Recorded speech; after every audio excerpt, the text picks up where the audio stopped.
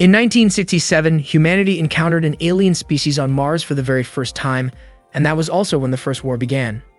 These aliens, whose goal was to wipe out humankind, were called the Betha. In response, humans began developing weapons to fight back. The first major battle took place on the Moon, where humanity deployed combat robots and heavy artillery against the Betha. Despite their efforts, they still couldn't stop the invasion. By 1973, human technology had advanced significantly, and the fight against the Betha continued. The aliens showed no mercy, relentlessly attacking humanity and attempting to take over Earth. Then, in 1997, in the imperial capital of Japan, Kyoto, a new chapter of the struggle against the Betha began. That day, 3 students named Aki, Izumi, and Shimeko were standing on a bridge, watching the river flow beneath them. They noticed one of their friends, Yudi, walking toward them while reading a school textbook. The 3 of them waved and called out to her. Yui smiled and walked over to greet them. A moment later, 2 combat robots flew above them, creating a strong gust of wind that nearly lifted their skirts. Yui told her friends that those were tactical surface fighters, combat robots they would one day use after graduation. The specific model was the Type 82 Zukaku, a machine developed by Yui's father. Yui and her friends attended a training academy for the Capital Defense Forces. That morning in class, their teacher explained that soldiers in their first battle against the Betha could usually last only 8 minutes. If they managed to survive beyond that, it would mark the first step toward becoming skilled pilots. While the teacher was explaining, Yui's friends were chatting among themselves. Izumi looked especially tired since she had stayed up late talking on the phone with her boyfriend. Her boyfriend had recently been transferred to Kyushu. Shimeko pointed out that everyone in Kyushu had been evacuated a year ago, but Izumi said he mentioned something about a new base being built there. Yui tried to remind them to stay focused, but before she could say anything, their teacher suddenly called them out. Yui quickly stood up straight. The teacher then asked Yui to explain what the Betha were. With confidence, she answered that the Betha were alien beings intent on destroying humanity. Suddenly, another girl, Kazusa, stood up and added that the Betha were extraterrestrial creatures not from Earth, whose purpose was to annihilate humankind. Yui and Kazusa locked eyes for a brief moment before the teacher told them both to sit down and continue the lesson. During lunch breaks, several students were seen working on assembling training robots. Meanwhile, Yui and her friends were chatting outside the classroom. They started talking about Kazusa, discussing how her family had a long history of serving as tactical surface fighter pilots rather than as royal officials. Some of Yui's friends joked that Kazusa might be Yui's rival. Yui denied it, saying she didn't see Kazusa that way. As they sat down to eat lunch together, Izumi began reading a letter from her boyfriend, but Aki couldn't resist teasing her a little. Everyone laughed, lightening the mood. One day in autumn, Shimeko and Yui were riding a bus together. Shimeko asked if Yui's father was still overseas. Yui replied that he often traveled back and forth, but even when he returned to Japan, he was always busy in Tokyo. Not long after, they saw a car pass by, an expensive one that happened to be carrying Kazusa. Seeing that, Shimeko sighed and said that families of high status should be setting better examples for ordinary citizens. Yui laughed, saying Shimeko sounded just like their teacher. When Yui finally arrived home, her face lit up with excitement. She saw several cars parked along the street near her house. Her uncle, Lieutenant Colonel Eiji, had come to visit. Yui immediately greeted him with a salute. Eiji was surprised to see how much she had grown and how capable she had become. He asked her to keep his visit a secret since his new posting hadn't been made official yet. He told her to just call him Uncle as usual. Eiji was curious how Yui had known he was there, and she explained that she noticed the security vehicles parked nearby. Eiji chuckled in disbelief, mentioning that he had specifically declined an escort. Yui laughed softly at his reaction. They sat down for tea, and Eiji shared a message from Yui's father. He wanted Yui to keep working hard in her training. Her father couldn't leave Ichigaya for the time being. Yui said she had already guessed as much and asked if it was due to an emergency situation, but Eiji didn't know the details. Yui was scheduled to begin her live training soon. Eiji explained that at the National Defense Training School, the students would practice using the Gekishin units, and once they graduated, they would be allowed to pilot the Zukaku. Both Gekishin and Zukaku were impressive tactical robots, but they still hadn't succeeded in defeating the Betha. It seemed they would need far more tactical surface fighters to handle situations like that. After hearing this, Yui asked for a chance to try one out herself. However, Eiji reminded her that while the country's defense was important, the idea of sending young girls to the front lines hadn't been considered yet, so she shouldn't rush things. Yui then asked how long Eiji planned to stay in Kyoto. Eiji told her he would return to Tokyo as soon as his work in Kyoto was finished. Eiji mentioned that he regretted missing out on Yui's mother's home-cooked meat dishes, and Yui innocently offered to cook for him next time. Eiji laughed softly and patted Yui's head before gazing up at the beautiful evening sky over Kyoto. That night, Eiji and his colleagues visited the Kubun residence to meet Yui. Yui asked why, out of all 5 noble families, Eiji chose to visit the Kubun family. Eiji said he wanted to show her something, then handed her a file containing information about a new weapon. Yui expressed her hope that this new weapon could finally bring an end to the war, and Eiji shared that same hope. The next day, Yui and her friends were in the changing room putting on their pilot suits. The suits were tight and form-fitting, which made Aki blush and say they felt a little embarrassing. Shimeko teased Amamiya, saying that a kid like her should be shy about something like that. Meanwhile, Kazusa kept staring at Yui. It was clear she really wanted to beat her. The students climbed into their tactical surface fighters and prepared their protective gear and weapons. Yui and her friends began activating their machines. Once ready, they launched into the air. Their instructor reminded them to stay as close to the ground as possible. Aki, however, flew her unit too high and triggered a height warning before colliding with a laser beam. After that, the instructor told them to switch to ground formation and engage mock enemies. The machines moved carefully, avoiding contact whenever possible, but an accidental collision occurred. The instructor declared that everyone had failed and ordered them to return to base, giving them a punishment of 10 laps around the field. Yui and her friends carried out the laps as instructed, then resumed their training. This time, they had to hold their positions and fire at targets ahead. The instructor urged them to keep fighting, reminding them that in real combat, those who gave up first would be the first to fall. During a training match, Kazusa faced off against Yui. Kazusa managed to push Yui back, and just as she was about to finish her attack, Yui countered and struck back, damaging part of Kazusa's unit. Yui then landed a clean hit on Kazusa's robot's shoulder, securing her victory. During the break, Kazusa was rinsing her hair when Yui approached and handed her a towel. Kazusa smiled and accepted it. That evening, Kazusa joined Yui and the others for a snack run. The group was cheerful and welcoming, making Kazusa feel like part of their circle. Later that night, when they tried sneaking back into the school, they were caught by their instructor. As punishment, they were assigned to clean the tactical surface fighters used in training. One autumn night, a robot unexpectedly malfunctioned and exploded. Emergency crews rushed to evacuate the injured, while several students watched in shock. The instructor told them that if they couldn't handle witnessing something like that, they might not be ready to be there at all. After the incident, a few students decided to withdraw from the program and said their goodbyes. By 1998, war had broken out between humans and the Betha on the Korean peninsula. Civilians could only watch from afar as the battles raged on. At the same time, Eiji, who was stationed at the Ichigaya Weapons and Technology Defense Center, received reports about the situation. He realized that the fortresses were eventually being overrun, and it was only a matter of time before Japan would come under attack. That night, a fleet led by Captain Izumo with Emiya among its ranks prepared to head toward the battlefield. The first officer reported that the Betha had entered the Tsushima Strait from the southern part of the Korean peninsula and that more were on their way. Captain Izumo knew their fleet wouldn't be able to hold off such a massive assault, especially since some allied ships were caught in a storm. Even so, he ordered his crew not to let the Betha reach the mainland, because if they did, tens of thousands of people would lose their lives.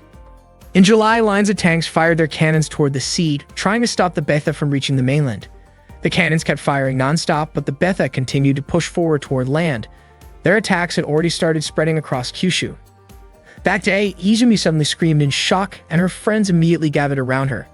Kazusa came over and asked what was happening to Izumi. It turned out that Izumi's boyfriend, who had been transferred to Kyushu, had fallen in battle. Even Shimako's cousin, who lived in Tottori, had died because he couldn't evacuate in time. Yui tried her best to comfort Izumi, who was crying uncontrollably. Meanwhile, the news broadcast reported that Betha forces from northern Kyushu and the Sanin region on the western side of Honshu were approaching the mainland. Japanese and American troops stationed in Japan were planning to join forces and form a defensive line connecting Maizuru and Kobe to protect the capital. Evacuation orders had already been issued across several regions.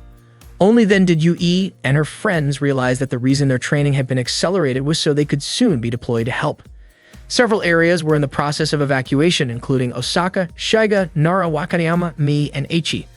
During one of these evacuations, an elderly man suddenly decided to return to Kyoto. He believed that if the capital fell, there would be no point in fleeing to Tokyo. His family tried to stop him, but he insisted on going back to Kyoto. At the same time, the cadets at the pilot training dormitory strengthened their resolve to fight. Yui practiced with determination, Izumi couldn't stop thinking about her late boyfriend, and Kazusa seemed fired up to destroy the Betha. When the day of departure finally arrived, Yui said goodbye to her mother and family. They were deeply moved as they watched her leave. Yui's mother expressed how proud she was that her daughter was dedicating herself to serve the nation and its people. Before leaving, Yui saluted her mother with respect and gratitude. By July 31, the final line of defense in Kyoto had completely collapsed. The 27th Recon Unit had encountered the 3rd Betha wave just 6 kilometers west of Azuru. The D-21 and A-19 Recon units had been shot down by laser attacks. At the same time, intense battles were taking place around Fukuchiyama.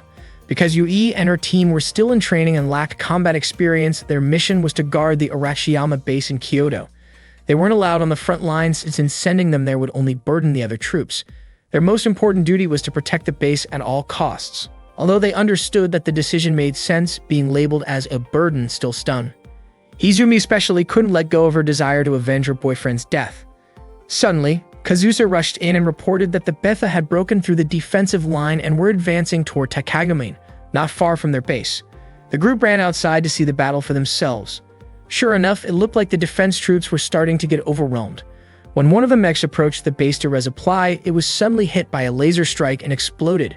Yui and the others were stunned by what they saw. Yui couldn't help but think that the world might truly be heading toward collapse. It had been a long time since any country had even been able to count the number of casualties anymore. Then, a sudden emergency alert blared across the comms. Betha had been detected just 10 kilometers west of the base. Yui and her team immediately rushed to their tactical surface fighters.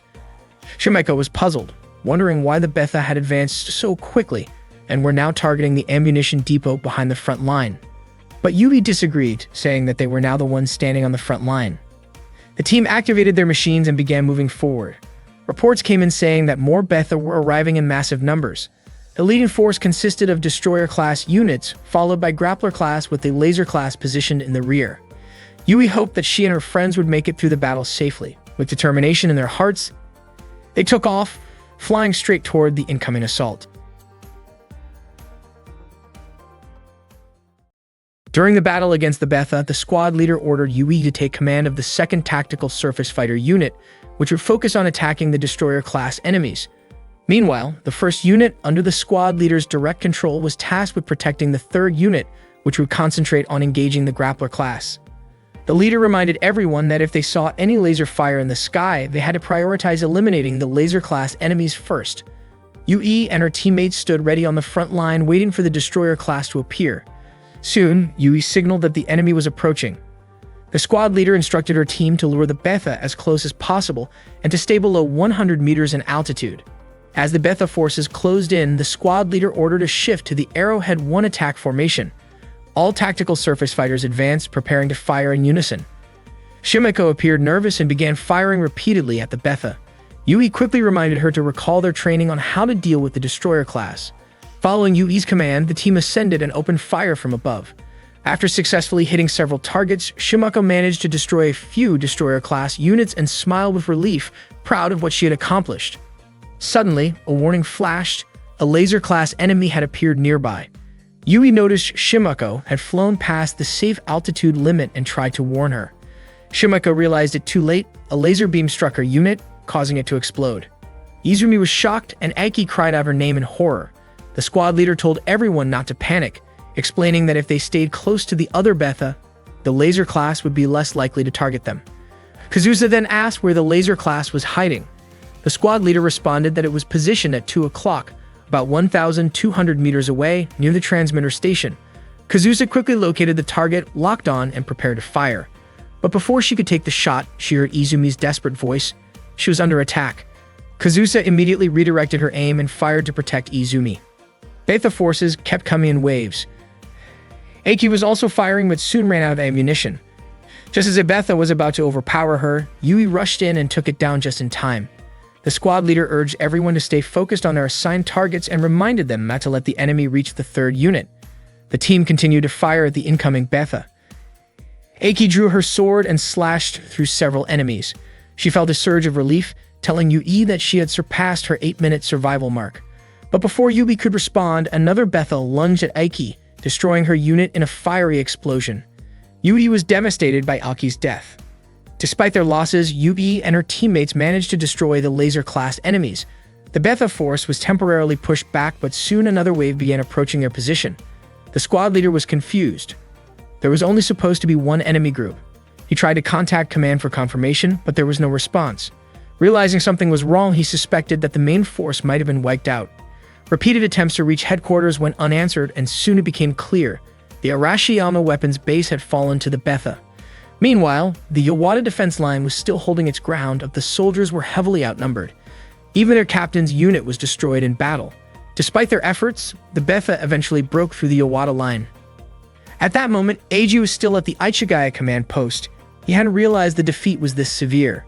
He asked his aide about the American forces, and the report came back that U.S. troops had deployed tactical surface fighters from the Theodore Roosevelt carrier through the Biwa Canal to support Japan's defense. Eiji was surprised by their sense of duty, though he doubted it would change the tide of battle. He thought the defenders might soon have to make some very difficult decisions.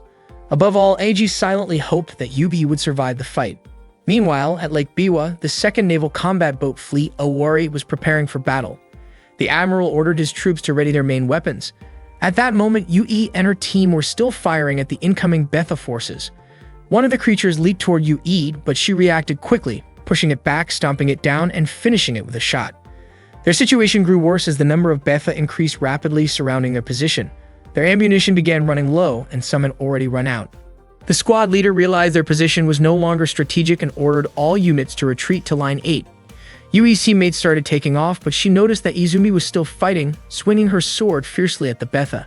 Yui called out, urging her to fall back, but Izumi refused. She wanted revenge for what she had lost. It wasn't until Yui mentioned Imiena's name and referred to her as a fellow pilot that Izumi finally followed orders and retreated with the others. The squad leader shouted for Yui's team to move faster as the Betha continued to chase them. Suddenly, a laser attack warning appeared. The squad leader told everyone to stay calm and keep their altitude low to avoid being hit. But then, in an instant, he was struck by a laser and went down. Izumi was shocked, wondering how that was possible since he had been flying so low. Kazusa suspected that the enemy had expanded their laser firing angle. The Betha kept closing in. The nearest safe zone was across the hill, about 120 seconds away. One by one, their teammates were shot down by laser fire. Izumi yelled for Yui to do something, while Kazusa begged her to take command so they wouldn't all die there.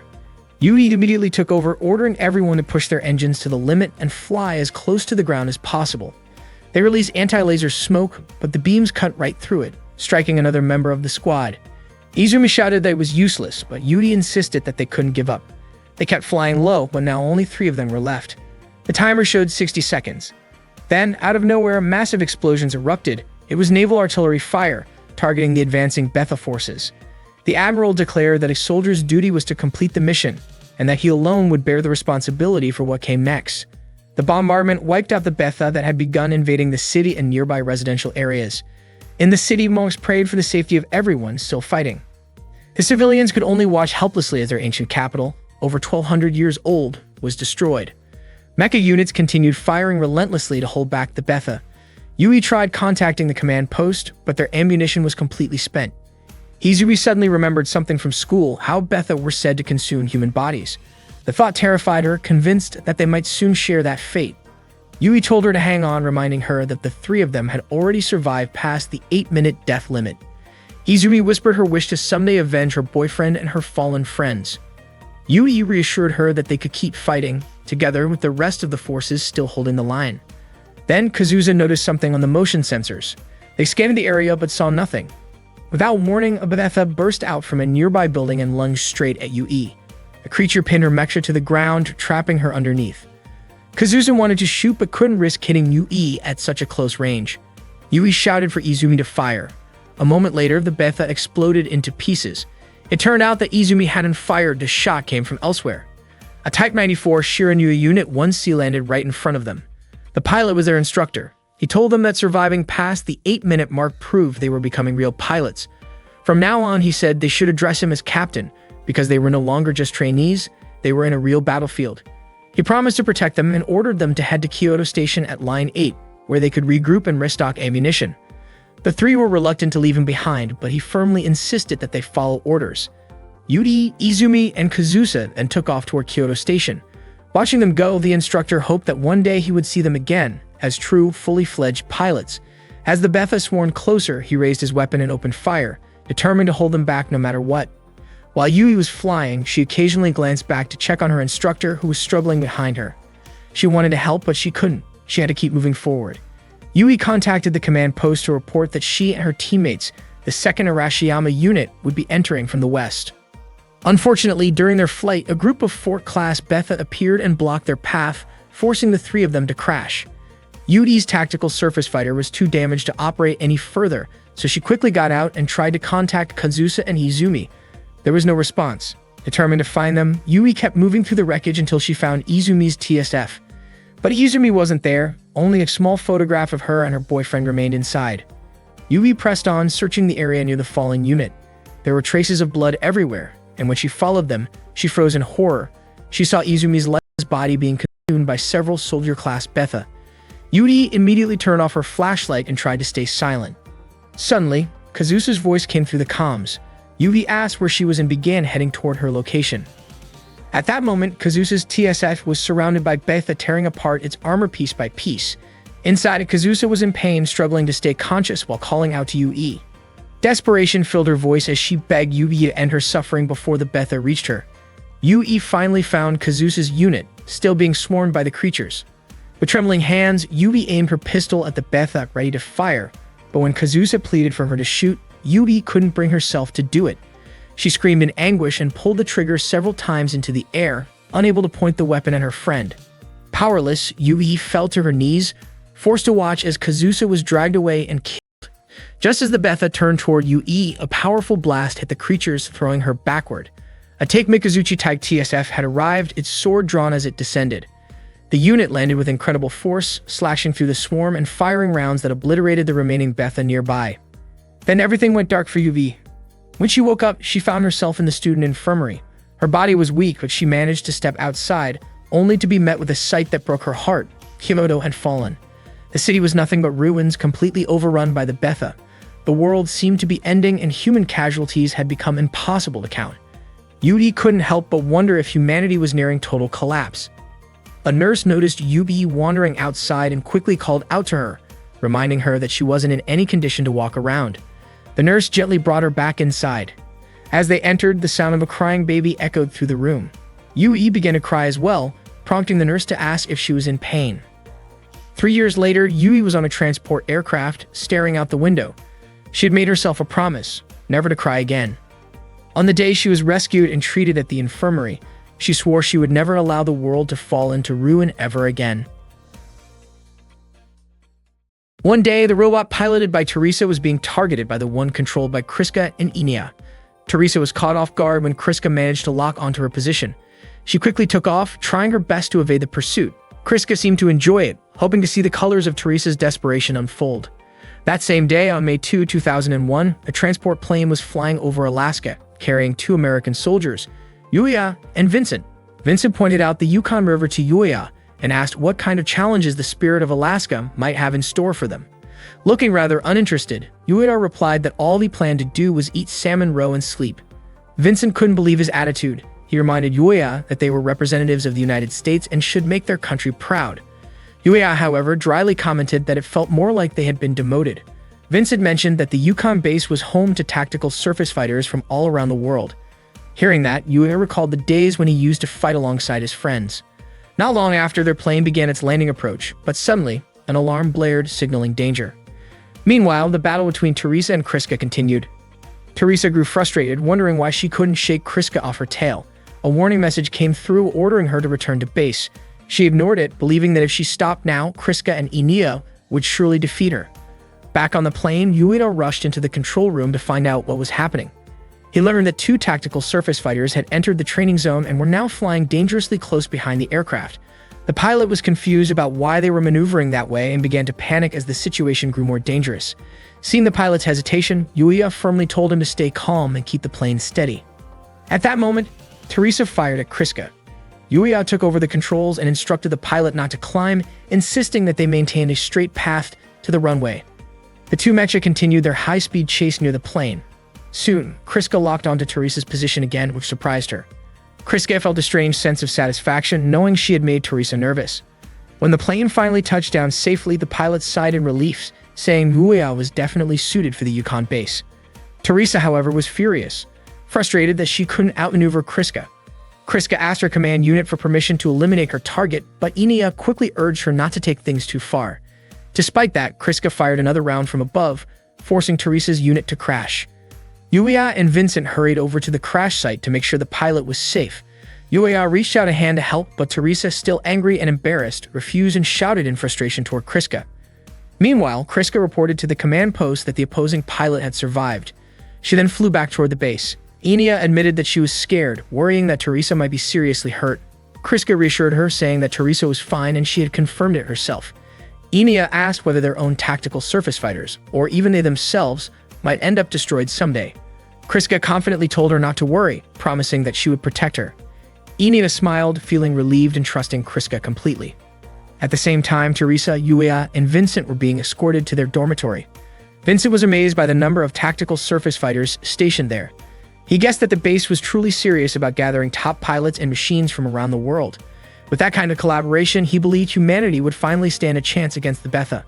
The project, known as Prominence, was an international initiative to develop the next generation of tactical surface fighter technology. The United Nations had designated the Yukon base as a central hub for foreign military units that had lost their home countries, allowing them to continue research and development. The ultimate goal was to bring together test pilots and prototype mecha from every nation, creating a bridge for shared knowledge and technology in the advancement of tactical surface fighters. Teresa rolled her eyes at Vincent's excitement, teasing him for acting like he had never seen a tactical surface fighter before. She asked where he came from, and Vincent proudly said he was from Groom Lake, Nevada, home to one of America's biggest research facilities. Noticing the pilot insignias on Yuya's and Vincent's uniforms, Teresa asked if they were both pilots. Yuya confirmed it. Vincent then told Teresa she should thank Yuya, since without him, her crash might have been far worse. Yuya, however, said that Teresa had handled it herself. Curious, he then asked what kind of pilots the Terminator team were, but Teresa admitted she didn't know much about them either. Meanwhile, Yui was walking alone, feeling lost in the unfamiliar place she had just arrived at. Suddenly, Enia appeared and asked if Yui had lost her way. Enia then kindly showed her the right direction. Yui smiled, feeling a bit embarrassed for getting lost there. Enia was sure that Yui had just arrived, since the look and color of her uniform made it obvious to her. Not long after, Kriska showed up, and Enia immediately ran over to greet her. Yui finally reached the 3rd Allied Forces base, the Yukon Operations Command Center. That day, she was accompanied by Ibrahim as they headed toward a meeting room. Ibrahim introduced the members of their new team. 2nd Lieutenant Yuya, a skilled pilot from the U.S. Tactical Military School, 2nd Lieutenant Stella from Sweden, 2nd Lieutenant Vincent from Italy, 2nd Lieutenant Teresa from Nepal, and Lieutenant Yui herself, representing the Japanese Imperial Forces. Ibrahim, who came from Turkey, held the rank of lieutenant and served as the captain of the Argos unit. Ibrahim explained that their team would be participating in the development of the XFJ project. Suddenly, a man walked in and said that the XFJ project was a joint development effort by the Boeing Corporation based on Japan's Type 94 tactical robot model. Ibrahim introduced the man as Frank, a technical advisor from Boeing. He then explained that the purpose of the day's training was for all XFJ project members to get to know each other better. Valerio asked if they were going to infiltrate Lilfort, but Ibrahim denied it. Instead, he said they would take on something more challenging, Case 47, which involved a region filled with laser-class Betha units. Yuya quietly looked around at his teammates and realized that Italy, Sweden, and Japan were all countries that had lost territory to the Betha. He began to think that this project wasn't simply about cooperation between the US and Japan. Ibrahim then divided them into teams. Team A consisted of Valerio and Teresa, while Team B included Stella and Yuya. Yuya was assigned to take the captain's tactical robot for the mission. Teresa immediately questioned why Yuya was using the captain's unit. Ibrahim explained that Yuya was the lead pilot for the XFG project. Teresa didn't seem to take it well and questioned why Yuya was chosen as the main pilot. Ibrahim simply told everyone to prepare their tactical robots by 1325. Afterward, Teresa and Stella changed into their pilot suits in the locker room. Teresa complained about Yuya being the captain and said she felt sorry for Stella for having to look after the newcomer. But Stella thought Yuya seemed decent enough. Teresa was surprised that someone like Yuya fit Stella's type, but Stella just smiled. Confidently, Teresa said she could beat Yuya in less than 30 seconds. Stella advised her not to underestimate him, reminding her that Yuya was a Raptor test pilot. Teresa brushed it off, saying it didn't matter, and claimed she would make sure Yuya passed Argo's so-called initiation.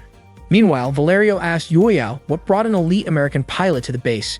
Yuya replied that there were many reasons for him being there. Suddenly, Teresa approached them, clearly upset. She protested that she couldn't accept Yuya piloting the captain's unit, even though it was a direct order. Hearing her complaints, Yuya calmly offered to let her take the captain's unit instead. Teresa, irritated, asked if Yuya thought he was better than her. Yuya replied that he had never actually operated a captain's unit before, so he would rather use his standard tactical robot. Teresa said she would switch with him if that was what he wanted. Yuya agreed and began walking away. Still annoyed, Teresa followed him and told him he should be thankful that she was willing to switch. Yuya gently patted her head before leaving. Teresa fumed and shouted that he shouldn't come crying to her later if he regretted it. Yuya climbed into his tactical robot and Vincent immediately scolded him for switching units without thinking about the mechanics involved. Yuya replied that the system error rate of a tactical robot was only about 1%, then complimented Vincent's skill. Vincent smiled proudly, claiming to be the best mechanic in the world. After that, Yuya said his goodbyes and began the launch sequence. The tactical robot moved forward and took off. At the same time, Ibrahim, Yudi, and Frank monitored the mission from the command center, while the control post guided their tactical training through the operation. At that time, the Argos team had already entered the training arena. Yuya asked if Stella had seen their opponent, but she hadn't yet. There were too many signal jammers in the area. Realizing they could only rely on visual detection, Yuya told Stella to keep trying to locate the enemy. He said he had no intention of losing, and Stella replied that as a skilled pilot herself, she also wanted to win. Moments later, Valerio locked onto Yuya's position. Noticing the danger, Yuya quickly evaded while Valerio kept firing and teasing him, calling him Top Gun, because American weapons were known to be some of the best in the world. Yuya kept dodging the attacks, surprised by how agile Valerio was even in such a narrow space. He hadn't expected Valerio to be the one attacking. He had thought it would be Yui instead. Before long, Teresa appeared and opened fire on Yuya. She declared that Yuya was her target and told Valerio to back off. Yuya dodged Teresa's shots and realized that her active unit had a clear advantage in speed. Soon, Teresa and Valerio cornered Yuya together, but suddenly, a precise shot from Stella almost hit Valerio. He was startled and felt lucky that the attack missed. It had been perfectly timed. Yuya and Stella focused their fire on Teresa, who tried to evade but found Valerio blocking her path. Frustrated, she told him to take care of Stella instead. Teresa continued chasing Yuya and fired another burst that nearly hit Valerio by accident. She checked her ammo. Only about 300 rounds of her 36mm bullets remained and grew irritated that none of her shots had landed properly on Yuya. Meanwhile, Valerio and Stella moved toward Area D. Yuya's tactical surface fighter had developed an issue in its right arm. Watching from the control room, Ibrahim remarked that Yuya was doing fairly well, but Frank commented that Yuya seemed to be struggling against the active unit. Valerio kept chasing Stella, who smiled and said that he would probably regret it later. At the same time, Teresa was still on Yuya's tail. Yuya turned and began shooting at her from above, landing a few hits. Teresa drew her sword, deciding to settle things in close combat, and kept pressing forward while Yuya continued firing back. When his bullets finally ran out, he threw his weapon toward her as a distraction and flew upward to create distance. Frank admitted that Yuya was impressive, but Ibrahim noted that Teresa was a close combat expert. Yuya then drew his own sword and charged at her. Teresa turned to intercept, but Yuya intentionally rammed into her to break the engagement. Meanwhile, Stella was still being pursued by Valerio.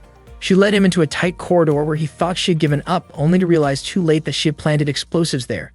The explosion disabled his unit, and Valerio was officially out of the match. Back on Yuya's side, things were looking bad. He couldn't overpower Teresa in close combat. Just as Teresa was about to strike, a long-range shot from Stella hit the head and cockpit area of Teresa's unit with perfect accuracy. The mission was over. The winners were Yuya and Stella. Teresa was visibly frustrated. After the exercise, the four of them gathered and talked. Valerio praised Stella for her bold move. Yuya said they all shared the same goal. Valerio then told Teresa that no matter how strong she was, she couldn't win alone. Teresa snapped back, blaming him for not backing her up, but Valerio reminded her that she was the one who told him to chase Stella instead. Stella then scolded Yuya, telling him not to get cocky. If it had been a one-on-one match, Teresa might have beaten him. Valerio chimed in, reminding everyone that it was a team match. Stella proudly claimed that she and Yuya made the stronger team, while Valerio calmed Teresa down and said they could still learn something from Top Gun Yuya. Hearing that, Yuya jokingly called Valerio Macaroni, and Valerio asked him to use the nickname VVV instead. Teresa laughed at their banter. Yuya turned to her and called her Shorty, which annoyed her immediately. Vincent showed up and was amused that Yuya had already started giving out nicknames again, saying that Yuya definitely had a talent for that. Stella then asked for a nickname of her own. Valerio was about to make a teasing comment, but Yuya quickly stopped him and instead called Stella Venus. She looked flattered, and everyone burst into laughter. From a distance, Ibrahim quietly watched their cheerful camaraderie. Valerio then officially welcomed Yuya as the newest member of the Argos team. One day, Yuya was training alone with his tactical surface fighter. He flew over the forest, but it seemed like he was having some trouble. To him, the machine felt way too sensitive, and he even started to suspect it might be malfunctioning, since it was so hard to control. Eventually, he lost balance and fell. After that, Yuya returned to the base. Vincent immediately walked up to him and handed him a drink, curious as to why Yuya was back so soon when his training wasn't even finished. Yuya explained that the tactical surface fighter was difficult to handle, then muttered something about a Japanese doll that annoyed him. Vincent asked if he meant Yugi by that. Yuya said that back at his house there used to be an old traditional Japanese doll. It looked like a person but had a pale, lifeless face that used to scare him as a kid. Vincent couldn't help but laugh after hearing that. He then explained that Japanese and American tactical surface fighters were built with completely different designs and combat styles, so it was natural for Yuya to have a hard time adjusting. That made Vincent realize why Yugi had insisted Yuya train with a Japanese-made unit before the Type 94 Shirinu was ready for use. Earlier, Yugi had asked Yuya to train using the Type 97 Fubuki. Yuya was clearly annoyed when she told him that, wondering if she hadn't even looked at his records. Yui noticed how upset he was, but Yuya told her she had no reason to be irritated over something like that. Yudi asked if his attitude had anything to do with his feelings about the mission, but Yuya denied it. When she asked if he had a personal issue with her, he denied that too. Yudi then told Yuya to fix his attitude because his behavior had been quite disrespectful. Yuya coldly asked if that was an official order from the XFJ project or if Yui was just using her position for her own satisfaction. Yui didn't care how he saw her. What mattered to her was that he corrected his behavior. Meanwhile, Stella, Teresa, and Valeria were watching their conversation from a distance. Teresa couldn't believe how tense the atmosphere had become. Valerio understood how Yuya felt, but also noticed how much Yuya seemed to enjoy teasing Yui. Stella was confused. After all, both of them were Japanese. Vincent then explained that actually both he and Yuya were American. Yui was surprised considering Yuya had dual nationality, American and British, but since he also had Japanese heritage, she felt his attitude reflected poorly on Japan. Yuya got irritated when she said that. Yui simply told him to make sure he was comfortable with the Fubuki before the next training session. Yuya insisted that he considered himself American. Vincent later admitted he thought Yuya was about to hit Yui during their argument, but Yuya made it clear that he would never raise his hand against a woman. Vincent joked, asking if that was part of a Japanese code of honor, like Bushido. Then he reminded Yuya that it wasn't just about controlling the tactical surface fighter. Each machine reflected the mindset of the people who built it. If Yuya wanted to master a Japanese unit, he had to start by understanding how Japanese people think. Vincent encouraged him to take another flight since they would be training with other units the next day. The following day, Argo's flight began their training session. The command post reminded them to maintain altitude and increase their speed. Teresa asked Yuya how his training with the Japanese unit was going. Yuya said he had no problems and was confident he could handle any kind of tactical surface fighter. Teresa challenged him to prove it. Stella smiled and said the goddess of victory would surely be on his side. Hilaria reported that the Scarlet Twins had arrived. Teresa immediately grew tense, wanting to prove who was in charge. Stella gently reminded her to calm down since it was only a joint exercise to practice intercepting Betha, not an actual fight. Stella added that Teresa should stop being so uptight, but Teresa jokingly said she wasn't tense at all, she was just ready to show them what she could do. Yuya was deeply curious about the pilots known as the Scarlet Twins. He couldn't find any detailed information about them in the pilot records. The command post soon instructed Argo's flight to prepare at the starting point, activating the wide data link network. The JIES system came online shortly after, and not long after that, the virtual Betha units appeared. The Argos team began their simulated descent to engage the enemy. Yuya was surprised by the sheer number of Betha. Teresa wondered why he was shocked, explaining that such numbers were pretty common in Asia. Valerio even added that it was the same in Europe. The mission started. Stella asked what formation they should take, and Yuya instructed them to approach using the Arrowhead 1 formation. As he went on the offensive, Yuya dodged several attacks and returned fire. He noticed that his tactical surface fighter was still overly sensitive, just like the day before, and started to suspect that something might be wrong with the machine. The rest of Argo's flight continued firing at the approaching Betha. Suddenly, Yuya was surrounded. Valerio wondered how that could happen and suspected a technical malfunction. Yuya struggled to control his unit, frustration building with every movement. Meanwhile, at the command post, the Scarlet Twins were informed that they had eliminated 122 Bethas so far, which the operator considered slow progress. The twins were instructed to increase their kill ratio by 7%. Kriska acknowledged the order. Inia then noticed that a nearby tactical surface fighter seemed to be in trouble. Kriska scanned it and discovered that the pilot was Yuya. She calmly told Inia not to worry about other teams and to focus on the enemies in front of them. At that moment, Yuya was almost struck by a Betha, but Teresa provided cover fire from above, saving him. She was confused as to why Yuya seemed to be struggling so much. Valerio and Stella closed in to assist as the number of Betha continued to rise and surround Yuya. Together, they cleared the immediate area, though Yuya remained silent, still having trouble controlling his machine. After the training session ended, Yuya was visibly frustrated, feeling that he had only slowed his teammates down. Vincent tried to calm him, saying that what he needed was simply more practice, but Yuya told Giselle that it wasn't that simple.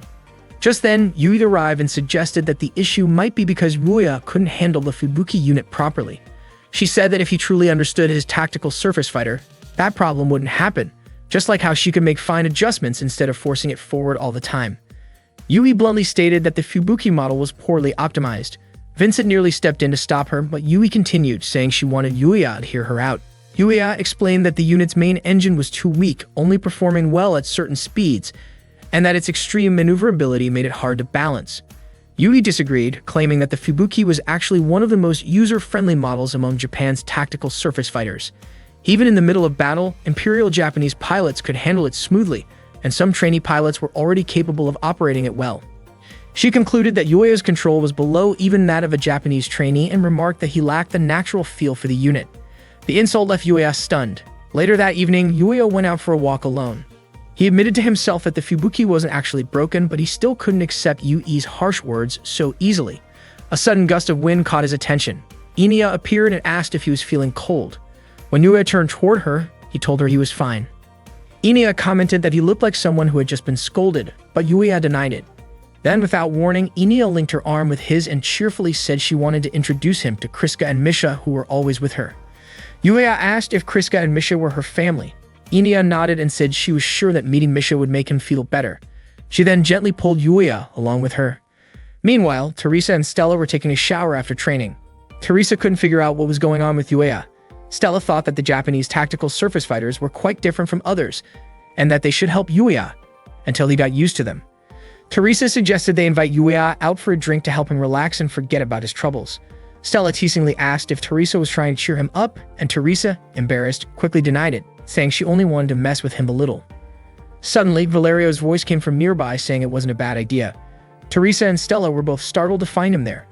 Teresa immediately rushed toward Valerio, scolding him and throwing him out of the changing area. Meanwhile, Eniel led Yuya to a hidden place with Russian letters written on the walls. She asked Yuya to keep following her. Yuya wondered if he was even allowed to enter that area as they walked through a long corridor and took an elevator. He still couldn't figure out what kind of place it was. Once they reached a small room, Inia picked up a teddy bear from her bed and showed it to Yuya. That's when he realized that the bear's name was Misha. Inia then told Misha to greet Yuya, which left him surprised.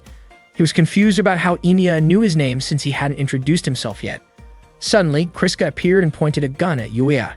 Inia quickly stepped in front of him, trying to stop Kriska from pulling the trigger. When Yuya was a child, he once overheard his grandfather scolding his mother for trusting a Japanese man, who happened to be Yuya's father. His mother defended him, saying it wasn't his father's fault and that she never regretted meeting him. Yuya's grandfather believed Japanese people were cunning and untrustworthy, claiming that his daughter had been deceived and abandoned. However, his mother insisted that Japanese people also had good qualities: kindness, politeness, and diligence. Growing up, Yuya was often isolated by other kids because of his mixed heritage. He started to believe that Japanese people were deceitful and tended to attack from the shadows. One day, he asked his mother why everyone avoided him. Suddenly, in his dream, his mother turned into a Japanese doll and told him he had brought shame upon Japan. Yuya then woke up from his nightmare. At that moment, he found himself in a prison cell, having been captured earlier by Soviet forces. He wondered who Inia and Kriska really were. He didn't think he would be dismissed just because of what had happened, not after everything he had done so far. News of his arrest soon reached Yui. When Soviet soldiers came to interrogate him, they prepared to inject him with something. They mocked him, questioning why a lowly Japanese man had ended up in the restricted area. Yuya protested, saying he wasn't Japanese. The Soviets knew he was an American soldier, but they also knew about his Japanese bloodline. Yuya grew frustrated, wondering why people still labeled him that way no matter where he went. As the soldiers came closer, he shouted for them to stop. Moments later, an officer entered the room and whispered something to the soldiers. Shortly after Yuya was released, his teammates came to pick him up and take him back. During the ride, Teresa laughed at Yuya, saying he looked like a lost baby chick. Yuya, still annoyed, called Teresa short as usual, though he could smell the alcohol on her breath. Valerio said he was relieved that Yuya got out safely. Stella added that it was Yui who had informed the authorities about Yuya's situation and handled all the UN paperwork for his release. Yuya guessed it was because he had missed a scheduled training session. Stella mentioned that Teresa had been yelling in the hangar, demanding to go save him. Teresa turned red and tried to brush it off, saying she just wanted to invite him out for drinks. Yuya muttered that he had no reason to thank that Japanese doll Yui, but he did apologize to his team for all the trouble he caused that day. His friends burst out laughing, with Teresa teasing him non-stop. The group spent the rest of the ride laughing together. That night, Yuya stood quietly, staring at the tactical surface fighter. He thought about Vincent's advice to understand the Japanese mindset if he wanted to truly master a Japanese TSF. Suddenly, Yuri appeared. Yuya told her he had no intention of thanking her. He suspected she only helped because she didn't want to lose someone who could pilot what he called a trash TSF. Yui didn't react to his sarcasm. She told him that during real combat, he wouldn't get another chance to escape like he did in the simulation. She explained that while teamwork might work in a mock battle, it was a different story in the field. Yuya admitted he was embarrassed about what happened earlier and couldn't believe Yui referred to that day's drill as a game. Yui calmly explained that it was a game, because in a simulation, they knew the enemy's numbers, abilities, and every possible move. Against the Betha, though, nothing could ever be predicted. They were countless, powerful, and overwhelming in numbers. Yet Yuya still blamed his TSF for his failure. Yui reminded him that their predecessors had managed to hold the line against the Betha even with less capable TSFs. Yuya asked whether relying on tricks and clever tactics to develop those machines, something Japanese engineers often did, wasn't also just playing around. Later that night, Inia and Kriska relaxed together in a hot bath. Inia couldn't stop thinking about Yuya and admitted she was curious about him. Kriska told her not to worry about Yuya and warned her not to get too close, saying that their family only consisted of the two of them. Inia replied that Misha was also part of their family. She smiled, saying she loved feeling the warmth of being with Kriska, and wondered why Yuya and Yui always seemed so cold toward each other. That day, Yuya was training to pilot a Japanese tactical surface fighter. He was flying it through a long underground tunnel, and the machine's sensors kept warning him to stay centered. But Yuya was clearly struggling. He kept pushing forward at high speed, sometimes even scraping the tunnel walls. The machine was harder to control than the Type 97 model. The command post reported that he had passed checkpoint 4 minutes and 52 seconds behind schedule. Yuya looked frustrated. The tunnel was full of sleeper drifts that made maneuvering even harder. He adjusted the proximity line and lowered the pilot's safety settings to the minimum. He refused to let the machine beat him again. He kept firing at simulated enemies and pushed the throttle to soar upward, bursting out of the tunnel into open air. When Yuya returned to base, Vincent immediately approached him. He couldn't believe Yuya had turned off the pilot's safety systems again. Yuya said that even so, it saved him 25 seconds. A moment later, Yui walked over and asked if he had anything he wanted to say. Yuya admitted that he thought he had already mastered the handling of Japanese-made tactical surface fighters based on the Type 97, but he realized he was wrong. This new one was even more unstable than before. Yui explained that the Type 1C tactical surface fighter was based on the Type 2 and was designed with a full focus on combat capability. That was exactly why it was harder to control. She said the Type 97 required a balance of gentle touch, courage, and refined piloting skill, maybe a bit too much for Yuya at that point. Annoyed, Yuya argued that he had already been training with the machine for 18 hours and still had 32 simulations left to go. He was sure that before the test period ended, he would master it completely. Vincent could only sigh at his determination. The next day, Yuya continued his training in the Japanese tactical surface fighter. His mission that time was to engage with drones.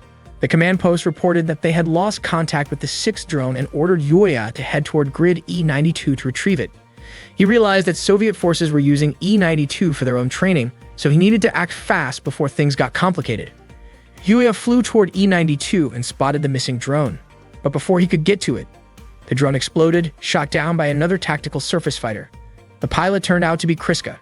She told Yuya to back off since the area was under Soviet training jurisdiction. They even warned they would open fire if he got any closer. Yuya calmly explained that he only wanted to retrieve the lost drone.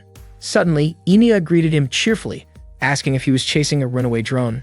Kriska reminded her not to chat with Yuya since they were still in training. Not long after, the Soviet command post called Kriska and Inia back to continue their exercises. Before leaving, Inia waved goodbye to Yuya with a smile. That's when Yuya finally realized that Kriska and Inia were the infamous Scarlet Twins.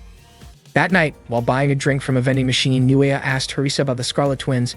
Teresa complained that Kriska and Enia were annoying but warned Yuya not to bother them, since they were already her own targets to deal with. Suddenly, Valerio jumped in to tease Teresa, telling her not to come begging others for help. Teresa immediately chased after him, yelling in frustration.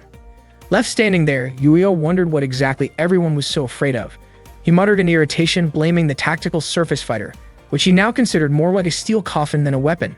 That night, Yuya washed his face with cold water, trying to cool down his anger and clear his head. Later, he confronted Yui, demanding to know what kind of tactical surface fighter they planned to build if they kept ignoring the feedback from the pilots. Yui was surprised that he called the machine useless. She quoted a Japanese saying, "A rider and their horse are one." She explained that for Japanese pilots, trusting the machine and bringing out its full potential mattered more than simply controlling it. She had hoped Yuya would be honest with himself about that. Yuya replied that test pilots also risked their lives to create machines they could trust, and that was his pride as a pilot. He refused to let another pilot die in a tactical surface fighter he had tested. Yui, however, told him that his pride didn't matter and walked away. Confused, Yuya asked why she was leaving like that. Yui turned back and said the XSG project wasn't made to satisfy a test pilot's pride. His obsession with American-style design was practically taking over the project. She told him not to disappoint her again. Yuya shouted back in anger, but Valerio quickly stepped in to calm him down. Still, Yuya couldn't accept being accused of trying to take over the project. The next day, Yuya and his friends went out for drinks at a bar. Teresa vented her frustration by chugging her drink, and Yuya couldn't help wondering what was bothering her. Stella smiled and said that Teresa was upset because of what had happened to Yuya earlier. Apparently, Vincent had to stop Teresa when she got emotional after seeing Yuya argue with Yui. That was when Yuya realized that his friends had actually seen the whole argument. Valerio mentioned that Yui came from a noble samurai family and was also a member of the Imperial Royal Guard, one of Japan's elite units. Teresa then told everyone to drop the topic, reminding them that the night was supposed to be Yuya's welcome party. They all raised their glasses and toasted to Yuya's arrival in Alaska. A moment later, the bar waitress brought them some snacks. While leaning over the table, her large chest accidentally pressed against Teresa's head. She casually asked if they wanted to order their usual menu. Valerio teased her, joking that he wanted to order 2 big melons. The waitress, a cheerful French woman named Natalie, turned to Yuya and said it was her first time seeing him. She introduced herself and Yuya shook her hand with a polite smile. Teresa, flustered, complained about Natalie's chest being too close to her. Yuya looked a bit worried about the commotion, but Stella just laughed, saying that it was nothing new. Valerio added that Teresa and Natalie often clashed because they were both stubborn in their own way. When Stella asked for a food recommendation for Yuya's welcome party, Natalie suggested they try real meat instead of synthetic meat. Valerio immediately agreed since he was tired of eating artificial food. Teresa doubted it would be affordable, but Natalie promised her a special discount. Grateful, Teresa hugged Natalie in thanks, and Natalie playfully told her to come along as payment. Later, everyone burst out laughing when Teresa returned. Natalie had dressed her in a cat-made costume. Teresa, red-faced, explained that Natalie had forced her to wear it. Natalie said the outfit suited Teresa perfectly before snapping a quick photo and running off. Teresa chased after her, shouting for Natalie to delete the picture. Valerio chuckled and began reminiscing about when Teresa had first arrived in Alaska. Back then, she never smiled and always looked gloomy. Stella added that most people there were like that. Many had lost their homelands to the Betha, along with their families and friends. The only thing left for them was their anger toward the invaders. Valerio reminded everyone to have fun while they still could. Yuya realized that all of them were fighting on the front lines against the Betha, just like him. Maybe the burdens they carried were even heavier than his. He began to wonder if Yui might be carrying that same kind of pain too. That night, Yui was taking a bath, lost in thought about the tactical surface fighters. The American-made model and the Shirinu Type 2 had completely different designs and operating systems, yet Yuya had managed to master both so quickly. She was certain his skills were exceptional, but she still believed he hadn't reached his full potential yet. Meanwhile, Yuya stood alone, quietly staring at the tactical surface fighter. Vincent approached and asked if Yuya was up late thinking about Princess Yui. Yuya looked confused, wondering why Vincent called her that, and guessed that Vincent must know her well. Vincent replied that she reminded him of someone, Yuya himself. Vincent explained that back then, Yuya used to hold himself back when he shouldn't, and that he wasn't always honest with his own feelings. It was the same way he approached his machine. The real issue, Vincent said, was how deeply Yuya understood it, especially since the unit was built by a country that had lost much of its land to the Betha. Yuya asked what exactly he didn't understand about the machine. Vincent said that while Yuya was a skilled pilot in America, tactical surface fighters worked differently depending on which country built them. If he adjusted the machine as if it were American-made, Japanese pilots would struggle to use it.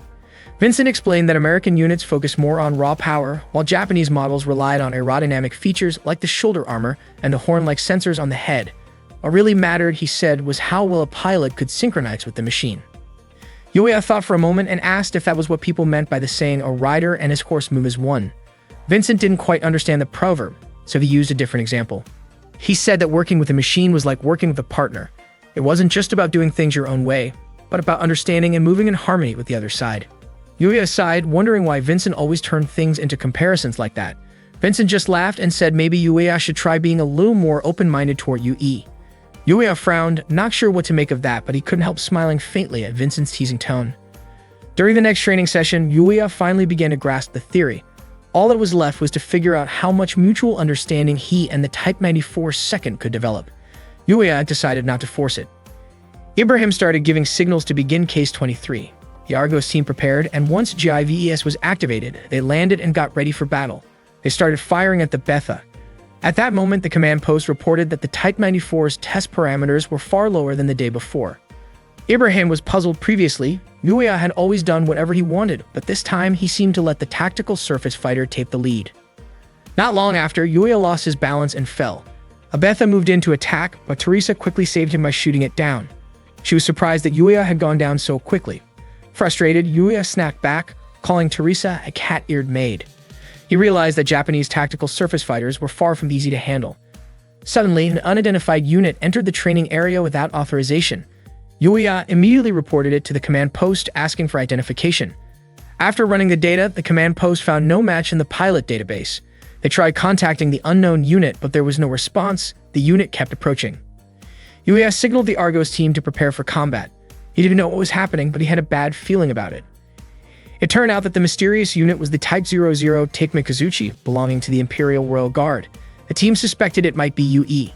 Yui drew her sword, and Yuya was confused as to why she would use a real blade during a training exercise. Stella commented that Yui probably just wanted to be noticed. Yuya wondered if it really was Yui and whether they actually had to fight her. Teresa rushed in to attack first, but Yuya ordered her to stop. Ignoring him, she drew her sword and charged at Yui, only for Yui to parry easily and throw her off balance. Valerio and Stella then moved in, opening fire. They both thought Yui was going too far. Yui countered by striking her sword into the ground in front of them, then swiftly disarmed both Valerio and Stella in a single motion. Yuya swung his own sword trying to fight back, but he struggled to control his tactical surface fighter. Yui pressed the attack relentlessly. Their blades clashed repeatedly, and Yuya soon found himself cornered as Yui kept cutting in faster and faster. Fueled by frustration, Yuya suddenly moved with unexpected precision. He managed to block Yui's attacks perfectly. Yui was caught off guard. Yuya himself couldn't believe he had just pulled off that maneuver. It felt as though he had become one with the tactical surface fighter. Just like Yui had once said, a rider and their horse must act as one. Trusting his machine and drawing out its full potential mattered more than trying to control every movement. Yuya re-engaged, and the battle between him and Yui became intense. Eventually, Yuya managed to knock Yui's sword from her hands. Ibrahim then ordered all units to end the mission.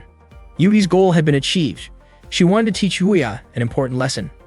Afterward, Teresa refused to accept her defeat at Yui's hands.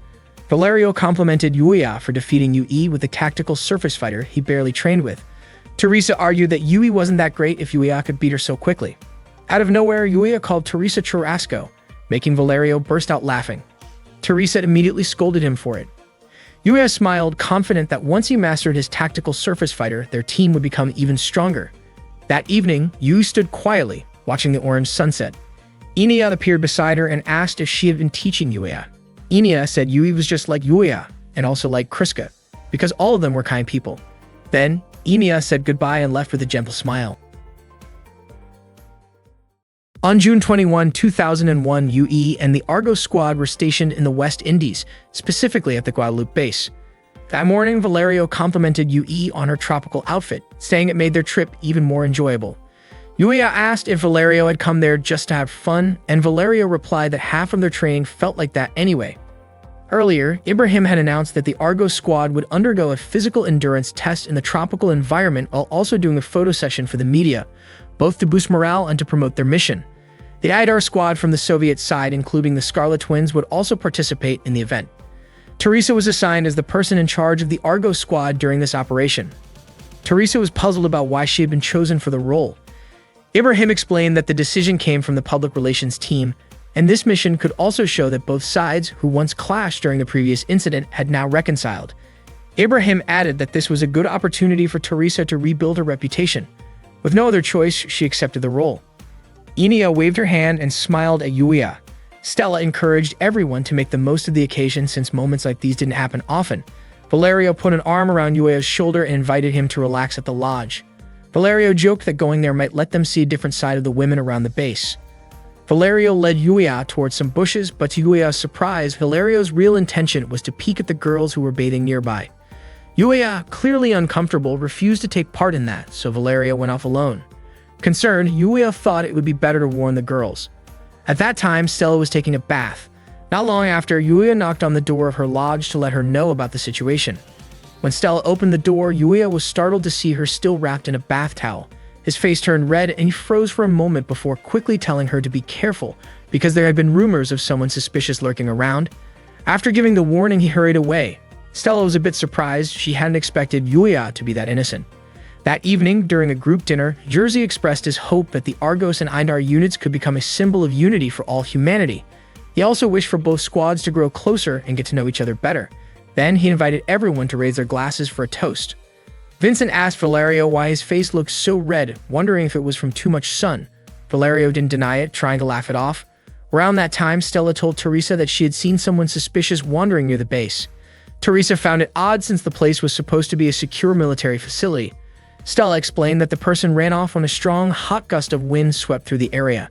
Valerio, embarrassed, quickly changed the topic by offering Yuya some food. Yuya's attention, however, was caught by Yui, who was standing alone by the shore, staring at the ocean. Yui was quietly reflecting on her goal.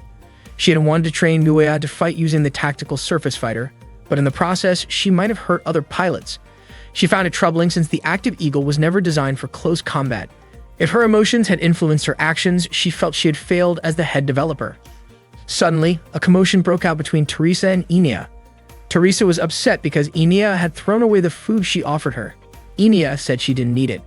Teresa argued that she was just trying to be kind, but Inia didn't seem to appreciate it. Inia said she was only there to follow orders and refused to eat the meat Teresa gave her. She added that Teresa liked to yell because she was insecure, and that shouting wouldn't scare her. Kriska stepped in and gently pulled Inia away while Vincent and Valerio tried to calm Teresa down. Kriska suspected it might have been some kind of misunderstanding and wondered what Teresa was trying to do. Inia said she simply had a bad feeling about Teresa. Stella, observing from a distance, commented that it seemed like the Russian pilots couldn't understand simple kindness, and she wondered if Kriska and Inia had any intention of getting along with the others. Kriska responded that she and Inia were only there to fulfill their duties. Then she took Inia and left. Teresa shouted after them, saying their argument wasn't over yet. Ibrahim stepped in and reminded everyone to calm down and remember why they were there in the first place. Teresa admitted that she just couldn't get along with people like Kriska and Inia. The next morning, the girls put on their bikinis and played beach volleyball together. Jersey gathered everyone for a friendly competition. After deciding teams with a quick round of rock, paper, scissors, they split into two groups, one for the rubber boat race and another for beach volleyball. Inia started crying because she didn't want to be separated from Kriska. Kriska gently reminded her that this was part of their assignment, but Inia still refused to join. She said the ocean scared her and clung tightly to a palm tree. Kriska kept trying to convince her to participate, but Inia wouldn't budge. Teresa couldn't understand why Inia was acting that way. When it became clear that Inia wouldn't take part, Kriska and Yui both volunteered to join the race in her place. Teresa happily agreed and told them to enjoy the boat race. Yui and Kriska climbed into the inflatable boat and started paddling together. Meanwhile, Vincent was rowing with Yuya. Vincent had actually wanted to play beach volleyball, but since the teams had already been decided by rock, paper, scissors, he went along with it. At that time, Valerio was already playing volleyball with the others. As Vincent and Yuya rowed, they noticed something strange about Yui and Kriska's boat. It looked like something was wrong. Concerned, Yui jumped into the water and started swimming toward them. She asked Vincent to go back to the island and tell the others what was happening, while Yuya would check on Yui and Kriska himself. Kriska's body had gone weak. Yui begged her to hold on, calling her name again and again, not understanding what was happening. Before long, Yuya reached their boat. He was shocked to see Kriska's condition. Yui explained that Kriska had suddenly fainted. Her face had started to look pale ever since they began rowing, but when Yui asked if she was okay, Kriska insisted she was fine. Yuya suspected she might be seasick. Yui didn't know that was possible, but she agreed they should head back to the island. Yuya told her to take care of Kriska while he handled the paddling. Yui handed him the oar and gently laid Kriska's head on her lap. Unfortunately, just as they began to move, light rain started to fall. They decided to head toward the nearest island instead. By the time they reached the shore, the rain had turned heavy, and the sky was growing darker. Together, they tried to pull the rubber boat onto the beach. Yui was so exhausted that she fell to the ground. Yuya quickly tied the boat to a nearby tree to keep it from being carried away by the waves. He asked about Kriska's condition. Yui wanted to wrap her in a blanket but realized they didn't have an emergency one with them. Yuya mentioned that standard military kits usually included basic first aid. Yui said what mattered most right now was keeping Kriska warm and finding shelter as soon as possible. Yuya and Yui lifted Kriska and started searching for a place to take cover. They walked through the pouring rain and Yuya guided them uphill, hoping to find shelter. Yui stumbled from exhaustion but said she was fine. Yuya was worried, but she insisted she was just tired and urged him to keep going because she was truly worried about Kriska. However, Yui's leg had become too painful to move. Yuya asked when it started hurting and she admitted it happened when she slipped earlier after they first landed on the island. It hadn't hurt much at first, but the pain had gradually worsened. Yui told Yuya to go ahead and apologize for slowing him down. She asked him to carry Kriska first, saying she would catch up later. She didn't want to see Kriska left like that. Yuya nodded and carried Kriska in his arms, promising to return soon. Yui tried to stop him from coming back right away, reminding him to build a fire first so Kriska could stay warm. After they left, Yui tried to stand but couldn't. The pain in her leg was too strong. She felt embarrassed. All this trouble just because she had slipped. Her body started to feel feverish and eventually she drifted off asleep. In her dream, she saw Kazusa calling out for help. The nightmare was so vivid and frightening that it startled her awake. Yui tried to walk again, but after only a few steps, she stumbled and fell. Not long after, Yuya came running and called out for her not to push herself too hard. He apologized for making her wait so long. Yui was surprised to see Yuya return and asked about Kriska's condition. Yuya told her not to worry and immediately checked her injured leg. The swelling was worse than he expected. Yui questioned why Yuya would leave someone unconscious alone, but Yuya said he didn't have time to explain. Yui then told him to go back to Kriska, saying she could manage on her own. Yuya, however, told her to stop pretending to be strong when she was clearly struggling to even move. He said Yui always prioritized the mission over herself. Even though he was right there beside her, she still wanted him to go back to Kriska. Yuya asked if maybe Yui should just listen to her heart instead of letting pride take over. To him, it felt like she was just trying to protect her ego. Eventually, Yui gave in and asked for his help, which Yuya could hardly believe. He told her to climb onto his back, but she stayed silent. Without saying anything more, Yuya lifted her up in his arms. Yui's face turned bright red in surprise. Yuya started running, carrying her toward a sheltered spot. Yui tried to tell him to stop, but Yuya asked her to stay quiet since he was already exhausted. Yui fell silent and watched his tired expression closely. Feeling a little guilty, she apologized softly and wrapped her arms gently around his neck. The sudden gesture made Yuya tense up, caught off guard by her closeness.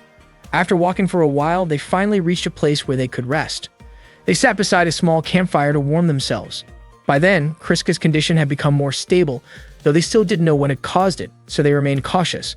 The island was only about 13 minutes away from the base by tactical surface fighter or helicopter, so Yuya was confident that they would be found soon.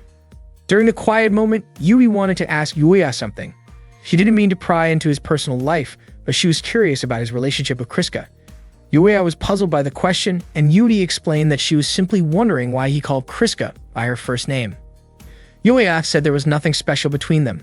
When he was captured at the Soviet base, the pilot who was with him had called her by that name, and he had just gotten used to doing the same. Yui then asked about his relationship with Inia. Yuya asked if Yui was uncomfortable about it, which made her blush in embarrassment. Yuya wondered if Yui was suspicious of him, if she thought he had leaked information to the Soviets. Yui quickly denied it, saying she had never doubted him, but she couldn't find the right words to explain herself. She admitted that maybe she shouldn't have brought it up at all. Yuya, still curious, went outside to check the surroundings since the rain had finally stopped. Meanwhile, Yui felt embarrassed and foolish for asking him about Kriska in the first place. Just then, Kriska woke up, murmuring Inina's name. Yui gently told her not to move too much and asked how she was feeling. After hearing what had happened, Kriska felt deeply grateful to both of them. Yui told her it wasn't her fault, it had all been because of the bad weather. Kriska then asked where Yuya was, and Yui explained that he was checking their inflatable boat and would be back soon.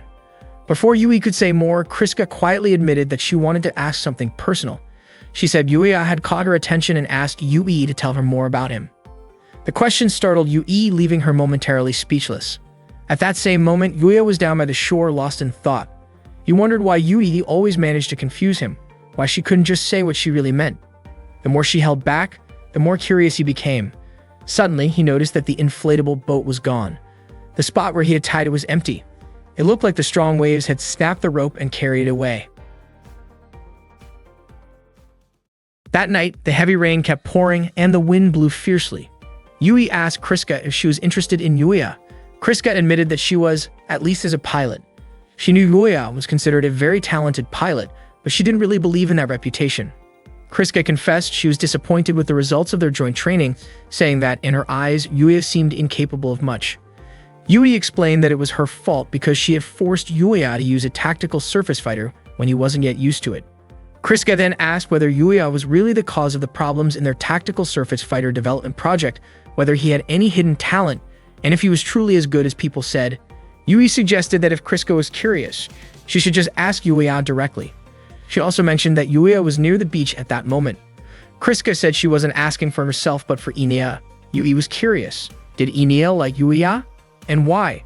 Kriska admitted she didn't know the reason. It was the first time Inia had ever shown interest in anyone since Yuya's arrival. When Yuri asked what Inia had said about Yuya, Kriska admitted she hadn't asked since Inia was different.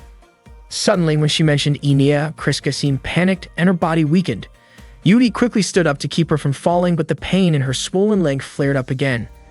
She told Kriska to stay calm and asked what was going on.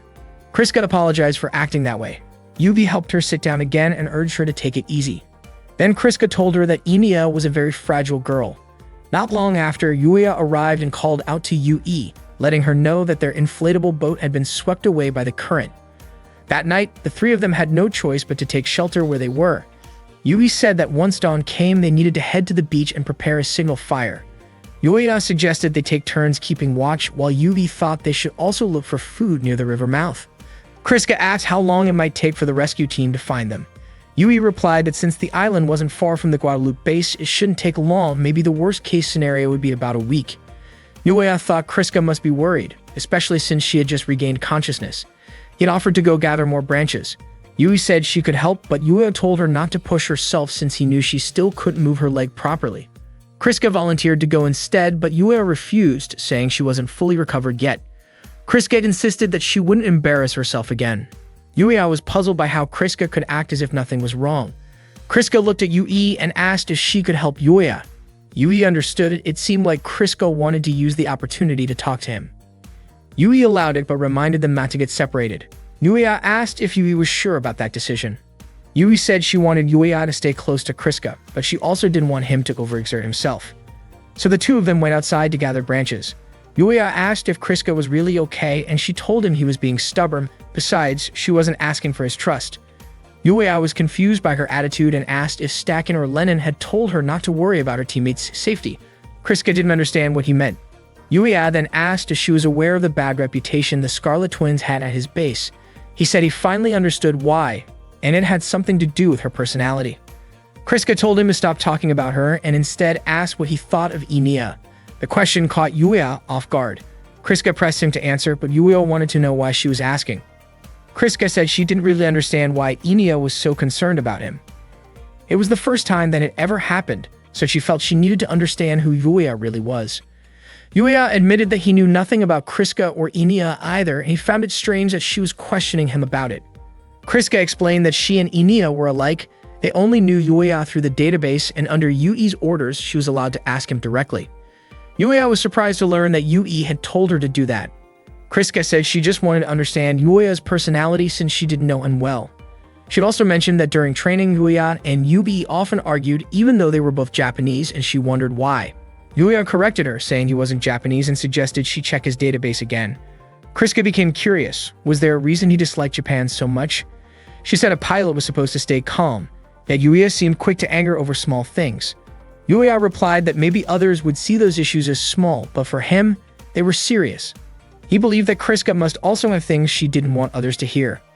Kriska admitted she never talked about herself unless it was by direct order. Everything she did was for her country and her unit. Yuef said that sounded foolish. He couldn't understand why she cared more about others than herself. In his view, personal well-being should come first, then the team, and only after that the country, not the other way around. Suddenly, Kriska's body weakened again and Yuya quickly caught her. She pushed him away, saying she didn't want him to touch her. Her head began to hurt and she nearly fell again. Yuya was really worried, but Kriska told him to stay back. When she started to collapse again, Yuya instinctively caught her. He asked why she kept pushing herself so hard. He was sure she had fainted earlier because she overexerted herself. Yuya said he'd been worried that if Kriska and Yui had gotten caught in the storm, things could have ended badly. He didn't understand why both of them always forced themselves beyond their limits. If they kept doing that, they could get seriously hurt. Kriska then quietly confessed that she was terrified of the sea. To her, the ocean was something truly frightening. For Kriska and Inia, that moment was the very first time they had ever seen the ocean up close. Yuya hadn't expected that neither of them had seen the sea before. Kriska said that simply looking at the ocean wasn't a problem, and even seeing it from inside a tactical surface fighter felt fine. But once she got on a boat, she felt as if her whole body might be pulled into the water. Unexpectedly, Yui spotted them and asked what they were doing. The three of them were surprised by her sudden appearance. After that, they went back to their shelter where the atmosphere quickly turned awkward. Yuya tried to start a conversation, but both Kriska and Yui completely ignored him. He then asked Yui if her leg had healed since she seemed to be walking just fine using that wooden cane. But to his surprise, Yui suddenly snapped the cane in half and tossed it into the campfire. Yuya tried to explain that she had misunderstood him and that he hadn't done anything wrong. Kriska then asked what was really bothering Yui earlier, but Yui avoided the question. Yuya thought the situation felt incredibly tense, especially since Yui had been the one who asked Kriska to talk to him in the first place. Yuya commented that Yui looked like a child sulking after being left alone. That remark clearly offended Yui, and Yuya calmly asked if that was how she really felt. Yui, refusing to be seen as sulking, became defensive, and Kriska quickly asked her to calm down. Kriska admitted that she had talked about many things with Yuya earlier and that it had been a good opportunity for her, something she had been able to do thanks to Yui's advice. She then asked if that wasn't what Yui had intended, but Yui denied it. Yuya asked again what was truly bothering her. He realized that Yui didn't like his attitude, but that wasn't the real issue. Yui said she found it strange that Yuya seemed to get along easily with people who weren't Japanese, while she, being Japanese, could never get that close to him. Yuya tried to respond, but Yui cut the conversation short, saying she was going to sleep first since they'd be taking turns standing guard. Before she lay down, Yuya asked whether Yui actually wanted to get along with him. Yui said that wasn't her intention. Any friendliness she had shown toward him was only to make their mission run more smoothly. She made it clear that she didn't want Yuya to misunderstand her actions. When Yui finally went to sleep, Yuya and Kriska stayed awake to keep watch. During their quiet shift, Yuya realized that for some people, race and duty always came first, just like his father used to think. Hearing this, Kriska guessed that Yui's attitude toward him might have something to do with her own feelings for Japanese people. She then asked whether Yuya's father was Japanese and if he had ever done something hurtful to him. What they didn't know was that Yui hadn't actually fallen asleep. She was silently listening to their conversation. Yuya told Kriska that his father had disappeared before he was even born. He was raised by his mother in his grandfather's house. His grandfather often said that Japanese people were deceitful and cowardly, while his mother had been used and abandoned after she was no longer needed. But his mother always defended the Japanese, saying they were kind, polite, and hardworking. Kriska understood then that Yuya carried deep resentment toward his father for abandoning his mother. Yuya said it wasn't just resentment, he simply thought his father was useless.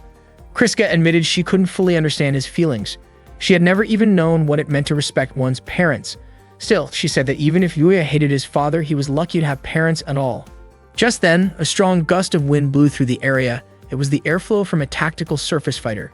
Emiya and the Argos team had arrived to pick them up. The Argos members playfully teased Yuya, suggesting they should just wait until morning before heading back. Everyone was relieved and happy to see them safe. Yuya smiled at Yui and said he was truly grateful that everyone had made it back alive. Yui smiled back at him in return. The next morning, Yui's face turned bright red as everyone around her stared and even tried to take pictures. She felt deeply embarrassed, trying to cover herself with a bath towel while the crowd cheered.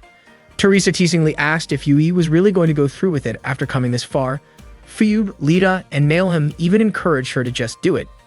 Jersey reminded Yui that she was the one who said she would take responsibility for yesterday's accident. Yui admitted that was true, but said she didn't expect to be ordered to do something so embarrassing. Vincent explained that they were allowed to observe as part of their training session.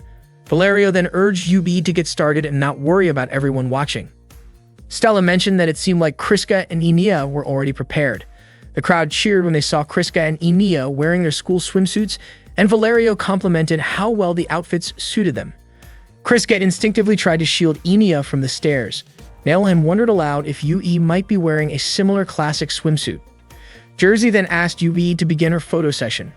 Taking a deep breath, Yui threw aside her towel, and for a brief moment, everyone stood in stunned silence. She felt her face heat up even more and asked if they were satisfied now that they had seen her in a bikini. The crowd burst into cheers and began snapping photos. Jersey praised Yui's effort, saying she looked great. Vincent commented that seeing Princess Yui like this was surprisingly charming, while Valerio added that her attitude felt quite different from usual. Yuya, however, didn't share their opinion. Suddenly, Yui walked up to Yuya and told him not to watch her. She reminded him that he had also been involved in yesterday's incident and ordered him to return to his post because she didn't want him seeing her like this. Yuya was puzzled, wondering why Yui seemed embarrassed about being watched by him of all people. Vincent and Valerio teased that Yuya had no right to say that, but he had no idea what they meant. Stella chimed in, saying it looked like Yuya had made a girl flustered and called him completely oblivious. Yuri and Yuya both quickly denied the teasing accusations, insisting that everyone was misunderstanding the situation. Valerio, still amused, said it seemed like the two of them had simply decided to act as if nothing had happened. Yui and Yuya strongly rejected that idea. Meanwhile, Kriska quietly watched Yui and Yuya's exchange. Seeing this, Enia took Kriska's hand and asked if she also wanted to be friends with Yuya. Kriska firmly replied that she wasn't interested in him at all, but Enia smiled, certain that Kriska actually felt the opposite. On July 11, 2001, the Betha began invading Soviet territory in Kamchatka, specifically around the Milkovsky region. The troops kept firing non-stop at the approaching creatures, but the base commander grew increasingly worried about the situation. Reinforcements hadn't arrived yet, and if things kept going that way, their forces could be wiped out completely. So far, no laser-class Betha had appeared, which meant air support should have been able to handle them. The Betha continued chasing the armored divisions, leaping at the tanks and destroying them one by one. Not long after, tactical surface fighters arrived on the scene and began firing at the incoming swarm. The base captain shouted that the legendary Thunder God Perun had arrived before them, then ordered all troops to regroup and prepare for a coordinated counterattack. The tanks and tactical surface fighters launched their assault together, striking back at the Betha with everything they had. That same day, a United Nations task force was sailing toward Petropavlovsk, Kamchatsky, with about 30 minutes left before docking. It was Yuya's first time visiting the main Soviet base in the Far East. From the deck, he and his teammates looked out at the snow-covered Mount Avachinsky in the distance, surrounded by icy winds that bit into their skin. Valerio couldn't believe they had been sent all the way from the hot Caribbean to a freezing place like Kamchatka. Stella reminded him that it was part of their duty, collecting performance data under different environmental conditions, but Valerio admitted that wasn't what bothered him. What he actually disliked was that in such cold weather, he wouldn't get to see Princess Yui wearing a swimsuit again. Teresa immediately called him an idiot for saying something like that, and Valerio just laughed, saying he wanted to go back to the Caribbean. While the others talked, Yuya suddenly remembered what had happened that night with Yui on the island. Teresa noticed him zoning out and teasingly asked what he was thinking about. Before anyone could continue, a siren suddenly went off. Valerio thought it was an enemy alert, but it turned out to be a tactical surface fighter flying overhead in distress. The machine looked damaged and crashed into the sea, unable to recover. Valerio guessed that maybe its frame had been bent during close combat or something similar. Kriska calmly mentioned that this kind of thing wasn't unusual. Teresa then asked Yuya if he had ever experienced something like that himself, since that was how it felt to be in an actual battlefield. When the ship finally reached the port, the soldiers quickly disembarked. Vincent was busy helping to unload one of the tactical surface fighters when Yuya came over to ask if everything was going smoothly. Vincent said everything was fine, then turned the question back on Yuya, asking how he was doing. Yuya replied that he didn't have much luggage with him. Vincent chuckled, saying that wasn't what he meant. He was talking about Yui. Ever since Yuya had spent the night with her on the island, it seemed like the two of them hadn't been talking much. Yuya looked confused, wondering why Vincent would say that when Kriska had also been there with him. Vincent grinned, saying it seemed like Yuya had gotten a little closer to one of the Scarlet Twins instead. He was clearly teasing him, trying to lighten the mood before what would be Yuya's first real combat test. Not far from them, a group of local teenagers watched curiously from a distance. That evening, Yuya and his team gathered to discuss the upcoming International Joint Combat Trial. The purpose of the operation was to test how well the Type 94 and Active Eagle units performed in real combat conditions, as well as to evaluate a new prototype weapon that had just arrived from Japan. Yui stepped forward to lead the briefing, explaining that the weapon was the Type 99 electromagnetic radiation cannon prototype.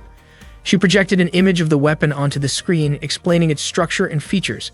The cannon would be mounted on the Shiryu Type 2, and although earlier tests of the Shiryu and the Type 1C had been conducted in Japan, this would be the first live combat test of the Type 2 model. Yuya noted that even though it was the newest version of a railgun, it was still primarily a long-range weapon. He found it strange that for his first test piloting the 94-second, he wasn't being assigned to close-range combat. After the meeting, Yui caught up to Yuya in the corridor. She apologized for startling him earlier and asked if he could take a look at the weapon she would be testing. She thought it would be better for him to see it in advance, and there were a few other things she wanted to explain to him directly. Yuya said he was interested, which made Yui smile with relief and gratitude. As they talked, Yuya suddenly noticed his friends hiding nearby and eavesdropping on their conversation. He almost shouted at them in frustration, but he managed to stop himself before Yui could notice. Yui then led Yuya to the armory, where she introduced him to the next-generation tactical surface fighter weapon, the Type 99 electromagnetic radiation cannon prototype. She assured him that it had incredible power and mentioned that she had been involved in its development, even if only for a short time. Yuya believed her, but expressed concern about its practicality. The weapon was powerful, but using it would consume an enormous amount of energy and could interfere with the unit's ability to maneuver. He was worried it might disrupt the aerodynamics and center of gravity, which made it incompatible with the design philosophy of the 94-second. Yui admitted that it might not fit perfectly. They still needed to carry out the test. She then apologized again, saying she had misunderstood Yuya. She knew it must be difficult for him to deal with such a complex issue during his first real combat mission, and she had noticed that he seemed distracted because of it. Yui also admitted that she was impressed. Just from a quick glance, Yuya had already identified the weapon's design flaws. Finally, she mentioned that there had been some minor disagreements among the engineers before the combat trial had even been officially scheduled. Previously, Yui, as the lead developer, had been unable to authorize the combat permission. However, Harem conveyed that this had already been established as an order by the United Nations. Additionally, the Japanese government had approved the combat test in the Soviet Union. Harem urged Yui to consider the matter realistically, as there seemed to be some sort of hidden agreement behind it all, and the possibility of cancellation was nearly non-existent. Therefore, there was only one thing they could do. Yui stated that they must ensure the troops sent there can return safely. Harem emphasized that they must not lose anyone and must do everything they can. Unfortunately, Yui did not explain this to Yuya. She advised him that, in the battlefield, if the weapon hindered him, he should release it. If that happened, Yui instructed Yuya to activate the self-destruct button on it. Yuya understood it turned out to be some sort of military secret that must not leak to other countries. Yui believed that someday perhaps it would become standard equipment worldwide. Once deemed ready, the weapon and the tactical combat robot would receive funding for mass production. However, this did not apply to pilots.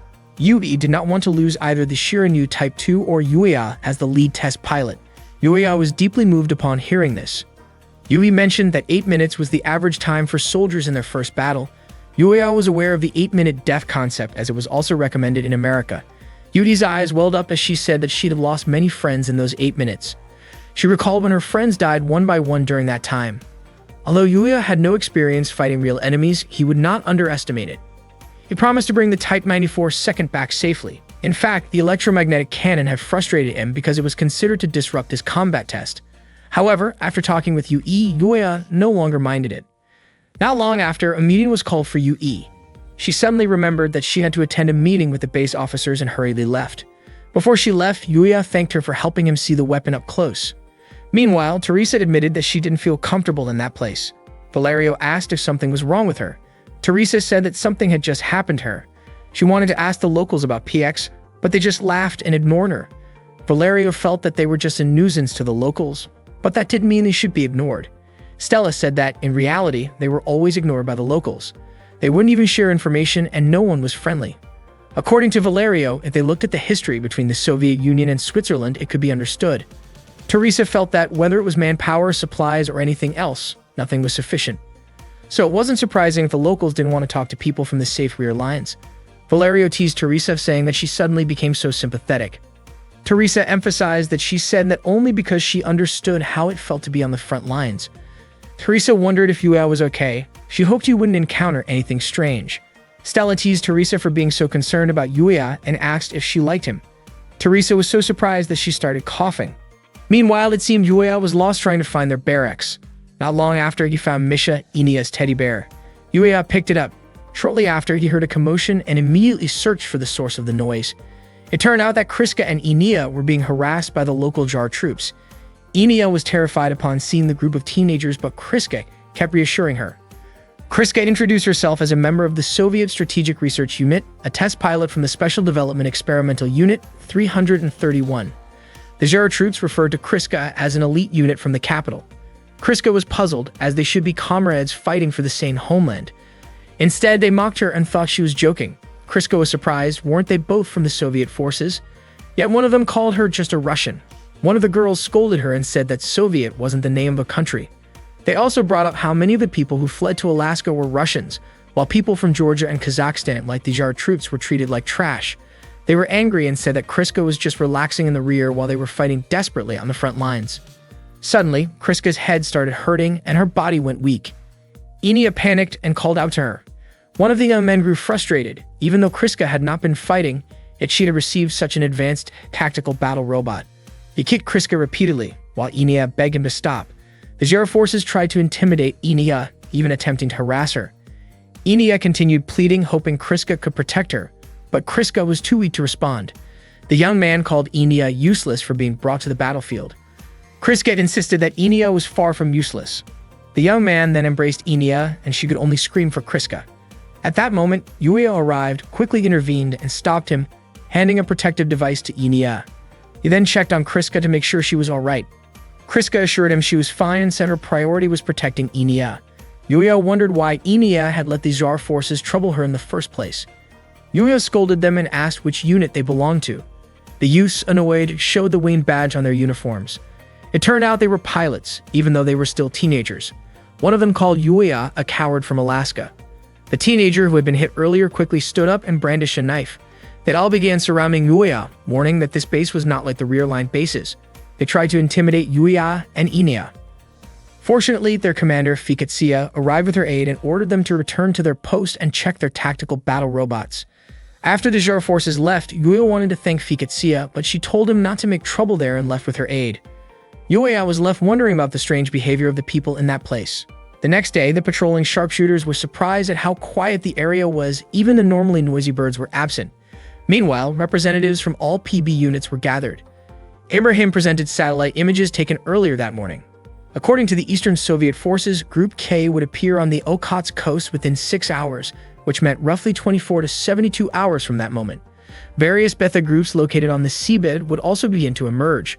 Their plan was to follow the Soviet forces to prevent the Betha from advancing and carry out their first combat tests there. Teresa was eagerly anticipating the event, while Valerio felt queasy from the food and wanted to spend time elsewhere. Stella reminded everyone not to let their guard down. Ibrahim explained that the Argos test unit would pair up with pilots from the Eastern Soviet forces, the Jar unit. He then introduced the Jar commander, revealing that Fikatsia was in charge of the Jar unit. Fikatsia introduced herself as the commander of the Jar battalion and explained that she would guide everyone to the training grounds. It was August 8, 2001. She showed them the area where the United Nations representative forces conducted their exercises, which also doubled as their combat training zone. The northern area was designated for the IDAR test forces, the southern area for China's Baofeng combat units, and the central area for the Argos test forces. Valerio was pleased to be positioned in the center, and Teresa commented that this gave them enough space to maneuver. Stella pointed out that if any gaps appeared in their formation, they could be surrounded. And with a mountain behind their line, their position was strategically safer compared to the northern and southern sectors. Fikatsia added that they were fortunate because, during this intense operation, they had the opportunity to train freely. Yuya acknowledged that it was a great chance for him. Fikatsia went on to explain the steps they would take during combat exercises. Yuya was full of energy, thinking that to master tactical combat robots, he had to experience combat firsthand. That was the key to becoming an exceptional pilot, just like the others. At that moment, he noticed that Kriska was not present. When Fiketsia mentioned allowing the Betha to enter so that the test forces could train, the Jar teenagers laughed. Fiketsia reminded them not to interfere with the exercises. Yuya wondered if Yui felt worried since he had never experienced combat before. Frank mentioned to Ibrahim that with so many experienced pilots participating, it could gather valuable data, but Ibrahim warned that they would be facing real challenges. Later, Yuya and Vincent headed toward Nokvoski, which was right at the front lines. Vincent asked if Yuya remembered the electromagnetic radiation cannon. Yuya's mind, however, drifted to Kriska and Enia, thinking about how they never followed instructions and hoping that past incidents would not repeat. He admitted feeling concerned. Vincent reassured Yuya not to worry about his tactical combat robot and reminded him that what mattered most was demonstrating his abilities to the Betha. Unexpectedly, Yuya mentioned the Scarlet Twin, which surprised Vincent and made him break suddenly. Yuya scolded Vincent, asking what was going on. Vincent admitted that he had expected Yuya to be focused on the upcoming battle, not thinking about girls. Yuya brushed it off, saying that he was only a test pilot for Kriska. Yuya then noticed Kriska and Enia with a group of unruly teenagers. He quickly got out of the car to observe, worried about both girls, but the situation turned out differently than he had feared. Yuya saw Kriska restraining one of the teenagers. She would have let him go if he acknowledged her as a friend, but the teenager refused. They were surprised to see Kriska acting so differently from her usual timid self. The teenagers shouted in discomfort, and they worried that Kriska might cause serious harm. Kriska calmly explained that the frontline medical care was quick, and that with proper rest, injuries could heal within 10 days. She released the teenager and warned him not to approach Enia again. Another teenager brandished a knife at Kriska, prompting Yuya to shout for them to stop. The teenagers, intimidated, chose to leave. Enia smiled and walked over to Yuya. He asked if she was okay, and she reassured him that she was fine with Kriska by her side. Kriska reminded Yuya that she did not need his help and could handle the situation herself. Yuya suggested that she be more careful, as the teenagers might return with more people, fearing a repeat of past incidents. Kriska appeared confused by his concern. Yuya wondered if she remembered what had happened before. Kriska commented that since Yuya would be at the front lines, he should wait for the right moment to step back. Yuya was frustrated, wondering why Kriska would tell him to retreat. Kriska explained that she did not want to see Yuya's bloodstains soil their homeland. Her words deeply affected him. Afterward, Kriska and Enia left. The battle was about to begin, and each squad was taking their assigned positions. Every unit was instructed to prepare, with the Argos squad launching after the Idar and Baofeng units. The command post instructed the Argus squad to get ready for deployment immediately. Yuya hoped that his tactical combat robot would cooperate well during the mission. Suddenly, Teresa contacted Yuya, simply checking to make sure he was doing okay. Yuya asked if she was genuinely worried about him. Teresa quickly brushed it off. Stella reminded her that expressing emotions before a joint mission often brought bad luck, and Valerio suggested that Teresa save those feelings until after the mission. At that moment, no enemies had been detected by the warning system. Yuya was concerned about whether Kriska and the others in Zone 1 would be alright. He also wondered why so many things were clouding his mind.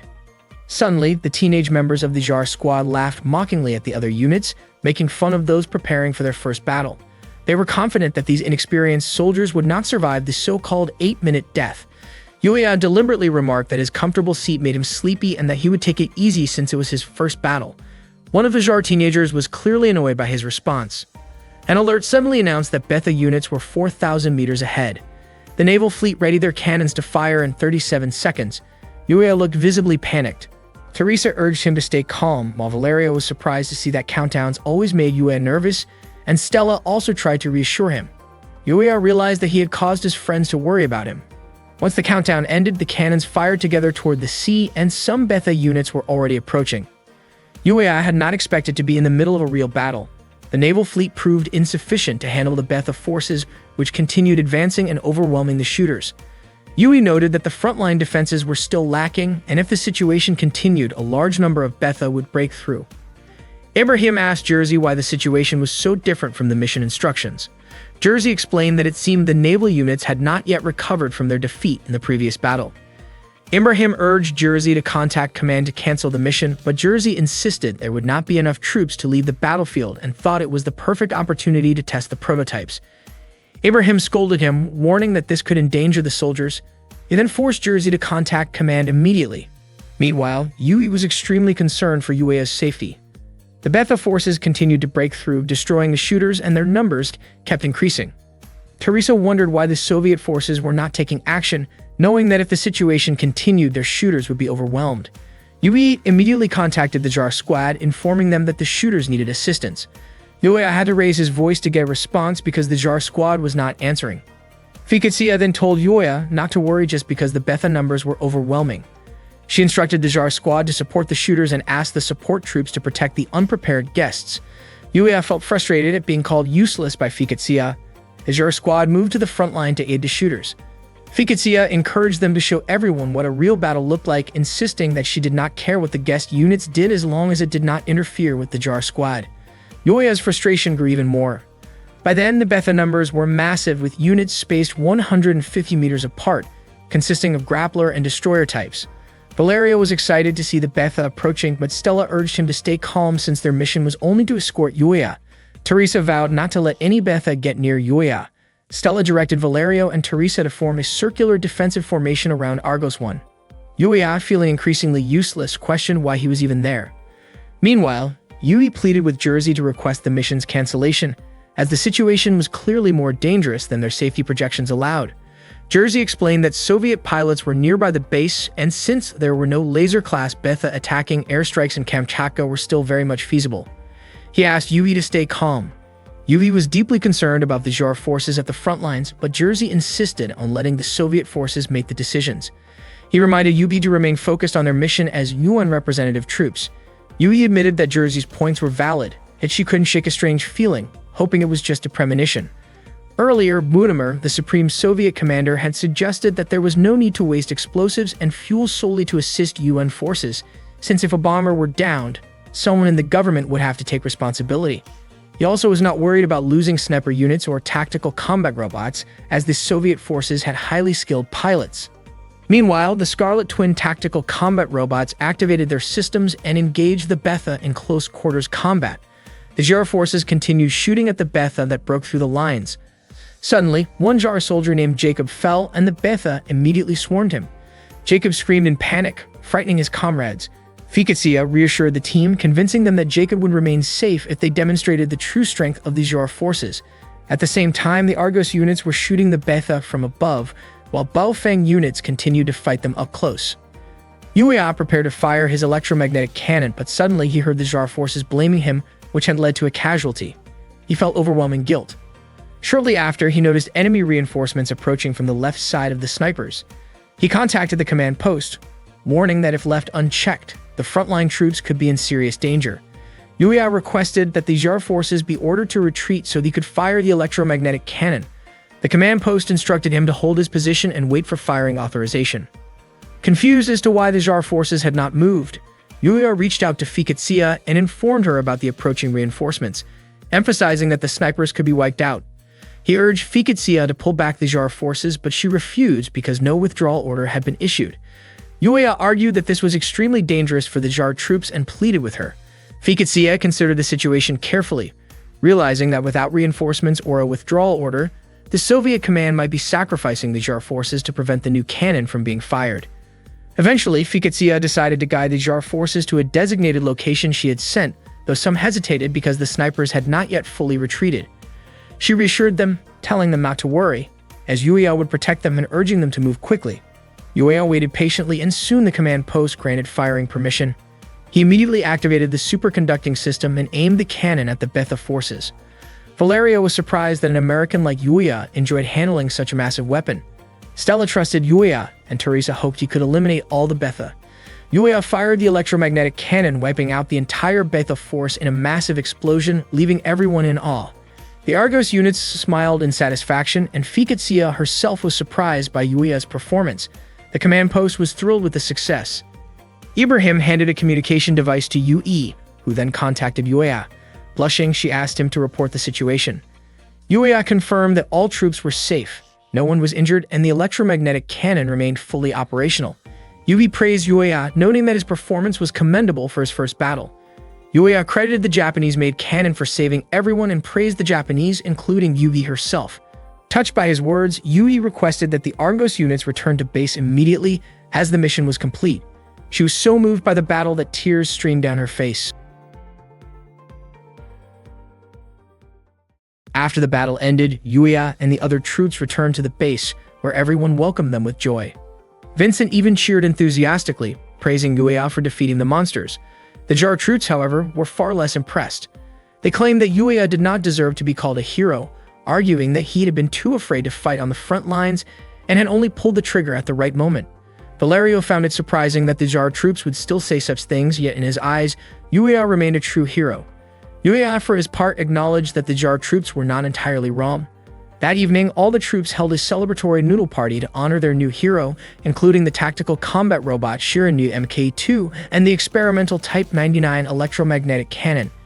Teresa proudly recounted to everyone how Yuya had fired the cannon at the Betha, and everyone was impressed by how skillfully he had done it. While Yuya was observing his tactical combat robot, Vincent and Yubi approached him, puzzled as to why he was standing there instead of during the victory celebration. Yuya explained that the highlight of the party was just the free drinks provided by the Soviets, which had already entertained everyone enough. Vincent insisted that it was all thanks to Yuya, but Yuya humbly disagreed, saying that he had only pulled the trigger at the right time. According to him, the real hero was Yu-E, who had bravely brought the secret weapon into Soviet territory. Yu-E, in turn, insisted that it was only Yuya who could pull the trigger with such precision, timing, and experience that exceeded all expectations. Yui was surprised by Yuya's modesty. Yuya then asked her permission to train without using the weapon, expressing his desire to participate in close-range combat testing. Vincent was confused by Yuya's sudden request. Yuya explained that the exercise's original goal was only to test the Type 99 cannon, but to make Shiranyu the most effective tactical combat robot, he needed to experience close-range combat. That way, if a Betha appeared while the Type 99 cannon was under repair, they would already have a plan for close-range combat. Vincent noted that changing the testing schedule would not be easy and wondered why Yuya was in such a hurry. Yuya countered that Betha appearances were unpredictable and urged them to seize the opportunity. Vincent reminded him that test pilots were supposed to follow orders from their superiors, so Yuya could not simply offer his own request. Yuya insisted that his duty was to make the Type 94 second tactical combat robot perform at its best, and that Shiranyu needed close-range combat training. He admitted that he had felt something he had never experienced before while fighting Yui's Type 00. He felt as if Shiranyu moved like an extension of his own body, exactly how he wanted, and the only way to feel that again was to engage in real combat. Yuya explained that he could only achieve this state when his life was truly in danger, and he was under extreme pressure. He even pleaded with Yubi to allow him the opportunity. Yuya wanted to make Shiranyu a new model of Japanese tactical combat robot, and if he missed this chance, it would remain just an ordinary robot, potentially endangering many pilots, a thought he could not accept. Yubi understood Yuya's determination and spirit, but changing the schedule was difficult. However, because the request came from the lead test pilot, she promised to do her best. Yuya's face lit up with joy and he thanked Yui sincerely. Seeing Yuya smile, Yui blushed and said that she had done it as a reward for his efforts in battle. She instructed Yuya to remain on standby at the base for the next 36 hours, starting the following day, and told him to rest before the upcoming training. Vincent, observing all this, could not believe that Yuya could actually ask someone else for help. He wondered whether it was Shiranyu that had changed Yuya or perhaps something else entirely. In any case, Vincent thought that Yui's kindness had turned out to be a double-edged sword for him. The next day, Yuya was on duty, standing guard at the base. Despite being a frontline soldier, he felt bored, sensing that his time was being wasted. Soon, Fiketsuya approached him. Yuya immediately stood up and saluted her. Fiketsuya mentioned that thanks to Yuya, they had enjoyed quite a bit of vodka the previous night, and she wanted to express her gratitude. Yuya felt he had done nothing to deserve thanks, so it was unnecessary. Fiketsuya remarked that Yuya was being too modest, pointing out that killing over 300,000 enemies in his first battle was a world record. Yuya felt honored that Fiketsuya had taken the time to tease him in this way. She then said that while Yuya was a brave pilot, his immature attitude sometimes prevented him from seeing the bigger picture. Yuya could not accept this criticism. Fiketsuya insisted that Yuya could not fight solely for himself and that many people could be at risk if he did not start seeing things differently. After saying this, she left and Yuya began reflecting on her words. He realized that Fiketsuya was right. He struggled to perceive the broader perspective. Yet he wondered about Fiketsuya herself. If she had assisted the sharpshooter troops earlier, he might not have become a hero. He also did not understand why she had delayed, realizing that even Fiketsuya had blind spots in her own way. According to Fiketsuya, there was no real difference between them. She questioned what Yuya was truly fighting against, explaining that when he blamed others for mistakes, he was only convincing himself, not others. If people around him trusted him, they would have been deceiving him. Fiketsia advised Yuya to distance himself from people who could not see the truth clearly. Yuya resisted her words, but she encouraged him to decide what he must let go of if he could not have everything. This, she explained, was the essence of battle. Yuya finally understood that Fiketsia's stance indicated that it was not wrong to make sacrifices, and that was why the Jar forces did not feel guilty about certain actions toward fellow citizens. Fiketsia explained that Kriska and Enia were part of the Central Strategic Research Unit, an elite group of Russian troops. She added that the frontline soldiers were from countries under Russian control, which made it understandable that the Jar forces resented the privileged troops. Noticing Yuya's surprise, Fiketsia asked if racial discrimination did not exist in America. Her question reminded Yuya of his own childhood experiences of discrimination. Shortly after, Tasha arrived and Fiketsia excused herself. In Fiketsia's room, Tasha asked what had been discussed with Yuya and why Fiketsia seemed unusually kind toward him. Even though the rest of the troops were uneasy, Tasha reminded her that Yuya was an outsider with no connection to them. She also expressed how much her family meant to her and how sad she felt. Fiketsia embraced Tasha, who began to cry, pleading for Fiketsia not to leave her or their troops. Fiketsia reassured Tasha that she would stay for the sake of their forces. Tasha, overwhelmed with emotion, hugged Fiketsia even tighter. Meanwhile, the Imperial Japanese Technology Department was discussing the Type 99 electromagnetic cannon, which had successfully defeated many Betha forces. They praised the weapon's power, confident that it would make overcoming the Betha easy and allow them to take control of Sadagashima effortlessly. They also asked IG what would happen if the Empire's secrets were stolen. IG realized that UE's mission to bring the secret weapon to the Soviet Union was not something trivial. He resolved to always support her, confident that UE would bring hope and light to the Imperial forces in the future. Meanwhile, UE was still thinking about Yuya's request. She realized that, in the end, she had brought Japan's secret weapon only to counter Yuya. Yuri understood that this would draw the attention of the Soviets, yet she still wondered if she was making the right choice. Not long after, an alert about the appearance of Betha was issued. Unfortunately, Yubi forbade the Argo squad from launching. Upon hearing this, Yuya was naturally displeased with her decision. Ibrahim reprimanded him for speaking out of turn. Yui explained that at that time, Type 99 was inactive, and she did not know why. Even the main computers and all control systems were down, and the cause was still unknown. The Imperial Department had decided to send someone familiar with the system, so preparations were being made to send encrypted data to Japan. Essentially, they did not know when they could go online. Frank asked why, if they could not test Type 99, they did not simply speed up the testing plans for other operations, such as close combat drills. Ibrahim agreed with the suggestion. Frank argued that the company could test Active's close combat abilities, and even with Type 94 second, he was confident that there would be no issues trying it on tactical combat robots. Hearing this, Yuya tried to voice his objection, but Ibrahim once again reprimanded him. Jersey suggested using Type 94 purely as a pursuer, and Frank agreed, considering the number of troops participating in the training. He also asked for Type 94 second to be prepared immediately. Ibrahim reminded everyone that Type 94 second was still being configured. Jersey noted that there was no guarantee that the Betha reaching land would be numerous, and he believed allowing Yuya into the battlefield would benefit his development. Frank even mentioned that if it was indeed deployed with the troops, it would not need to be reset, making it a potential solution for the problems they faced. Yuya was confident he would get the chance. Yui agreed that if they insisted on using Type 94 as the pursuer, she would be the pilot. For some reason, Valerio thought it seemed that Yubi did not want Yuya to launch, possibly because he lacked combat experience. Teresa expressed her objection, requesting that Yudi allow Yuya to act according to his wishes, arguing that pilots could only truly develop on the battlefield. She reminded Yudi that she too wanted Yuya to gain combat experience. Teresa even offered to pilot Type 94 while Yuya would operate Active. She reassured everyone that she would protect Yuya, and Valerio was willing to help. Yuya reflected on what he should say after hearing his friend's statements. Yuya remembered Fiketsia's advice: if he could not have everything, he needed to decide what to let go. Unexpectedly, he handed Type 94 second over to UE, reasoning that their priority was collecting close combat data for that model. Frank laughed, regretting Yuya's decision, as he believed the test pilot should not give up easily. Frank insisted that all Argos troops should launch, as their goal was to collect close combat data on Active, and they would not change the pilot. Yuya appeared reluctant, but Jersey reminded him that Frank was no longer asking politely but issuing orders. Ibrahim reluctantly complied. Yudi appeared deeply worried. Meanwhile, Teresa was questioning the Jar forces individually about their love for their homeland and their shared goal of defeating the Betha. Seeing the Jar troops' enthusiasm, Ficazia felt they were perhaps too inexperienced to fully trust, yet she remained on the battlefield, continuing training with them to determine how many could be saved.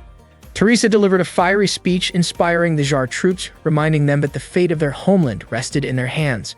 Ficazia hoped there were others training young men out there as well. The battle against the Betha began with the Jar troops taking the front lines. They launched attacks while teasing the Argos forces. Teresa and Valerio were energetic as they engaged the Betha. Observing Yuya standing still, one of the Jar troops mocked him. Meanwhile, the Adar forces had completed their drills and were standing by on the battlefield, while Argos troops had only completed 65% of their tasks. Yui could not believe that, in the end, she still had to send Yuya into battle despite the tactical combat robot being incomplete. She had even gone so far as to take Imperial secrets and risk the pilot's confidence, and she felt fully responsible for it. Ibrahim told Yui that the battle seemed to be proceeding smoothly and suggested she focus on her duties while he oversaw the engagement. Yui promptly excused herself and handed everything over to Ibrahim. The battle was completed without much difficulty and the Betha forces were wiped out. However, shortly after, an alert indicated a massive tremor. The command post informed Yui that Betha forces had emerged from underground. The numbers were substantial and they were 13 kilometers southwest of the base. Yui was shocked by the tremors and soon after, a massive explosion was heard. After defeating the Betha, a sudden tremor was felt from deep underground. It turned out there were Betha forces emerging from below the surface. The shaking grew stronger and no one could determine their numbers or the types of units involved. Up to that moment, there were still no signs of any laser-class Betha. Not long after, the communication channel was cut off. Yui couldn't understand why that had happened. At the same time, the Baofeng unit had just finished their mission. But soon after, an alert code 991 appeared. A large number of Betha were detected moving toward the battlefield. One of the Baofeng troops tried to contact the command post, but there was no response at all. They began to suspect that the base might have been taken out. None of them wanted to believe it, since only a laser-class Betha could possibly destroy the base that easily. As the Baofeng squad prepared to move, a response suddenly came through from command. The base commander was in a meeting with the UN Joint Forces and all units were ordered to cancel their current missions and stay on standby until further notice.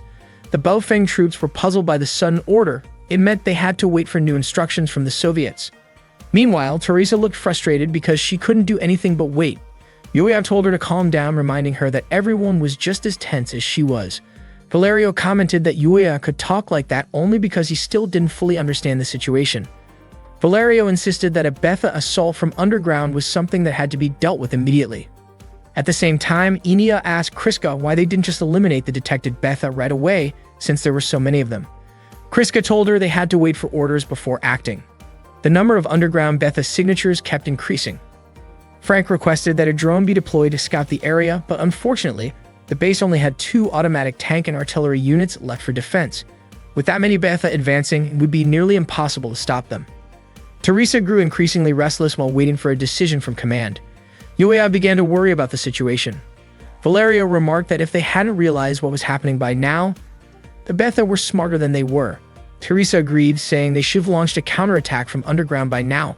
Stella noted that the reason they were caught off guard was because there were no laser-class enemies in the area, which made them feel too relaxed. Tasha, hearing that, didn't take kindly to what she thought was an insult from the Argos team. Teresa found it ironic. Jar's squad often mocked Argos, yet when the situation was reversed, they couldn't take it.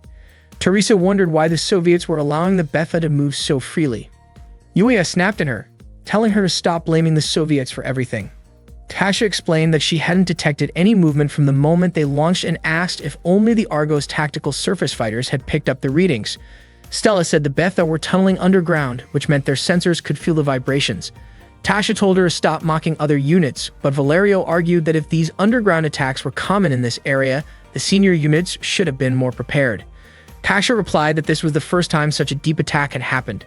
During the major assault last month, they had detected a lot of movement underground, but the threat hadn't reached this level. Yuya was surprised to hear that the attack had gone that far beneath the surface. Teresa accused them of being too lazy to seal off the tunnels from the last battle, and Stella even suspected they might have left them open on purpose. Tasha was offended that the Argos unit would joke about people who had lost their comrades during that battle.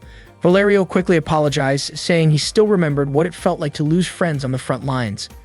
By then, the drone had reached its target area, and there were still no signs of laser-class Betha. Frank asked if the bombers were ready. Ibrahim suggested they order the test units to fall back to their designated positions. Frank, Jersey, and Wu agreed. Ibrahim showed the retreat points he had already calculated. Jersey mentioned that they should separate the test units' retreat routes to minimize risk. Jersey proposed that the Baofeng testing unit fall back to point C, while the Argos unit retreat to point F. Wu immediately ordered Baofeng to withdraw to point C, and not long after, Ibrahim also gave the order for Argos to pull back. Wu then asked why Jersey hadn't issued any orders for the Idar unit. Jersey said his team would engage Beta Group 4 alongside the JAR squad as part of their combat training. In other words, they would stay behind to buy time for everyone else. The Scarlet Twins kept attacking the Betha using their assault rifles. Meanwhile, Wu asked what the point was of giving them extra time when there was no sign of reinforcements arriving. Jersey explained that they weren't waiting for any backup. Instead, they were going to retreat from the base. Ibrahim was shocked to hear that. Jersey said their top priority was to rescue the UN forces and get them safely to the test unit's location. He promised he wouldn't let anyone die under his command. The troops started heading toward the designated extraction point, and fortunately, there were no laser-class Betha nearby. The plan was to lure the Betha to the surface and then deploy the tactical surface fighters from behind to wipe them out. Jersey mentioned that bringing equipment along wasn't possible. Ibrahim suggested they consider using the Imperial Japanese Army's artillery units. Jersey replied that they could probably only retrieve those once all enemy forces had been neutralized. Not long after, the escort units arrived to pick them up. Ibrahim had no other choice and ordered the command post to instruct all XFG units to retreat immediately. Everyone was to abandon their equipment, including the mechanics and the Imperial gun crews from the Type 99 artillery, if necessary, and follow the Soviet security forces' guidance. When that order was broadcast, the XFJ project staff were stunned. Shortly after, the guards came and directed all project personnel to evacuate to runway 2, unaware that one mechanic was still hiding under a vehicle. Yubi tried to contact Ibrahim to ask about the sudden decision. She nearly got into an accident while driving in a rush to reach him. The entire base was now under full evacuation protocol. When Yui saw Vincent preparing to leave, she urged him to go with her to the hangar. Vincent was grateful that Yui came for him. He'd had shown his ID to the soldiers because he still had work to finish, but they insisted he head straight to runway 2. Yui didn't understand what was going on, especially since all communications across the base had gone dead. Vincent found the situation suspicious, so he grabbed his laptop and hard drive containing critical project data and followed Yui toward the hangar. Yui asked what exactly Ibrahim's evacuation order said, whether it included the entire XFJ development team.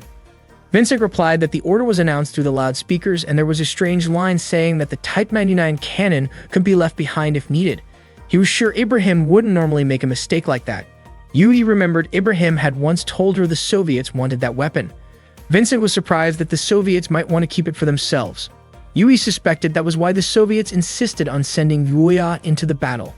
Vincent realized that if the 94th Unit was still there, Yuya could have taken the Type 99 cannon with him, and the Soviets were trying to prevent that. According to Yui, the Soviets didn't attempt to seize the weapon by force because they didn't want open conflict with UN troops. Vincent thought the whole mission seemed off, and Yui agreed. It felt like the Soviets had been planning this from the start. Once they reached the hangar, Vincent immediately got out and began securing the data. He told Yui he would meet her once he was done, but Yui stopped him and told him to head to runway 2 right after finishing.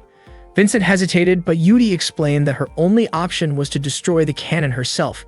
Vincent wanted to help her, saying as the project leader she shouldn't risk her life for something like this. Yui replied that only she knew the destruction code. Vincent asked her to share the code with him instead, but Yui said that even if it didn't make sense, for her as a Japanese person, some things weren't about logic, they were about conviction.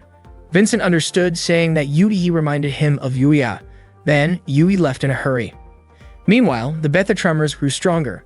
Budamur asked what their backup plan was, just in case. It turned out the bomber units were already on standby and ready to deploy. Budamur waited to see how Jersey would execute the operation. The number of incoming Betha kept increasing, and the frontline gunners were ordered to hold their ground until all UN personnel had evacuated. As the UN representatives made their way toward runway 2, Ibrahim grew increasingly worried, but Jersey urged him to move quickly and not think about Yui. Yui arrived at the storage area of the Type 99 cannon. Orlov, the leader of the Soviet Guard unit, reported that everyone had been safely evacuated. He urged Yui to leave with them, but she refused, saying there was something she still needed to do. She quickly activated the computer and realized that the Soviet radio channel was still functioning. Unfortunately, when she entered the password for the cannon's self-destruction system, an error message appeared. Yui was certain the Soviets had tampered with it. Moments later, the last helicopter arrived. Orlov urged Yui to hurry. Yui told him she had already activated the automatic detonation system to protect classified information. She explained that the explosion would have a 2-kilometer blast radius, enough to destroy any nearby Betha. She then asked everyone to board the helicopter. Once everyone was inside, Yui suddenly jumped out, saying she had forgotten something. She ran back into the facility and found a man named Yamamoto, who worked on the Type 99 cannon. He had been doing maintenance, which was why the guards had noticed him earlier. Yui told Yamamoto to prepare himself as it was already too late to evacuate. But Yamamoto insisted on staying to make sure the cannon was destroyed. Yui apologized to him, explaining that she had intended to handle the task alone. Yamamoto said the Soviets had interfered with the automatic destruction mechanism and that it now required a master code to fix the error. Without it, the cannon couldn't be detonated. Yui insisted that they had to destroy the cannon no matter what. Meanwhile, Fiketsia contacted the command post to confirm that the latest order wasn't a mistake. Budamer instructed Zhang's unit to advance 5,000 meters from the supply base. Fiketsia double-checked, unwilling to risk her team's lives just to protect an abandoned base because of someone else's blunder. Budamer quickly called her back, assuring that the new order was valid and had been approved by Central Command. Fiketsia apologized, saying that her unit had originally been tasked with guarding guests but was suddenly being sent elsewhere without a clear reason. Budamer told her to return to the underground area, the same one from last month, praising how well she had handled that previous assault. Fiketsia replied that it seemed Budamer hadn't learned from the mistakes of last time, asking why the massive tunnel from the last battle hadn't been sealed off if the damage had been that severe.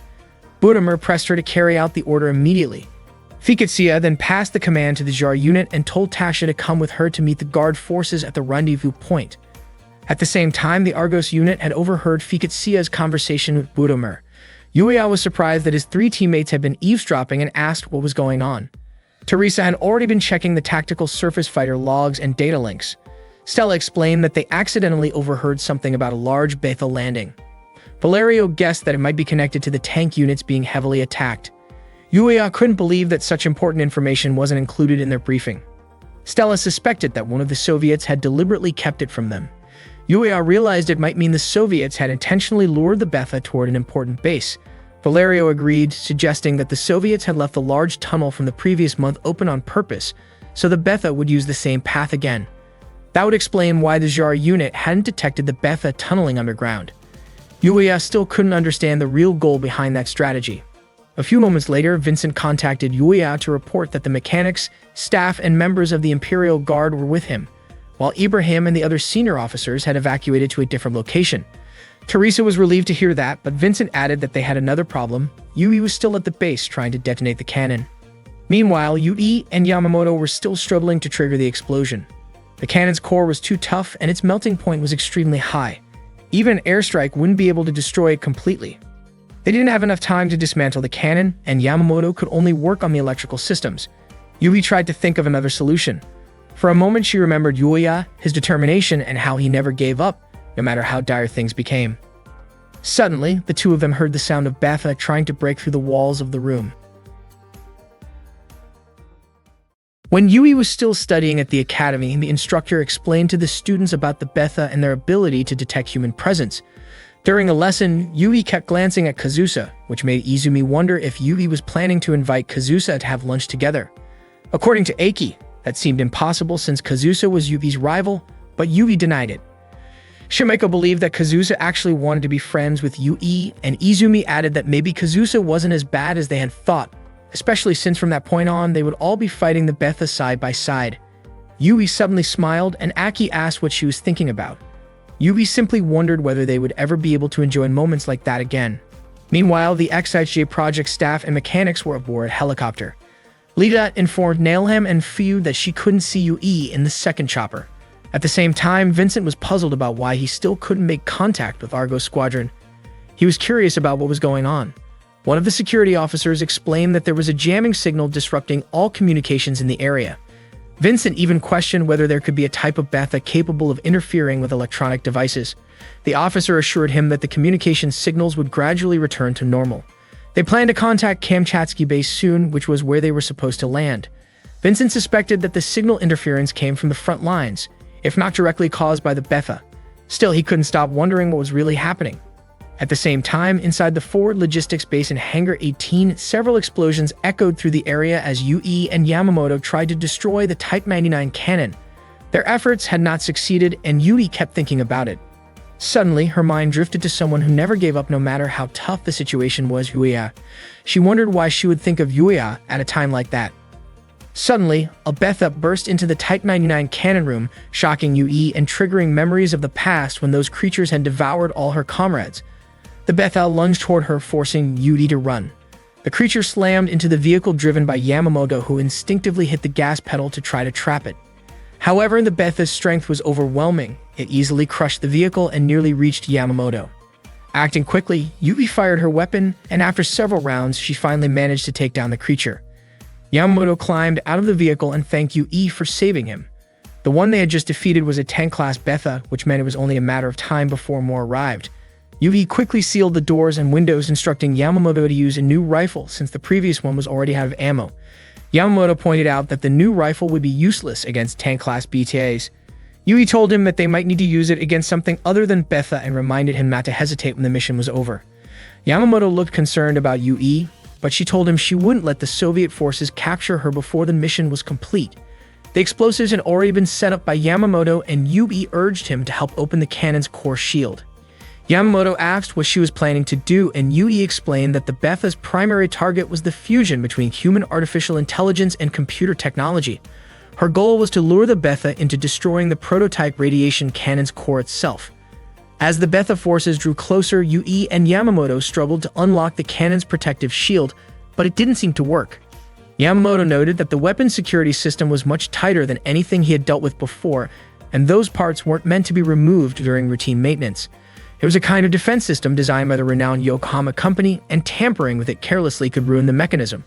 Still, Yui trusted him to handle it. Yamamoto said that everyone gets one chance in life, so he wanted to take on this challenge. He had offered to lure the Betha toward the weapon's core himself, but Yui refused. Yamamoto objected, pointing out that the military usually prioritized the survival of officers. Yui firmly told him to stay on task. She admitted that even though she was part of the UN forces, she was still a soldier of the Imperial Guard, whose duty was to lead and set an example, whether it seemed rational or not. It was simply the responsibility she had been born into. Yamamoto then said that, as a man, he wished to protect a woman, even if it cost him his life. He apologized to Yui for what he felt had been an insult to the Imperial military. Yui asked him to continue working while she kept watch at the front. Just then, the sound of heavy noise came from below the room. Meanwhile, the security unit stationed at the front line of the logistics base reported that a disturbance had occurred. Communication had been completely cut off, and the Betha Unit 7 forces had already entered the base area. Jersey mentioned that the main base formation had been neutralized. Woodomer also explained that the strange communication interference combined with the Betha assault made the battlefield a terrifying place for him. Still, the base played a crucial role in supporting the Kamchatka defense line, helping minimize overall damage.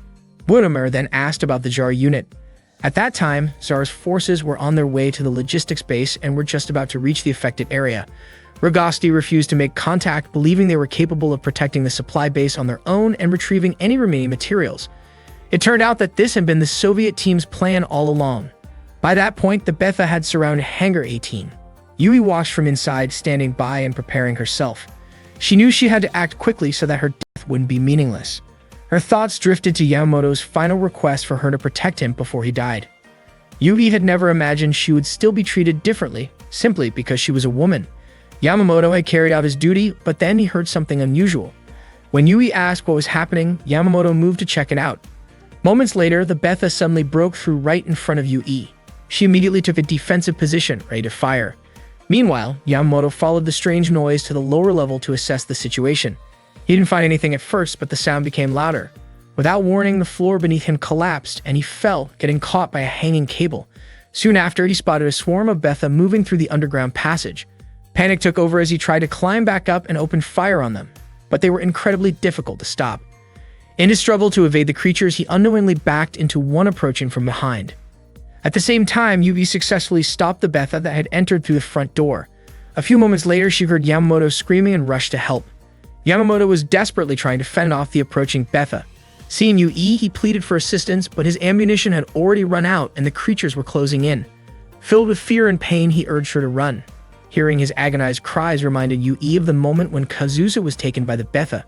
Realizing what awaited him, Yui made the heartbreaking decision to end Yamamoto's suffering before the creatures could reach him. Overwhelmed by exhaustion and sorrow, Yui watched as the Betha overran the area.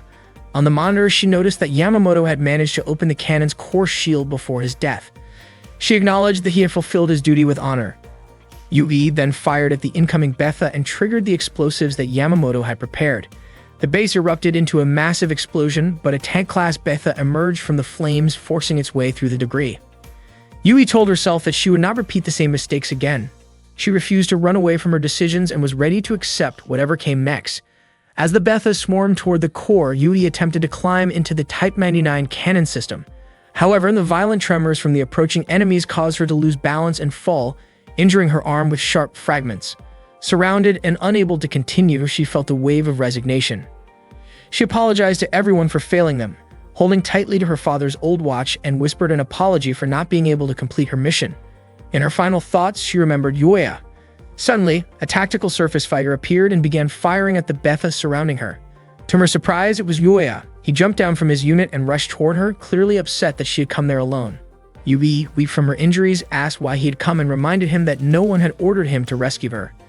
Yuya replied that it was true, no one had ordered him, but just as no one had ordered Yui to stay and destroy the cannon, he had chosen to act on his own. Seeing the pain on her face, Yuya told her she was pushing herself too hard.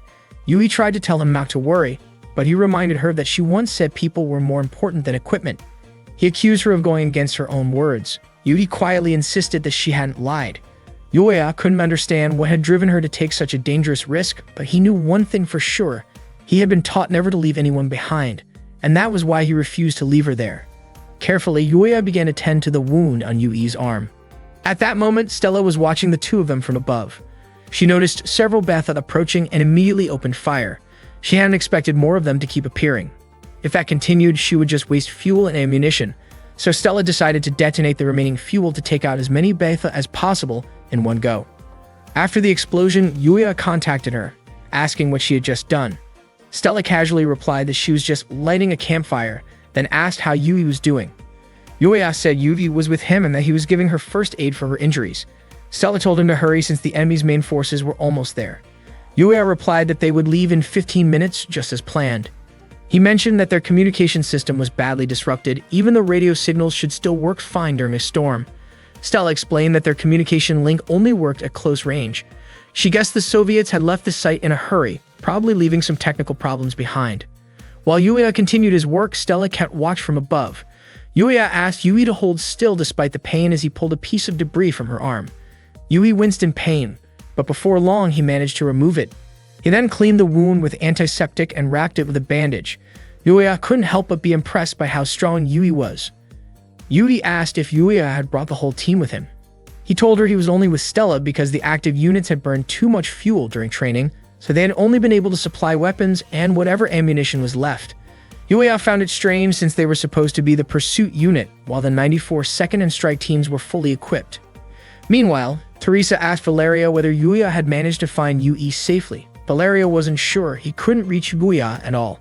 He suspected the communication jamming was deliberate, likely by the Soviets, and that it might be related to why they hadn't sealed the Betha hole a month earlier. Teresa suggested they go after Yuya since they didn't know what condition he was in, but Valerio pointed out they didn't have enough fuel to make it all the way to Kankatsky. Teresa grew frustrated, saying they should have brought extra fuel.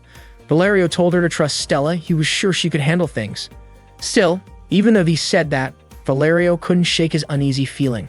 Yuya had just finished wrapping Yui's wound when he told her they needed to take action before the Betha arrived. Yui asked what he planned to do. Yuya said he was going to move the cannon.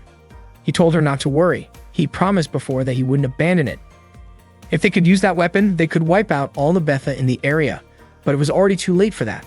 The arm lock on the cannon had come loose, so Yuya and Stella were supposed to carry it out. Yui, however, refused. She didn't want to let the Type 99 cannon remain active and risk becoming a dangerous threat. Her plan was to destroy the Type 99 prototype radiation cannon completely. At that same time, Stella noticed something strange. Every Betha was heading straight for the hangar. Different classes of Betha were converging from all directions toward the hangar where the cannon was located.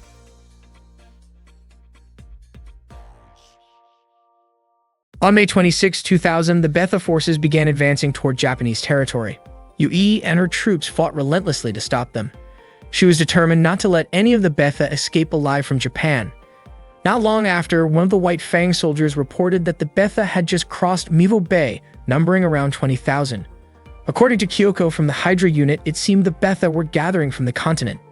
2 special royal units were already deployed, and Kyoko believed they could hold the Betha back for as long as possible. They were waiting for reinforcements from the Imperial Army, but the situation had grown dire after a surprise attack destroyed the main Yonago base. Kyoko advised the troops to split up to delay the enemy's advance. Their goal was to buy time until the royal forces could retreat and regroup behind them.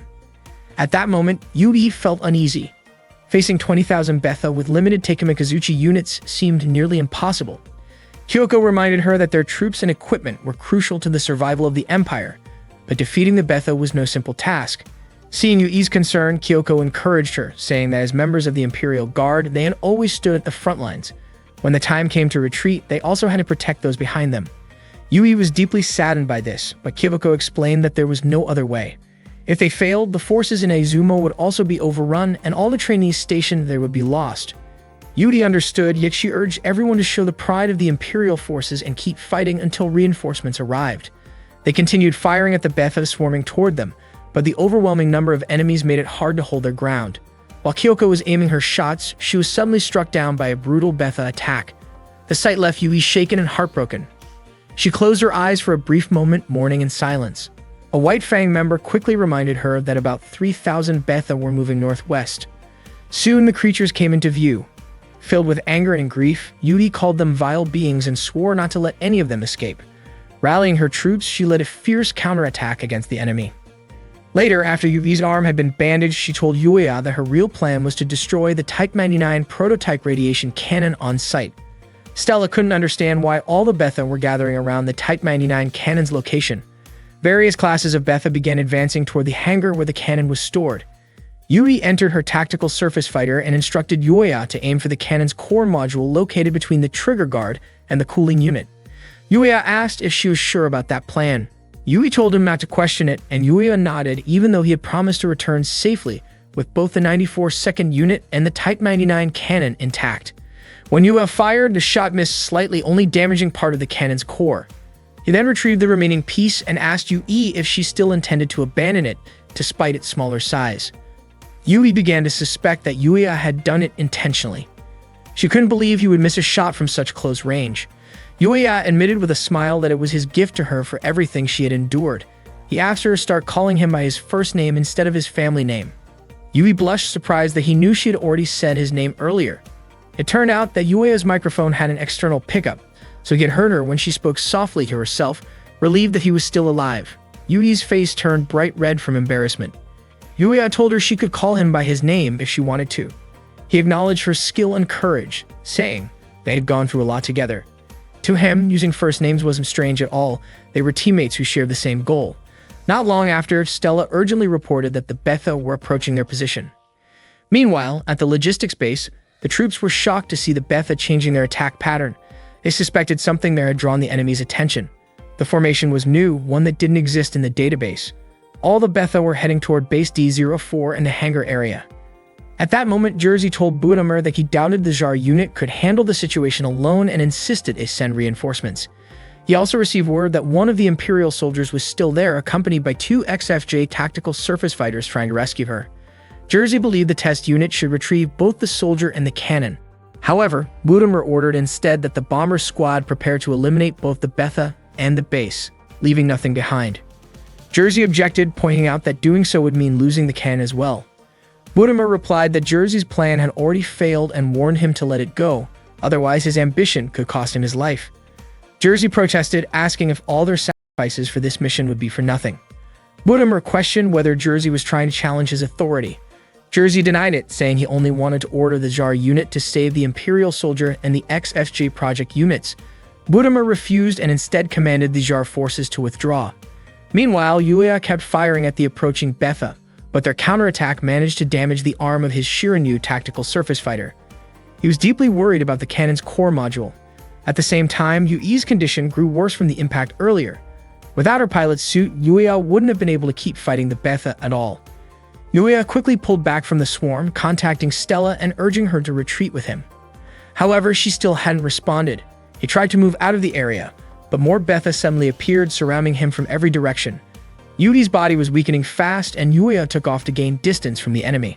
Unexpectedly, his tactical surface fighter collided with a massive Betha and was sent crashing down. The creature was a fortress class, equipped with a whip-like appendage, the very weapon that had dragged Yuya's unit out of the air. Yui urged Yuya to retreat immediately. The 94th unit couldn't take on a fortress class, so they needed to escape as soon as possible. As the enormous Betha moved closer, Stella suddenly contacted Yuya, telling him to fall back. She opened fire on the fortress class, managing to bring it down. Stella landed nearby and approached the fallen Betha. Yuya thanked her sincerely for saving him. Stella told him to take Yui and get out while she held off the rest of the Betha, but Yuya refused. He insisted that Stella should take Yui instead. His own tactical surface fighter was heavily damaged, and he warned that attempting any high-speed jump might cause it to break apart completely. Yui disagreed with his decision, but Yuya told Stella to move quickly, believing Yui would be safer with her. Yui transferred to Stella's unit right away. Before they parted, Yuya told her to be careful. He apologized and promised to deliver the prototype Type 99 radiation cannon safely, even if you might not return with it intact. Just before leaving with her face slightly flushed, Yui asked Yuya to call her by her real name. Unfortunately, her voice was too soft and Yuya couldn't hear her clearly. He asked her to say it louder, and Yui shouted that if he wanted her forgiveness, he had to bring back the Shirinu second. Stella smiled quietly as she watched their exchange. Meanwhile, a helicopter carrying Vincent and the others landed nearby. Vincent immediately rushed out, and Lita asked where he was going. He explained that he was heading to the United Nations main base to find out what was happening at the logistics site. Abraham approached him, and Vincent asked about the situation. Abraham said he had tried to gather information about the incident, but unfortunately, he couldn't confirm whether Yuya and Yui were safe. He suspected that the Soviets might be carrying out their own plan, but he wasn't sure if it was meant to help Yuya and Yui. The Soviets refused to share any details with the UN and hadn't responded to their requests. Vincent was puzzled by why they remained silent even in such an emergency. Abraham then reported that a large number of bombers had been detected within the no-fly zone, about 20 kilometers from the base. Vincent immediately felt that something wasn't right. At that moment, the bomber squadron was preparing to launch, with their mission set to begin in 15 minutes. Meanwhile, Yuya and Stella worked together to eliminate the Betha blocking their way. Stella couldn't use the launch system because Yui wasn't wearing her pilot's suit. The number of Betha was overwhelming, but the area near the runway was relatively clear, their last chance to escape. Stella suggested using the runway to save fuel and perform a long jump once they gained enough speed. That way, they could break through the enemy's formation. Yuya told her not to worry about him. They just needed to reach the hills and avoid fighting as much as possible. The situation seemed stable, and they began their countdown to take off. Stella and Yuya launched forward, but unexpectedly, Yuya fell behind. Stella soon realized that his jump unit was more damaged than they had thought. The booster system failed right when he needed it most. At that moment, the Betha forces began closing in from the front. If Stella tried to evade, she wouldn't have enough distance to take off properly, so she figured she might have to use her rocket boosters right then and there. Suddenly, Yuya opened fire on the Betha in front of her.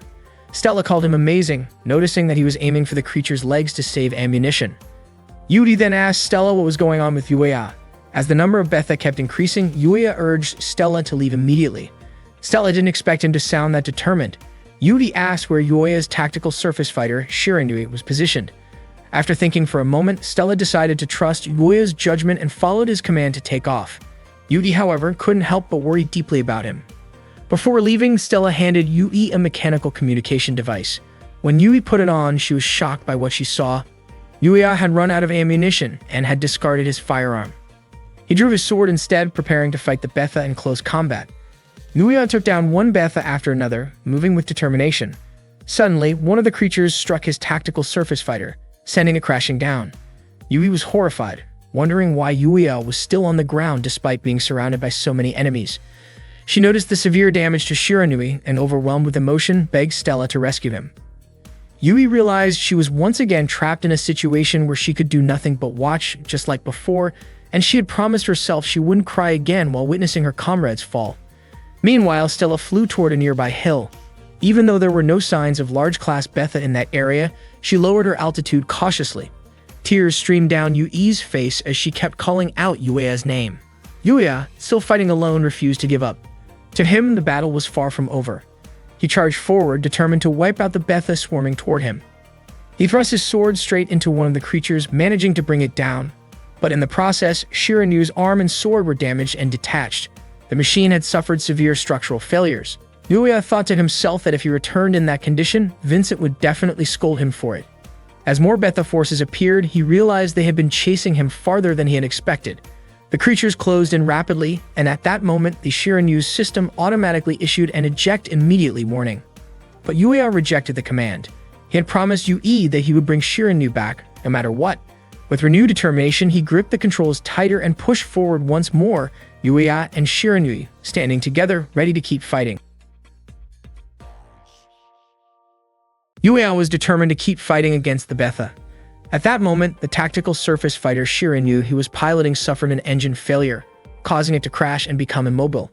As the Betha began surrounding him, a sudden barrage of gunfire rained down from above, striking the enemy. It turned out that Fikatsia had arrived with her Jar unit. She ordered her troops to clear the base and secure higher ground. Fikatsia encouraged everyone to destroy the Betha with full force. She then approached Yuya, who was surprised to realize that the Jar unit's communication system was still active. Yuya began to suspect that Fikatsia might have something to do with the strange situation they were in. Fikatsia remarked that Yuya had grown up quite a bit since she last saw him. Yuya thanked Fikatsia for saving him and asked how she and her team managed to find him without a data link and how they could still use their communication system when the base had been abandoned and the entire area was filled with interference signals. Fikatsia explained that some careless people had made mistakes when they left, which made her angry enough to destroy the communication tower herself. She said she had seen those same people recklessly engaging with the Betha. According to her, she noticed Yuya's signal flare and came to assist. She told him to look at the situation from a broader perspective and not to dwell on unnecessary thoughts. Not long after, one of the hangar crew members reported to Fikatsia that the Betha inside the hangar were behaving strangely. None of them were moving. The coordinates matched the location where Yuya had lost the prototype Type 99 radiation cannon's core module. At that moment, all nearby Betha began gathering there. Soon the bomber squad started to approach, but Yuya found it odd that they were arriving so late. The Jar unit felt relieved by the bomber's arrival since eliminating all the Betha within the base had proven to be exhausting. However, Yuya believed the bombers wouldn't be able to completely destroy the Betha hidden inside the buildings. He thought there might still be a chance to retrieve the core module. One of the Jar soldiers confidently said that the bombers were unnecessary because the Jar team could handle it themselves. Suddenly, a wave of bombs was dropped all around the base, while the Jar troops were still there. Explosions erupted, tearing through the base structures. Yuya could hardly believe what he was seeing.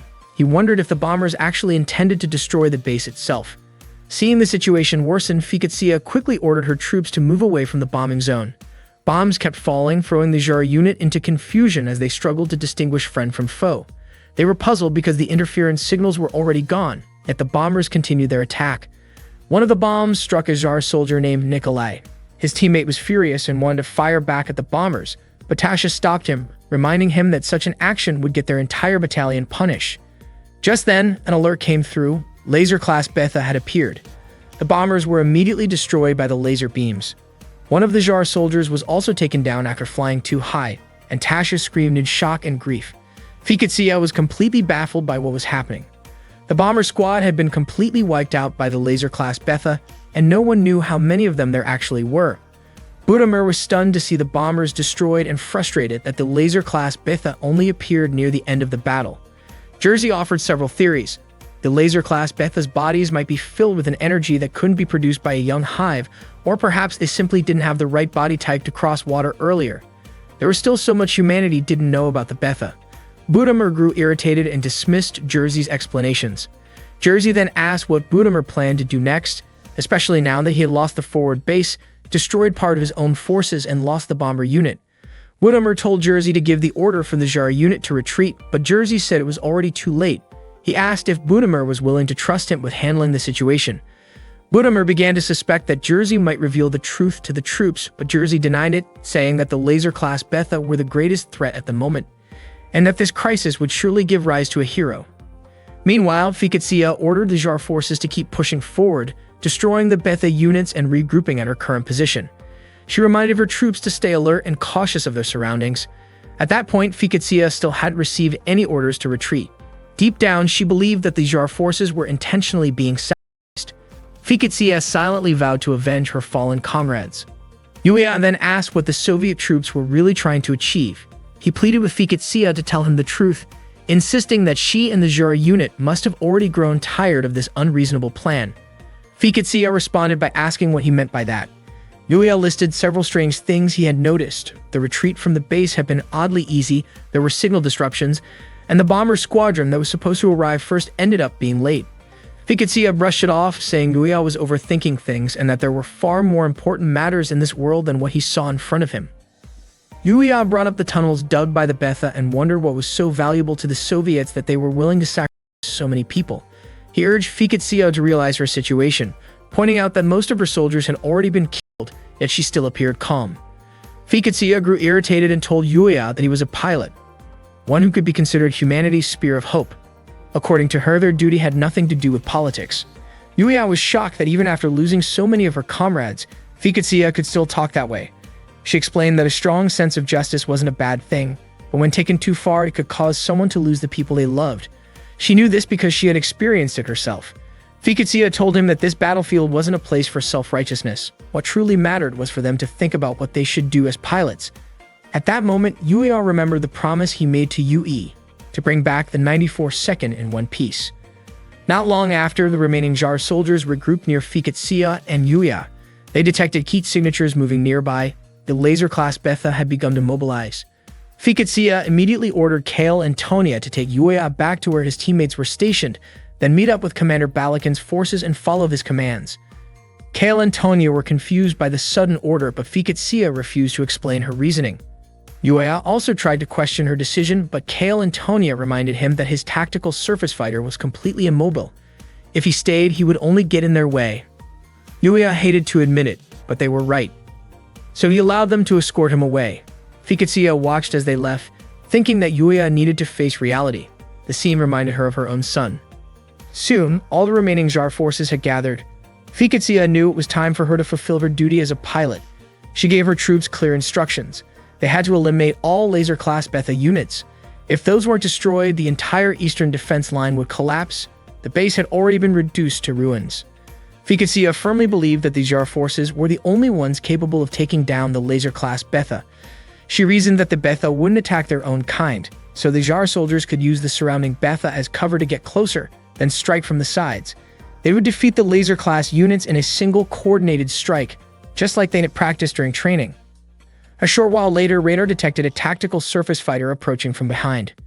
Fiketsia frowned, guessing that the Soviets had probably sent it to silence them. She called it foolish. Their priority should have been to eliminate the laser-class Betha, not to target their own people. She couldn't believe the Soviets had the nerve to send one unit against an entire battalion. Fiketsia informed her troops that she would cover them from the rear line and instructed Tasha to lead the Jar forces in Arrowhead Formation 1. Tasha asked what they should do about the unidentified unit approaching them.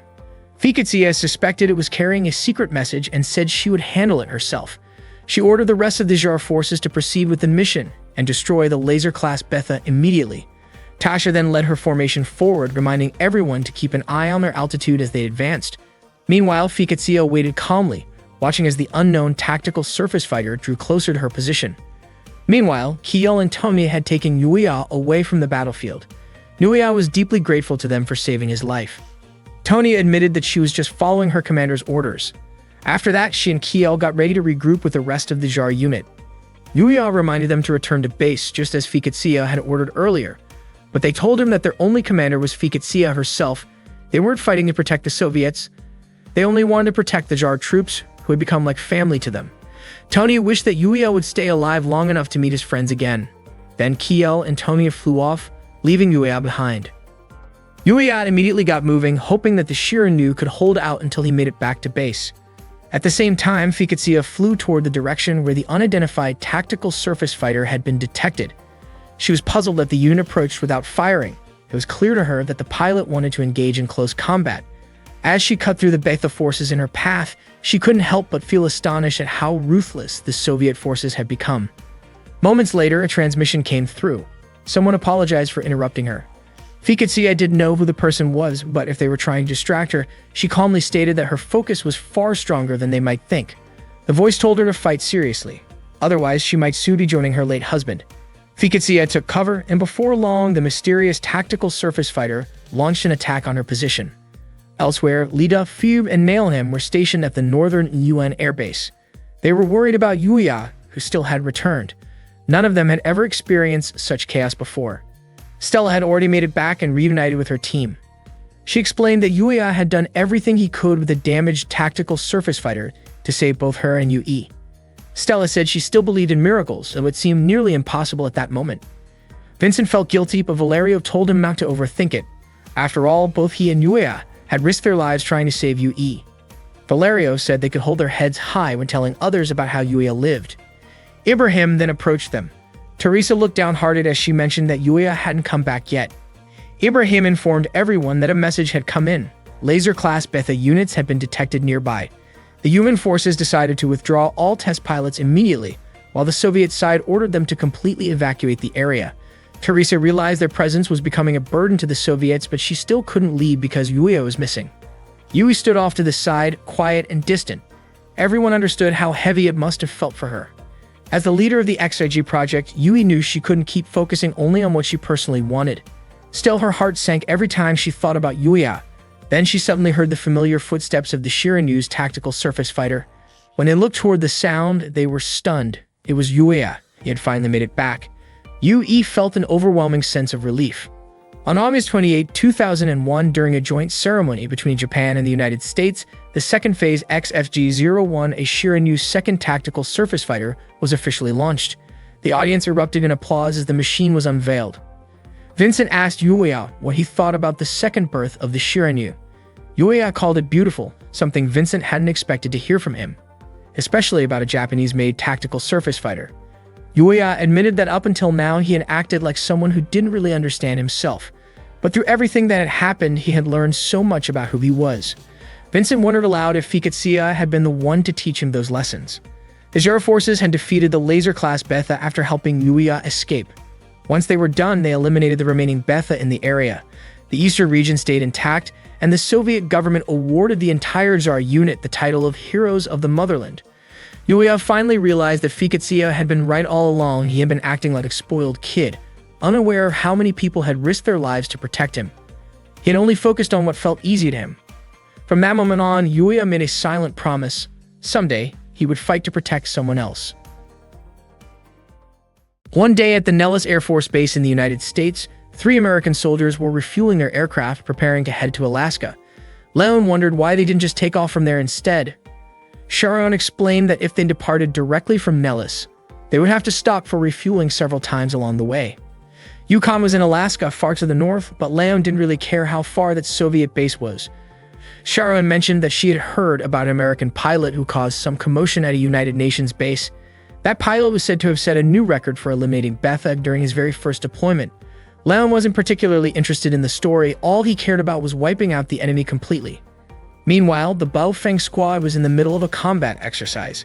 Kui was maneuvering swiftly to dodge enemy fire. She ordered her team to move in closer, saying they were going to finish off their opponents. Leading the formation herself, Kui charged forward, using her sword to take down the targets. She continued to chase after them, trying to lure them into a trap. When the enemies tried to escape by flying upward, Kui launched herself into the air using her rocket boosters to pursue them. The other UN representative teams were watching the mock battle through monitors. Valerio and the others were impressed by Kui's movements, but Teresa didn't share their enthusiasm. She thought the rocket maneuver was a reckless idea. Stella agreed, saying Kui's unpredictable flying made it hard for the other pilots to maintain formation. Yuya, however, thought Kui and her squad had incredible courage and talent, something he wasn't sure could still be found among most of the pilots on the base. The tactical surface fighter Kui was using was quite fast, thanks to its design based on the Fiketsia 16 model. Teresa pointed out that its small frame was the reason for its speed. Valerio joked that small machines never like to stay still, which made Teresa feel slightly insulted. Valerio teased her further by calling her the chatty short one. Vincent quickly stepped in and told both of them to calm down since Ibrahim had been watching their argument from the start. At the same time, Yuya was still puzzled about why the higher-ups had approved such a mock battle. The exercise was actually designed as part of a larger competition between development teams, each striving to create the best tactical surface fighter to use in the war against the Betha. The event was officially called the Blue Flag Training Program, meant to evaluate each nation's progress. Yuya suspected that the tournament was merely an excuse for the teams to fight each other. He began to understand what Fiketsuya had once told him. His role was simply to complete the Shirinu project.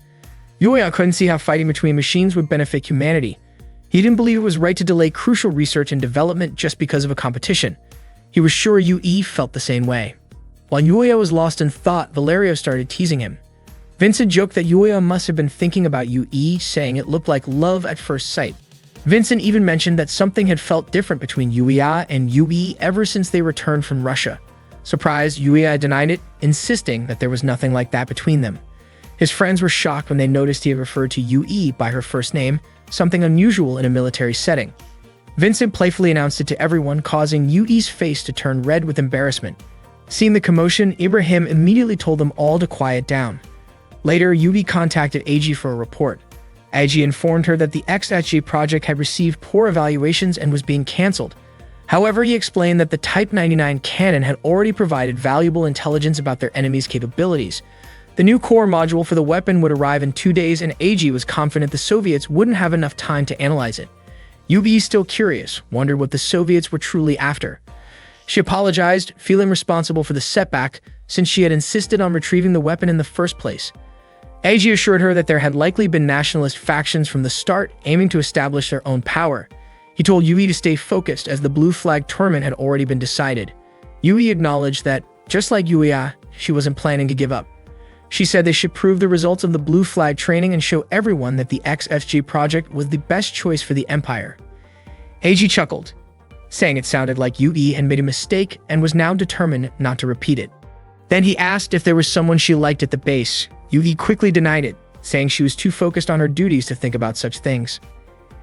Eiji laughed again, teasing that Yui had inherited her father's strong will and stubborn nature. Yui couldn't understand why Eiji said something like that. In that kind of situation, she clearly didn't have any time to fall in love with anyone. As she walked down the hallway, Yui suddenly thought about Yuya, and her face turned red without her realizing it. Just then, Stella appeared and asked if Yui was okay. Yui quickly assured her that she was fine. Stella said she came to talk about throwing a small welcome party to celebrate their arrival from Kamchatsky. That evening, the entire XFJ development team gathered for a little party at the bar where Natalie worked. Natalie greeted Yuya warmly and mentioned that she had heard about his success during his time in Russia. Not long after, Teresa showed up and walked straight toward Yuya. Vincent was surprised to see Teresa dressed as a maid, while Natalie absolutely loved her outfit and teased that Teresa should try wearing a bunny costume next time. Teresa immediately refused and hurried away, embarrassed. Vincent went over to chat with Valerio, who was surrounded by a group of girls, while Stella stopped by Yui's table to remind him to relax and have fun. A little later, Yui showed up carrying some food. Yuya was caught off guard by how beautiful she looked, which made Yui blush even more. Stella explained that she and Yui had cooked the food together in the back kitchen earlier. She said cooking was the perfect way to clear their minds and that making something with care always felt special, especially when it was for someone important. Yui placed a plate in front of Yuya. It was nikujaga, a classic Japanese home-cooked dish. The moment Yuya took a bite, he was reminded of his mother's cooking. She used to tell him that it was her true homemade dish. After tasting it, Yuya smiled and said it was delicious. Yui looked happy and said that it was actually her mother who taught her the recipe. She mentioned that the dish could have been cooked a bit longer and that the chili should have been spread more evenly to soak into the flavors. Yuya genuinely enjoyed the meal, though Teresa jokingly said it looked kind of unappetizing. Valerio teased them, saying he was jealous of how close Yuya and Yui seemed to be. Both of them were caught off guard when they realized everyone was watching them. Suddenly, a girl approached their group. She introduced herself as a soldier from the Chinese Republic and said her name was Kui. She loudly asked to see Yuya, so he stepped forward to meet her. Kui came closer and called Yuya a world record-holding hero. Yuya tried to downplay it, saying that it was really the Type 99 cannon that deserved the credit. Kui insisted that it was his talent that made it possible. He managed to defeat all those monsters without hurting a single soldier.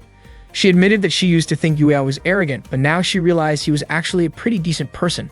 Still curious, she asked why an American elite pilot like him was working with Japan's development team, and also why he looked more Asian than she expected. Teresa quickly stepped in to defend Yuya, telling Kui to stop bothering him and to find someone else to flirt with. Kui didn't appreciate the interference and snapped back, calling Teresa an average pilot. Teresa took offense, and the two almost started an argument until Yui stepped in, apologizing to Kui for her teammate's behavior. Yudi then introduced herself as the leader of the XVG project and explained that they were just having a small welcome party for their teen's return. Kui said she wasn't trying to cause trouble and turned back to Yuya, asking him to answer her earlier question. Yuya explained that he was Japanese-American. Upon hearing that, Kui smiled and said they might get along well after all. She gently touched his cheek and promised that in their next match, she would take things more seriously. Then she left as suddenly as she came. Vincent couldn't believe that a member of the Baofeng squad had just shown up like that. Apparently, the Argos team was scheduled to face Baofeng in the upcoming Blue Flag training exercises. Later that night, Enya was crying quietly in Kriska's arms. At first, Kriska thought Enya was having a nightmare, but soon realized she was crying because she missed Yuya, who had gone far away. Kriska was surprised to see her so upset over him, but she gently comforted her, saying Yuya wasn't going anywhere. When Enya finally calmed down, Kriska softly sang a lullaby until she fell asleep. The next day, Yuya stood in front of the tactical surface fighter Type 94 second, deep in thought. Vincent approached him, smiling knowingly, and said he must be in love. He joked that it was Yuya's passion and determination that inspired the creation of the new Shirinu model. Yuya admitted he couldn't wait to test it. He said that when he was with Shirinu, he felt like he could climb to any height he wanted. Vincent was genuinely surprised by how much Yuya had changed. He seemed more mature and confident now. Vincent said he was grateful that they both came to Yukon, and Yuya agreed, saying he was thankful to have met such amazing teammates. Vincent then threw an arm around Yuya's shoulder and laughed, saying that the Alaskan goddess must be blessing him with some fun times ahead. While Yuya was taking a walk, Kriska called out to him. He guessed that she was probably looking for Enya. Kriska was surprised and asked how he could possibly know that, even wondering if he could read her mind. Yuya thought she was joking for asking something like that. Of course he could guess, since Kriska always ended up talking about Enya in every conversation. Kriska became suspicious because Yuya didn't answer her question right away. She asked if Enya was there, but Yuya said he hadn't seen her. Kriska was confused, thinking Enya would definitely go looking for Yuya. Yuya had no idea what she meant. Then Kriska calmly said that Enya liked him before walking away to keep searching. Yuya was stunned by what she had just said. As Yuya continued following her, Kriska turned around and asked what he was doing. Instead, Yuya asked what she was up to since she had been circling around the same area for a while. Kriska explained that Enya seemed to really like the Eurasia hangar, so she was checking there. But in the worst case, Enya might have gone to the bar or the Lilfort cafeteria. Yuya was curious why that would be considered the worst case. Kriska explained that members of the Soviet military unit weren't allowed to go there without permission. Yuya chuckled and said it would actually be impressive if Enya decided to break a rule or two. Kriska reminded him that she and Enya were part of a special forces unit, so getting caught wouldn't cause serious trouble. But for her, the military meant everything. Having someone disobey orders was something she couldn't take lightly. Yuya quietly admitted he understood, since his connection to the military was also the only thing he had left. Yuya suggested that Kriska keep searching the hangar while he would check Lilfort, and that they should meet back there in 2 hours. He said splitting up would make it easier to find her, but Kriska wasn't convinced and asked what his real plan was. Yuya brushed it off, saying he was just doing what he normally did. That night, Enya wandered around holding her doll, looking for Yuya. She mentioned softly that Yuya and Yui shared the same kind of color. Yuya still hadn't found her, so he returned to their previous meeting spot, wondering if Kriska had any luck. A few minutes later, he heard a Russian song Kriska was singing. The song sounded melancholic but gentle. Neither of them had found Enya yet, which made Yuya even more worried. He hoped nothing bad had happened to her. Kriska told him not to worry. If anything had happened to Enya, she would have sensed it immediately. Yuya suggested they should probably install a GPS tracker on Enya next time. Kriska smiled faintly and said this was the first time Enya had gone out and stayed away so late. She was sure Enya had just gotten too excited and lost track of time while playing. Kriska then asked why Yuya was helping her so much.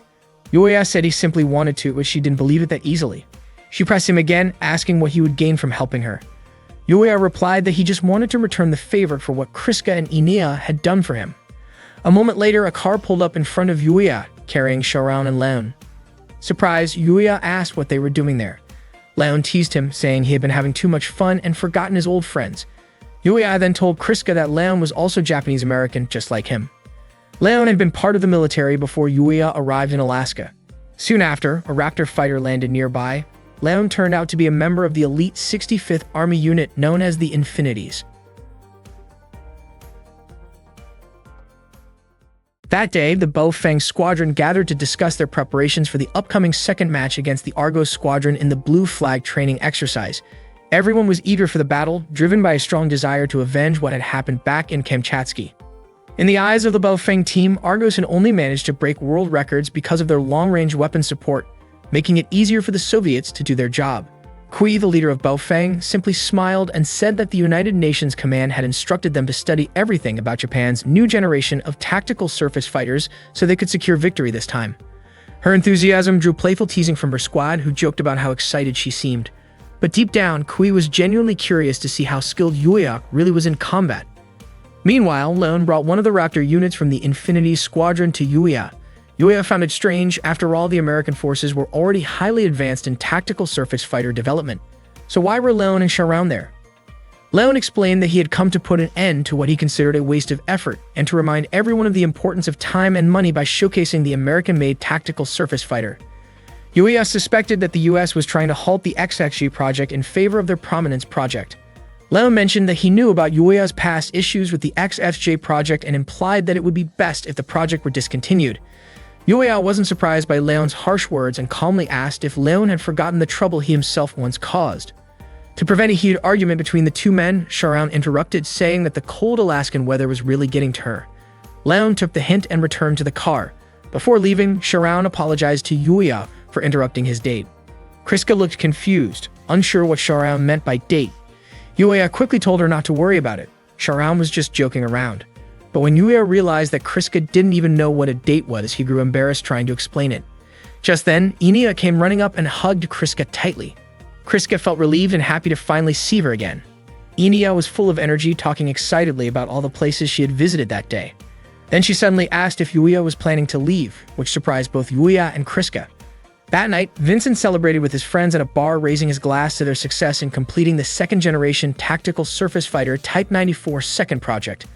He thanked the engineers from the Imperial Forces, his joy showing in every word. When the bartender asked what he'd like to drink, Sharon suddenly suggested he try a scorpion cocktail with a slice of lemon. Vincent turned in surprise. Sharon and Leon were standing there. He couldn't believe they were in the same place and immediately asked what they were doing there. He was even more surprised to learn that Sharon and Leon had joined the 65th Combat Training Unit, the Infinity Squadron, and had been promoted to high-ranking positions. Leon mentioned that he had met Yuya, who, in his opinion, was still as irritating as ever. Vincent disagreed, saying Yuya had changed a lot since being stationed in Yukon. He'd become friendlier, more approachable, and easier to talk to. Sharon then teased that Yuya might even have a new girlfriend. Vincent nearly choked on his drink at the comment. Stella added that she and Leon had seen Yuya spending time alone with a girl who seemed rather stiff but looked good together with him. Vincent guessed that the girl they were talking about might be Yui, but he said Yui wasn't really that stiff once you got to know her. Sharon said the girl looked like the old Yuya, distant and hard to approach. Vincent replied that maybe it was just the way the military wanted its soldiers to appear. When he mentioned Yui's name, Leon asked if she was mixed race. Vincent said she wasn't. Yui was fully Japanese. Sharon was surprised to hear that there was a Japanese girl with silver hair. That's when Vincent finally realized who they were talking about. The silver-haired, serious, and beautiful girl had to be Kriska. He nearly choked again and clarified that the girl seen with Yuya was Kriska. Sharon was shocked, exclaiming that Yuya was apparently dating one of the Scarlet Twins. Leon was puzzled as to how Sharon even knew about the Scarlet Twins. Vincent corrected them, explaining that, in truth, Yuya wasn't actually dating anyone yet. Sharon then asked about Yubi's one-sided feelings for Yuya. Vincent explained that Yubi was responsible for overseeing the XFJ project but didn't have much experience with personal relationships. He added that Yuya, who once disliked anything related to Japan, now genuinely admired his new tactical surface fighter. Vincent also mentioned that a pilot from China had recently visited Yuya. Sharon was surprised to hear how much Yuya had changed, but Leon coldly replied that no matter how much Yuya changed, he would never forget what Yuya had done to him, and he would never forgive him. The next day, during the briefing, Ibrahim explained that the most important thing to focus on when fighting the Baofeng forces was the close-range combat capability of the Giant 10. Their main weapon in close combat was the Type 77 CIGLDS. According to Teresa, its form was very different from Japan's Type 74 weapon. Yui mentioned that the main difference lay in the center of gravity. The heavy tip of the Type 77 added rotational force to its strikes, which meant that smaller tactical surface fighters were needed to counterbalance it. Moreover, the Baofeng forces usually aimed to defeat their enemies with a single decisive strike. Valerio realized that was why they always retreated after attacking. Yuya began to wonder if Japanese tactical surface fighters could use the Type 77. Their offensive power might increase significantly, allowing funds to be redirected for other development projects. That, he thought, must be why the United Nations required them to join the Blue Flag training exercise. Ibrahim then asked everyone to share their thoughts on what they had seen and heard. Stella said that the basic strategy should be to locate a stationary tactical surface fighter and fire toward a fixed point to close in effectively. However, Yuya disagreed, believing it was actually a trap. The Baofeng forces lured enemies into using predictable tactics and then countered with a surprise close attack to destroy them. Teresa suggested that their main goal should be to defeat Kui by doing the opposite of what the Baofeng forces expected. Her idea was to pretend to fall into their trap and then take them down using their own strategy against them. Without hesitation, Teresa pointed to Yuya and said he should fight one-on-one with Yui, confident that Kui would take the bait and engage him. She told Yuya to eliminate Kui quickly, while the rest of their unit handled the remaining three. Yuya agreed, but said Teresa's suggestion would serve as a backup plan. Teresa wasn't happy about her plan being considered secondary. Suddenly, Nalem entered and informed Ibrahim that a training match was about to begin between the Soviet IDAR test unit and the European Union's Slekvok squad. Ibrahim told everyone to move to the viewing room to watch the match. Valerio noticed Teresa wasn't coming and asked why. She said she was heading to the restroom and was certain that the IDAR squad would win anyway, so she didn't see much point in watching. In the viewing room, Jersey told the IDAR squad that this training wasn't just a regular skill assessment. It was a live demonstration for the Polno Zatmania project. He encouraged them to show the world that dedication was humanity's only hope for survival. The Scarlet Twins stepped forward to begin the battle. The Slekvok forces underestimated them, thinking the IDAR squad had only sent a single tactical surface fighter. They attempted to surround the Scarlet Twins. Meanwhile, Teresa came out of the restroom and hurried to the viewing room, only to find that the Scarlet Twins had already destroyed the fourth enemy unit and the exercise was over.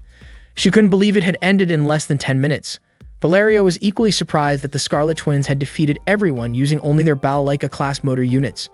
At that moment, Yuya thought to himself that if he wanted to perfect the Shiranu, he would need to face opponents as strong as them. Afterward, Ibrahim called the Argos unit back to continue their earlier briefing so they could prepare to show their full potential in the training session that afternoon. The Infinities unit had also watched the match. Sharon remarked that the Scarlet Twins were truly incredible, but Leon didn't seem interested.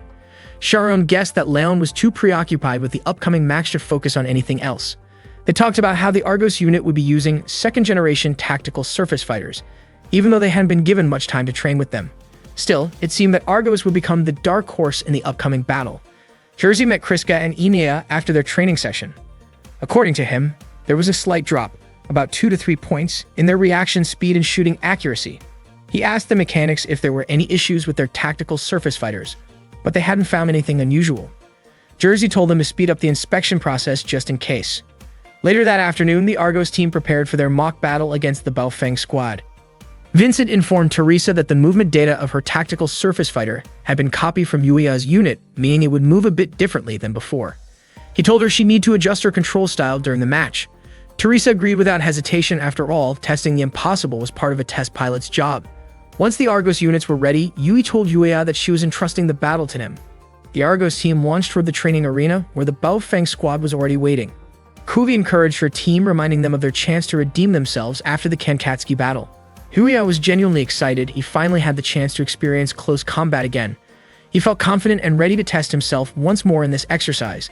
Not long after the battle began, Jersey and the rest of the IDAR squad watched the fight closely. The medical officer reported that there were no mechanical problems with the Scarlet Twins' tactical surface fighters. Inea was overjoyed, cheering as she watched Yuya fight. Jersey then asked the doctor to check the synchronization levels and adjust the tanks if necessary. Meanwhile, Yuya fired at Kui, but she dodged his attacks with impressive agility. Teresa tried to chase Yuya, but got pinned down by Baofeng units attacking from above. Valerio and Stella attempted to shoot at Kui as well, but 2 Baofeng mechs suddenly appeared from behind a building, taking Yuya by surprise. He quickly returned fire, yet their smaller mechs easily evaded his shots. Yuya started losing his patience, feeling like they were toying with him. Ibrahim commented that Baofeng seemed to be performing better than Argos, while Yui suspected that the Baofeng team wasn't planning to end the match anytime soon. Teresa grew frustrated because the Japanese-made tactical surface fighter she was piloting was harder to control than expected.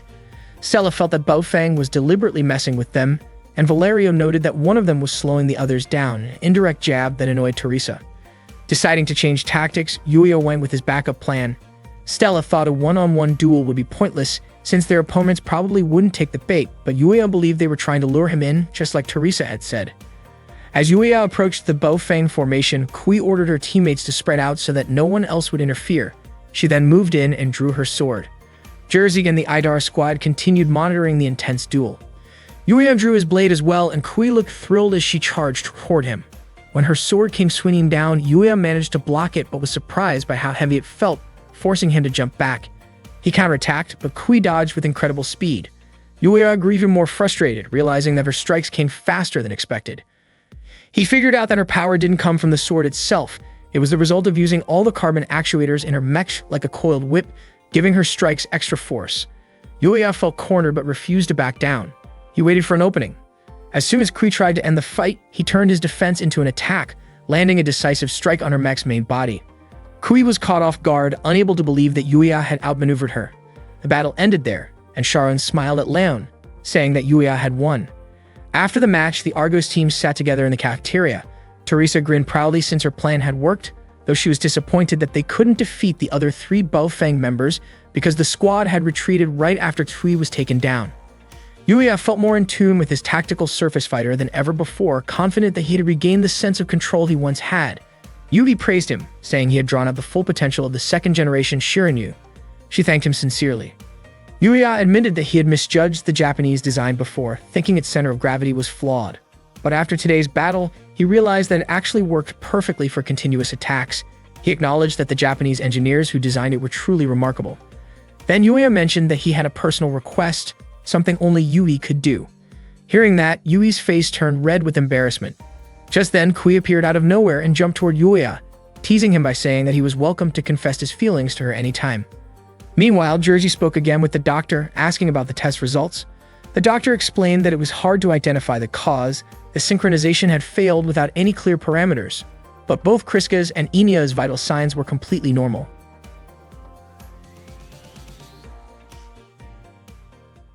Since childhood, Kriska had been raised inside a containment tank. While confined there, she once saw Inya smiling at her through the glass. Kriska spent her early years in a laboratory, isolated from the outside world. Unlike other children who could play and laugh together, she lived a lonely life, her days passing quietly like a solitary bird. One day, as she noticed the flowers by the window had wilted, she picked up the vase and went outside to throw it away. When she returned, she found one of the researchers lying lifeless on the lab floor. Terrified, Kriska ran back to her room. Not long after, Inya appeared, bringing her a fresh bouquet of flowers. That simple gesture and Inya's gentle smile brought warmth to Kriska's otherwise colorless life. From a distance, one of the doctors observed the closeness forming between the two girls.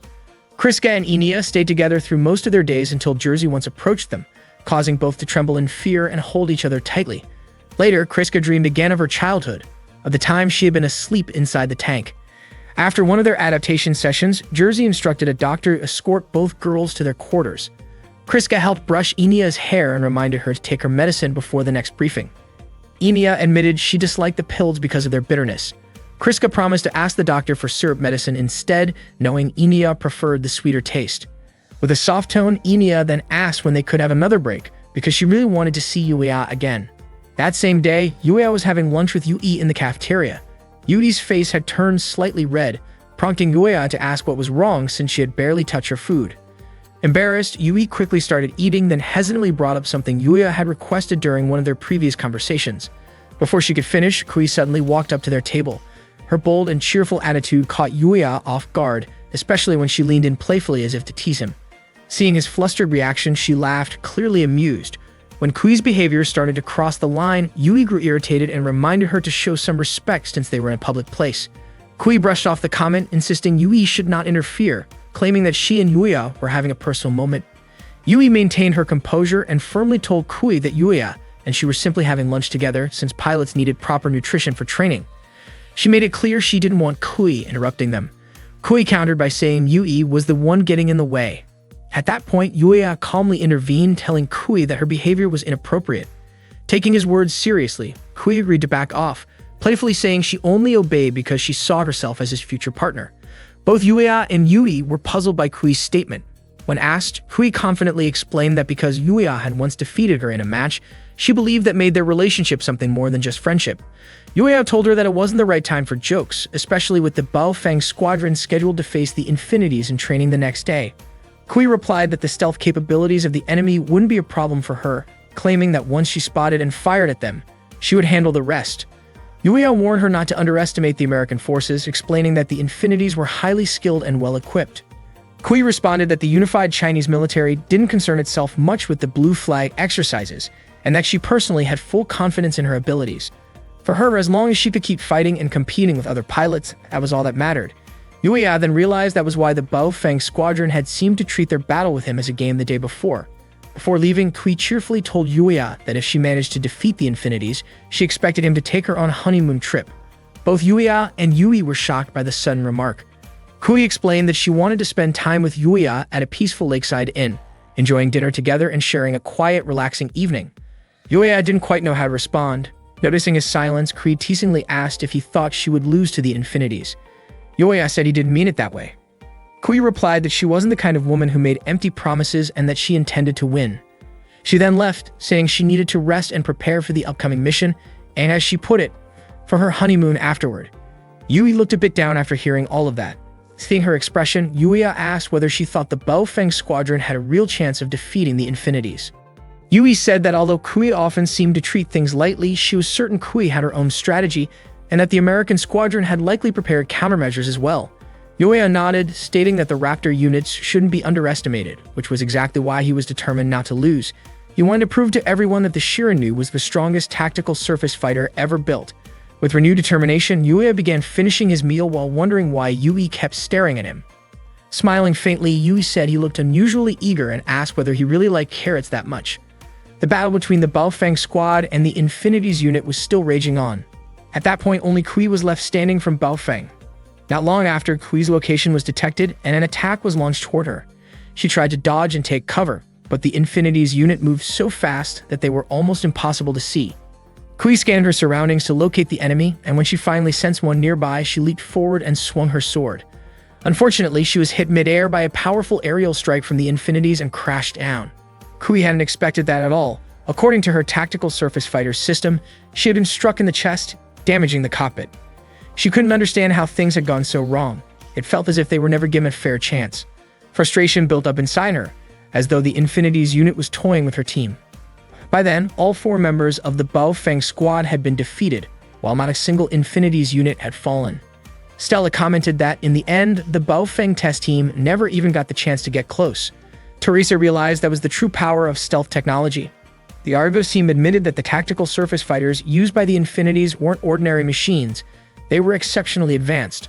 Later that afternoon, Yuya was out for a walk, still thinking about how the Infinities managed to defeat Baofeng so completely, without giving them any opening to fight back. Suddenly, Inia and Kriska showed up to greet him. Yuya asked what the two of them were doing there, since it was rare to see them in that area. Inia explained that Kriska wanted to talk to him about something. Sensing that it might be something important, Yuya invited them to a nearby town, one where there were no Soviet personnel around. As they arrived, Inia looked curiously at someone sitting in a parked car. Yuya offered them something to drink, but Kriska politely refused, not wanting to trouble him. Yuya noticed that Kriska was actually a kind person. She always tried to do her best, but her straightforwardness often made people misunderstand her. It reminded him of himself in the past. He led them to a bench in the park so they could sit and talk. Kriska began by mentioning that Inia seemed to be interested in Yuya, and she wanted to understand why. Yuya pointed out that it might be faster if Kriska simply asked Inia directly. Kriska replied that she had tried many times, but Inia always said she didn't know. That was why Kriska came to Yuya instead, not only because of Inia, but also because she herself was facing a similar problem. Kriska explained that something about Yuya seemed different. Whenever she thought about him, she lost focus, and that could interfere with her missions. Before things got worse, she wanted to understand why. She asked Yuya to help her figure it out, why both she and Inia were affected this way, and why it only happened with him. To Kriska, it was obvious that Yuya was the cause. Yuya gently placed a hand on her shoulder to calm her down. Kriska said she just wanted to know what she was supposed to do about it. Suddenly, Inia shouted excitedly, calling them to come see the view nearby. Kriska reminded her not to go too far, and Inia nodded before running off. Yuya admitted that he had once experienced something similar himself. Kriska could hardly believe it. Yuya said it was normal for people to get frustrated or impatient. That had been his biggest problem when he first started developing the 94-second unit. He talked about his superior Yui explaining how her goals and priorities were completely different from his. The more he thought about it back then, the more it irritated him. And that tension often led to mistakes. That was what had happened between him and Yui. Yuya then asked if back in Kamchatsky, Jersey had pressured Kriska to surpass her previous results. Kriska said it was hard to explain, but that was more or less what had happened. Yuya believed that was the reason for her current state. Since Kriska had been honest with him, he decided to be honest with her too. He admitted that he had often been stubborn, pushing himself too hard just to try to outperform her. Kriska was surprised. She hadn't expected Yuya to be so much like her. Yuya explained that it made sense. After all, they were both test pilots. Even though Kriska didn't fully understand everything Yuya said, she felt a little better. Yuya, too, felt relieved. He told her that it was his duty to help her, and that was probably why Inia often thought about him. Yuya added that Kriska and Inia were actually quite similar, or maybe in some ways Kriska was more like him. A few moments later, they heard Inia calling out for them again, and the two stood up and went to join her. Inia showed the beautiful flowers in front of her, and Yuya immediately bought them for her. He did it not for anyone else but simply because he wanted to. He also bought flowers for Kriska, thinking it would be nice if both Kriska and Inia received some, since they were always together. Inia looked genuinely happy when she received the flowers. It was the second time Kriska had ever been given flowers by someone, and she felt truly happy and thankful to Yuya. Not long after that, Kui came over to them. She seemed surprised to see Yuya meeting with other women in a place like that and appeared annoyed, accusing him of secretly seeing someone else. Yuya quickly denied it, especially since he did not consider himself Kui's husband. Kui was upset that Yuya had met with the Scarlet Twins. Yuya tried to explain that he had something important to discuss with them. Kriska felt a sharp pain in her chest when she saw Yuya with Kui, so she decided to leave. Inia quickly said goodbye and ran after her. Once they were gone, Kui suddenly punched Yuya in the stomach. He had no idea why she did that. Kui told him not to get distracted by other women while talking to her. Yuya was completely confused by what she meant. Kui then apologized, saying she could not keep her promise. Yuya told her not to worry about their supposed honeymoon. Kui looked sad but denied that she was crying. She hit Yuya again, and when he flinched in pain, she quickly apologized, saying she thought he would dodge. Meanwhile, Yui saw them from a distance. She was surprised to see how close Yuya seemed to be with so many women from Kriska to Tsui. She wondered why she even cared about him at all and ran off. That night, Yui went to a bar and drank several glasses of orange juice. The bartender noticed the carrots she had brought with her and jokingly asked if she was planning to make lunch for her boyfriend. Yui choked at the question. A moment later, the bartender greeted Yuya, who had just walked in. Yui immediately hid the carrots. Yuya looked surprised to see Yui at the bar. He ordered a drink, saying that the day had been exhausting and he needed to unwind. Yui looked nervous being near him. Yuya then told her that he wanted to learn Japanese martial arts. He explained that the movement patterns remembered by a pilot could subconsciously affect the control systems of tactical surface fighters, which was why he wanted to study combat forms. Suddenly, Leon showed up and commented that Yuya might dislike Japan, but as long as women were involved, he would not complain. Yui was startled to see him. Leon and Yui introduced themselves to each other. Yui mentioned that she was Japanese-American, and Leon said he wanted to face one of the tactical surface fighters that she had helped develop. However, he believed Yui must have had trouble creating such units given the limited resources. Yui tried to leave, but Leon stopped him, saying that it was easier for Yui to act like a good person when no one around him knew about his past. Leon wanted to bring up their previous battles and asked Yui not to walk away. Yui pushed him, and the two began to fight. Yui asked them to stop, but Sharon, who was nearby, seemed to have expected this to happen. Sharon introduced herself to Yui and told her to let them fight it out, explaining that they would stop once they got tired. Yui became curious about what kind of relationship Sharon had with Yuya. Before long, the military police arrived, and Sharon quickly urged Yui to leave with her. The four of them, Yuya, Leon, Yui, and Sharon, ran off together. Leon and Yuya agreed to finish their fight during the upcoming Blue Flag battle. That night, Kriska sat quietly, looking at the flowers Yuya had given her. She could not stop thinking about him.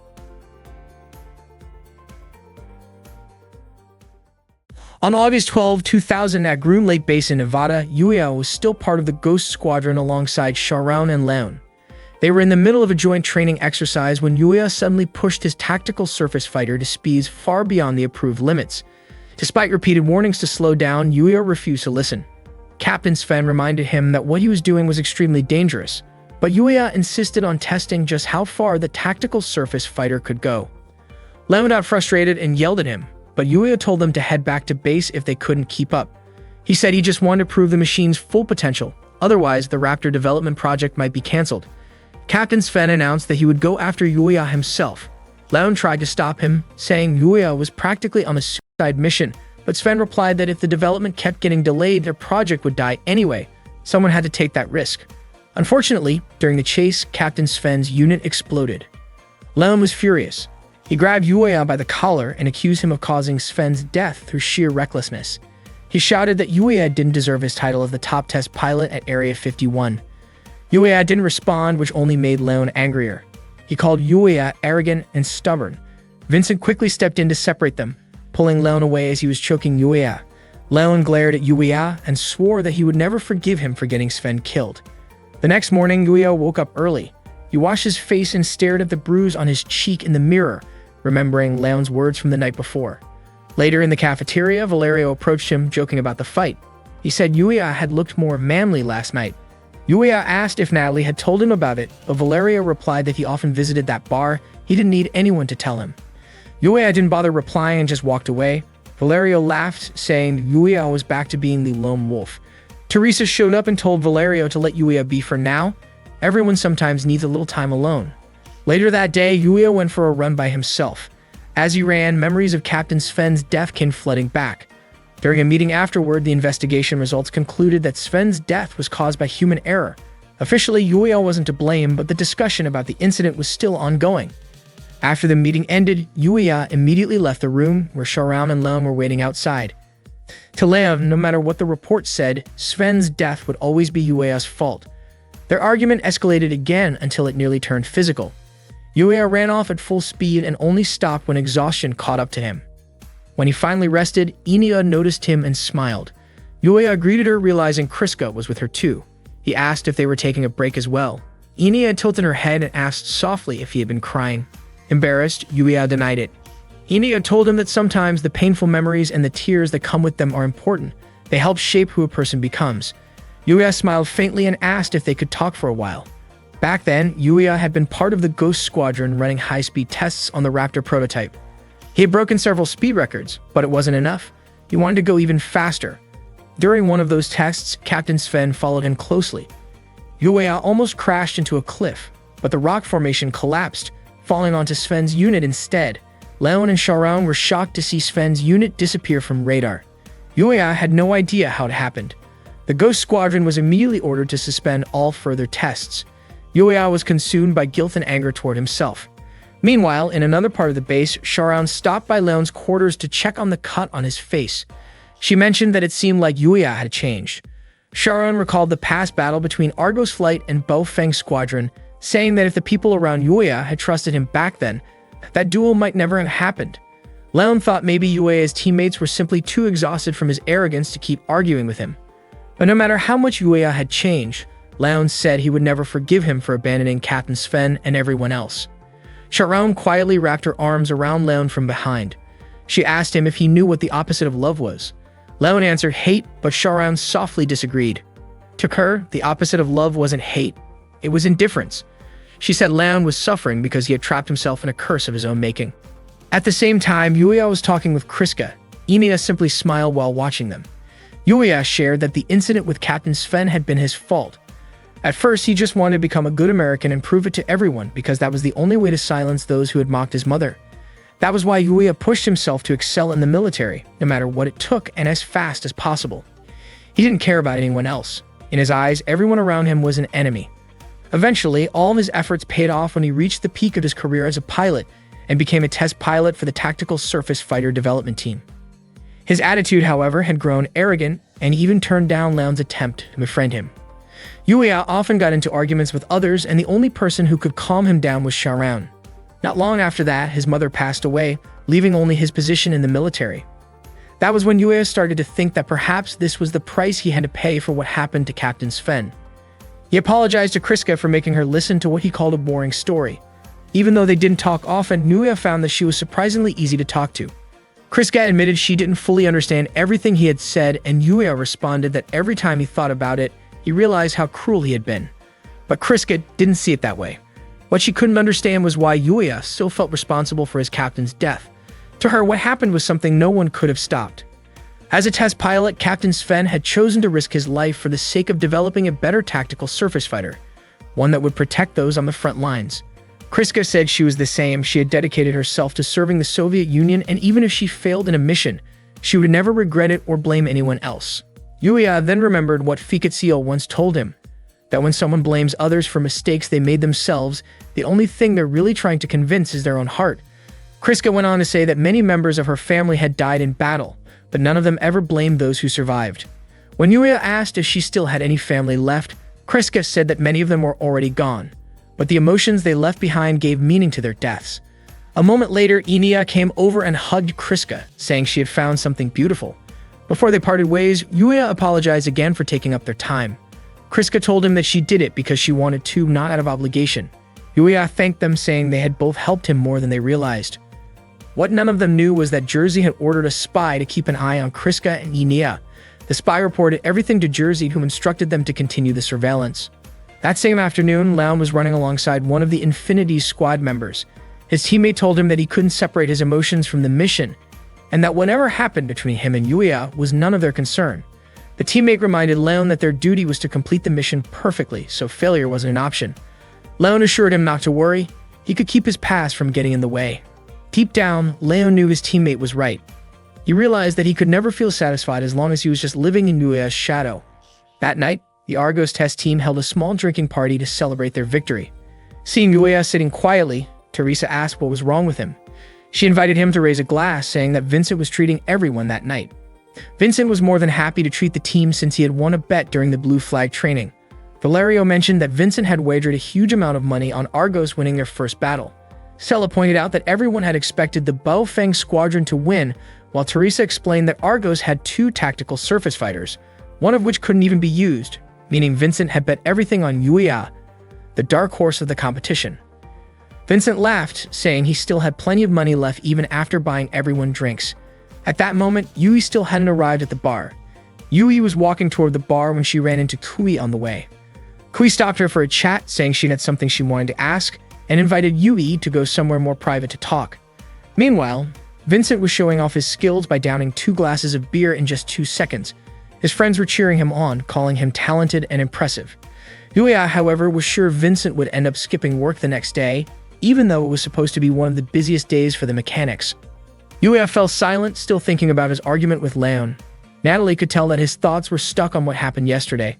Yuya apologized for causing such a commotion. Natalie teased that he now owed her a dinner, saying it had been easy to smooth things over with the military police. She then told him that everyone had their own struggles. No one in this world was free from problems. According to her, each person was just doing their best to hold on to what they had. Curious, Yuya asked where Natalie was from. She told him she was originally from France but had escaped to Canada when she was a child. Yuya apologized for asking something so personal, but Natalie brushed it off with a smile. She said the past didn't matter anymore. What truly mattered was the present and, more importantly, what they would do in the future. To her, what a person chose to do next always outweighed what had already happened. Then she asked where Yuya was born. He said he was from a small village in the south. Natalie guessed that maybe he was from Hawaii or Los Angeles, since those places had larger Japanese-American communities. But Yuya explained that he had been the only Japanese-American in his hometown, where the local community was pretty close-knit. Natalie assumed that must have been hard for him, but Yuya simply said that everyone there had their own struggles too. Meanwhile, Yui and Kui had arrived at a quiet spot. Yui asked what Kui wanted to talk about. Kui revealed that she wanted to talk about Yuya. She told Yui that she had been lying to herself, though Yui didn't quite understand what she meant. Kui said Yui should just give up, as she wouldn't be able to handle it. Back at the bar, Yuya told Natalie that in some ways his past had been brighter than most people's there. Everyone around him had lost their countries to the Betha invasion, and some had even lost their families, yet they still came all the way here. Yuya believed his teammates wanted to fight on the front lines someday. He found it kind of sad that to defeat the Betha and protect their friends, they had to train so hard just to be chosen as test pilots, and yet they were still sent to operate tactical surface fighters far behind the lines. Natalie told him that they had once been like him, nervous and uncertain when they first arrived. Yuya said he admired them for managing to find small moments of peace, even while thinking about their friends fighting on the front lines. Natalie added that every new pilot who joined them had helped them change little by little, and now, in their own way, they were doing the same for Yuya, returning the kindness they had once received. Just then, Teresa suddenly appeared and hugged Yuya from behind, urging him to join everyone for another round of drinks. Natalie laughed and apologized to Teresa for encouraging the quiet guy too much earlier. Teresa chuckled, teasing Yuya for being such a shy one. Back at the quiet spot, Kui told Yui that she would never truly understand Yuya. Kui asked if Yui could imagine what it felt like to be hated in a place where you didn't belong, to feel jealousy, resentment, or even anger toward others. She then asked if Yui had ever tried to change someone's heart or make them feel better. Hearing that, Yui began to realize that some of her past words might have hurt Yuya more than she thought. Kui said that when someone falls in love, the first thing they need to do is accept that person as they are. After saying that, Kui quietly took her leave. Her words struck Yui deeply, leaving her speechless. Elsewhere, Inia commented that Yuya's color, the way he carried himself, was the most beautiful. Kriska agreed with her. Jersey, watching from afar, had already suspected that Yuya was indeed special. When Yuya had once snuck into the base, Jersey had seen his potential, calling him the perfect catalyst. Jersey then began preparing the next stage for whatever was coming next for Yuya. One day, Orson gathered the senior officers of the unit. He believed that ever since the blue flag training began, many pilots had started thinking that they absolutely had to win and were treating other teams like enemies. Orson said he wanted to change that mindset. The competition was supposed to be driven by passion and good sportsmanship, not rivalry. He explained that the one who would make this possible was Yui. The next day, the units set out together. Teresa was annoyed because, in her opinion, they should have been focusing on how to defeat the stealth forces. But Valerio pointed out that it was too late for that, especially since they didn't even have enough data or a proper plan for the simulation. That was why Ibrahim had stayed behind at the base, to come up with a strategy they might be able to use later. Earlier, Orson had shared his plan to hold an international cooperation exercise. Ibrahim explained that all test pilots would start from specific locations and move toward Point Alpha. The military would reward whichever team reached the destination first. Once the mission ended, rescue and security teams would be dispatched to Point Alpha, marking the beginning of the international cooperation meeting. The mission area covered the base and parts of Soviet territory, and they had 48 hours to complete it. Stella asked why only the blue flag trainees were participating in this mission. Ibrahim explained that the exercise was designed to put an end to the growing rivalry between development teams from different nations. Vincent noticed that recently more and more people had started betting on the results. Teresa found it strange. If the mechanics were the ones placing bets, then why not let them take on the mission themselves? Nailham mentioned that the number of pilots in Lilfort had increased dramatically since the training began. Ibrahim believed that the Blue Flag program had made nations view each other as competitors, probably because of the test pilots' strong sense of national pride. Valerio suddenly realized that their squad was made up of people from many different countries. Ibrahim reminded them that this was exactly why Orson had gathered them together. The Argos unit, with its members from all over the world, had to be a role model for the entire project. Their team had to win this friendship mission. Inia hoped they wouldn't let Orson down. Yui believed that winning the Blue Flag training was the only way to keep the XFJ project moving forward and silence critics who thought it was just a domestic issue. She needed to stay focused so they could win. Yuya realized that he'd actually been with the Argos unit for quite some time. When they arrived at the operations site, Yuya and the others hurried to grab their gear. The command post began tracking Argos' movement range. The unit had already passed the third checkpoint and was on its way to the target location. The command center sent encouragement to Yuya since this was his first real field experience. Valerio joked that if Phoebe invited him to dinner at Lilfort, he'd be even more motivated.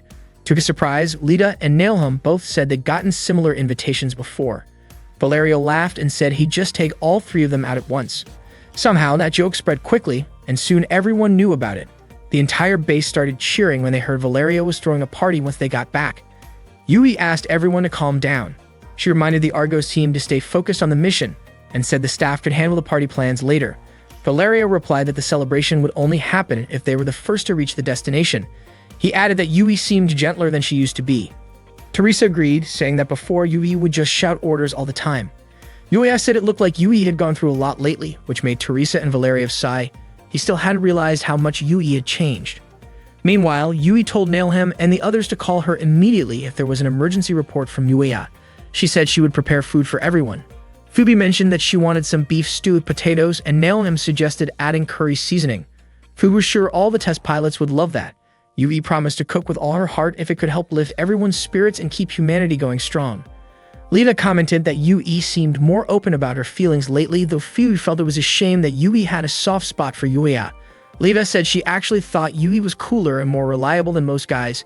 Naelim just laughed and imagined Yui being close with Fuben and Lita, which made everyone giggle and ease the tension before their mission continued. As the Argos team made their way through the forest, Yuya suddenly commented on how beautiful the scenery was. Valerio looked puzzled, wondering why Yuya had brought that up so suddenly. Yuya admitted that he rarely paid attention to nature since he was usually flying above it.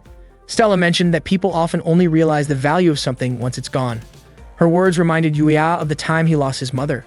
Teresa said she could smell something strange, and Valerio suspected that someone might be watching them. Teresa wondered if it could be a brown bear, but Stella reminded everyone that capturing or harming wild animals would violate their mission regulations. Yuya immediately contacted the command post and requested permission to open fire. Permission was granted, but only for warning shots. After that, Yuya and the others raised their weapons and stayed alert. Teresa pointed out that fighting in the forest would put them at a disadvantage, so it would be better to lure whatever was out there into the open. Everyone stayed on guard, watching in every direction. Yuya stepped forward carefully and to his surprise came face to face with the Infinity Squad. Lam and his team had also been conducting reconnaissance in the same area. Not long after, the group heard a girl's laughter, and the strange smell they had noticed earlier seemed to be coming from nearby. Yuya and Leon cautiously moved toward a large rock to investigate. When they reached it, both shouted in surprise and their teams quickly followed. To everyone's shock, they discovered the Baofeng squad relaxing in a hot spring. Shortly after, Kriska and India arrived at the scene as well. Yui came soon after, surprised to find a hot spring in such a remote location. Harem and the others were thrilled by the discovery.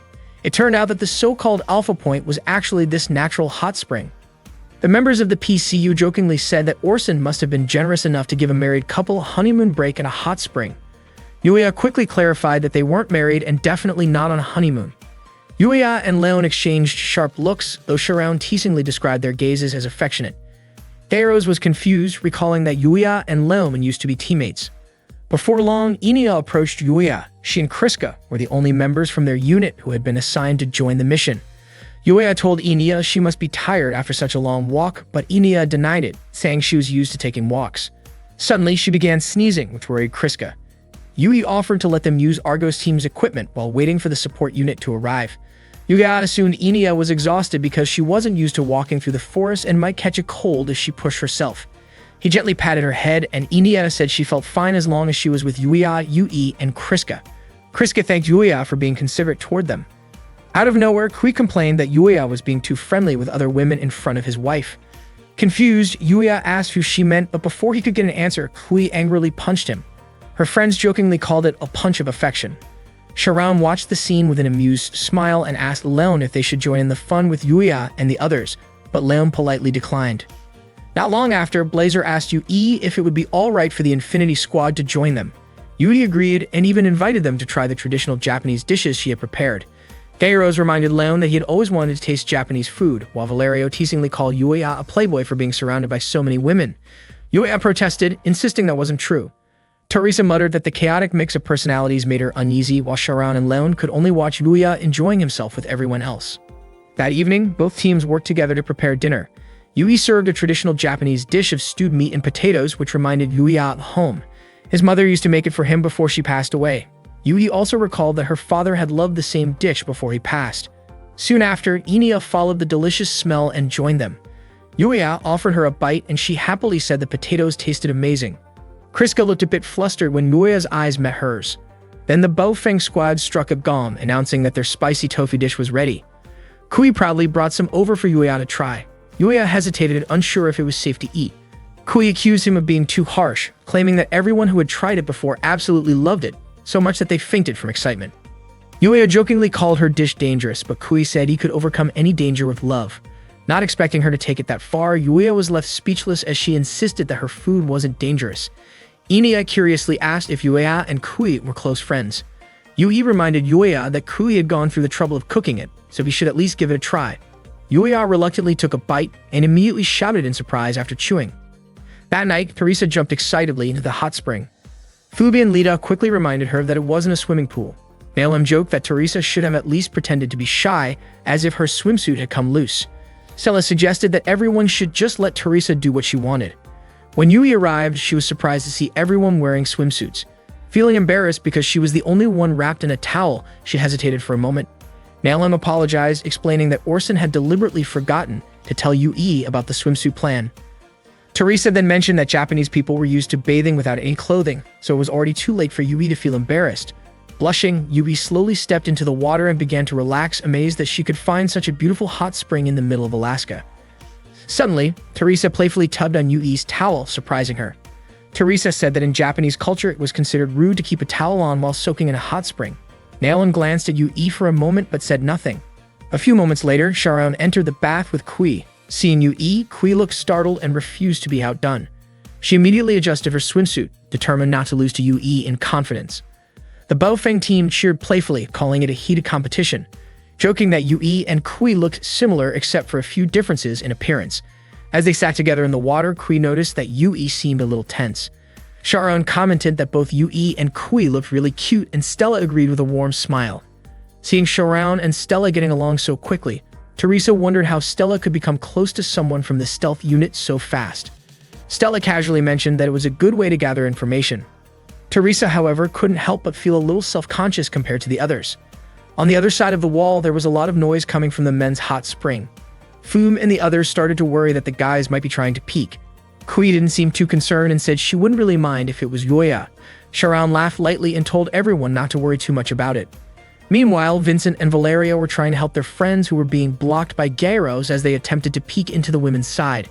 Gyros stood firmly, wondering if they really thought they could take him down given the obvious difference in size. As soon as Vincent and Valerio made their move, gyros swiftly restrained them both. Their surprised shouts echoed loudly, even reaching the women's area. Teresa looked worried, but Stella calmly told her not to mind it, while Sharon smiled knowingly, as if she already understood what was going on. At the same time, Blazer also heard the noise. He casually remarked that the Argos team had done surprisingly well to last 12 minutes and 45 seconds against gyros. Yuya didn't really understand what any of that meant. When his eyes accidentally met Leon's, both quickly looked away. A few moments later, Inia appeared beside Yuya, much to his and Leon's surprise. She happily jumped into the water and hugged Yuya, saying that she wanted to take a bath with him. Yuya was caught off guard, unsure why Inia had come in without proper attire. Feeling awkward, Leon decided to leave, muttering that Yuya sure had a unique situation. Blazer followed soon after, amused by what he'd seen. Not long after, Kriska showed up looking for Inia.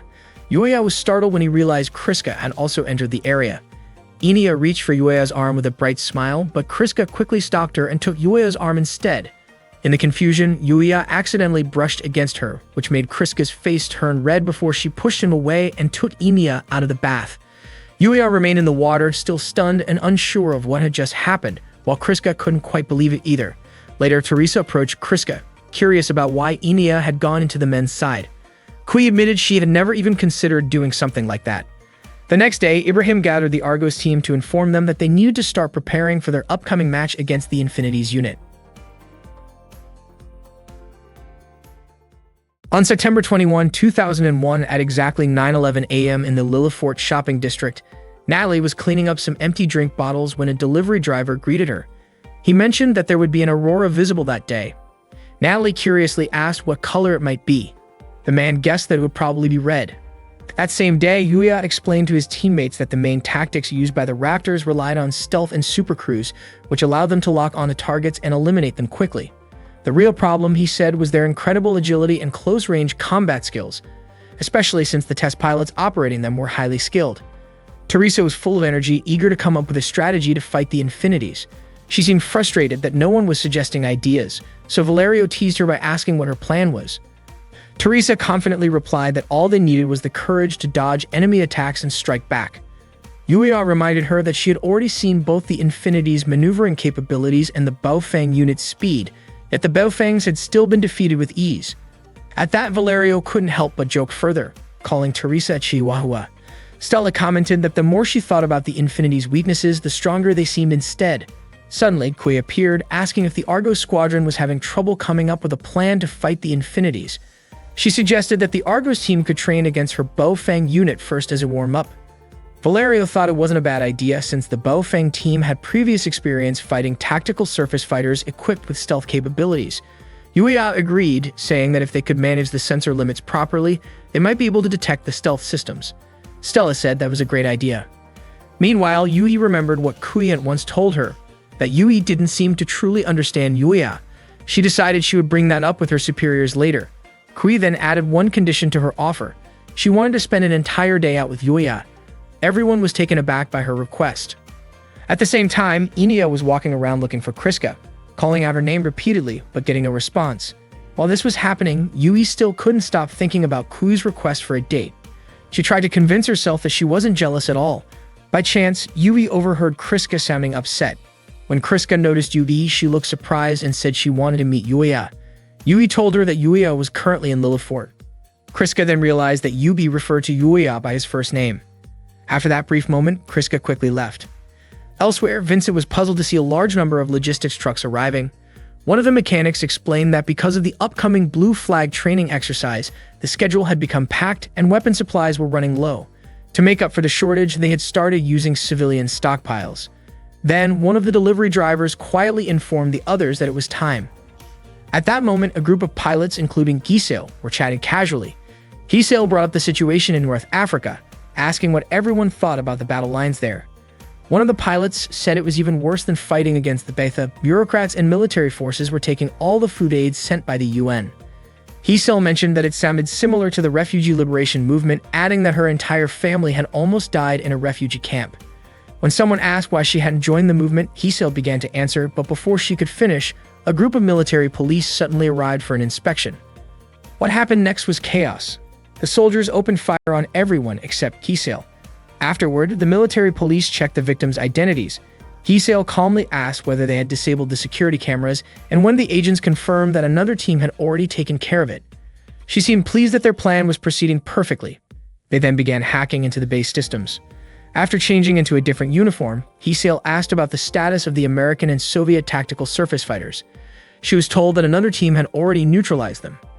Meanwhile, other members of the group targeted the American and Soviet mechanics. Instead of showing respect for the fallen, they made cruel remarks, saying that those people had always treated them like they were nothing. The delivery drivers were part of the same operation. One of them said they needed to prove that the days of being controlled were over. Their system breach succeeded, allowing them to launch 36 tactical surface fighters in standby mode. They then reported back to headquarters, synchronizing the launch schedule with the other assault teams. In the end, Giselle and the others who were part of the refugee liberation movement stood together and declared that the sacrifices they made were the only way they could hope to change the world. At that time, Yuya was out with Yui and Kui. When Yuya was about to sneeze, Kui quickly wiped his nose and threw away the tissue. Teresa, watching this, jokingly asked if Yuya might have caught a cold from Kui.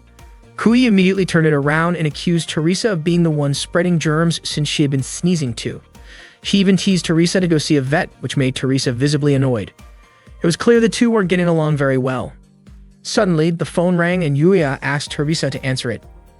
It turned out to be Valerio calling. He wanted Teresa to report their observations from that outing. Meanwhile, Ibrahim had been invited by Jersey for a private discussion. Jersey wanted to talk about something specific. Yuya. He asked Ibrahim if he had noticed anything unusual about Yuya lately, especially things connected to Kriska. Around the same time, Yui was on the phone trying to reach Ibrahim through the operations room. She noticed a group of military police arriving and started to feel suspicious that something unusual was happening. Jersey explained to Ibrahim that while the Soviets respected personal privacy, both Yuya and Kriska were in positions that required close attention, especially since the Cold War tensions had never truly ended, and neither had the threat of the Betha. Just then, Ibrahim received Yui's call, but their conversation was suddenly cut off. Someone had tampered with the communication lines. Both Ibrahim and Yuya were confused as to why the phone lines went dead. Valerio, who was also trying to stay in contact with Yuya and Teresa, experienced the same thing. At the same time, several doctors and lab staff in the Soviet base were confronted by members of the refugee independence movement. One of the doctors asked how the attackers had found the lab's location. The group accused the doctors of committing serious wrongdoings that needed to be exposed to the world. Some members of the movement had even disguised themselves as logistics drivers. They ambushed the security guards, took their uniforms, and infiltrated the base. Back at the communications building, Yui noticed the area was about to be locked down. Seeing the suspicious behavior of the military police, she became certain something was wrong.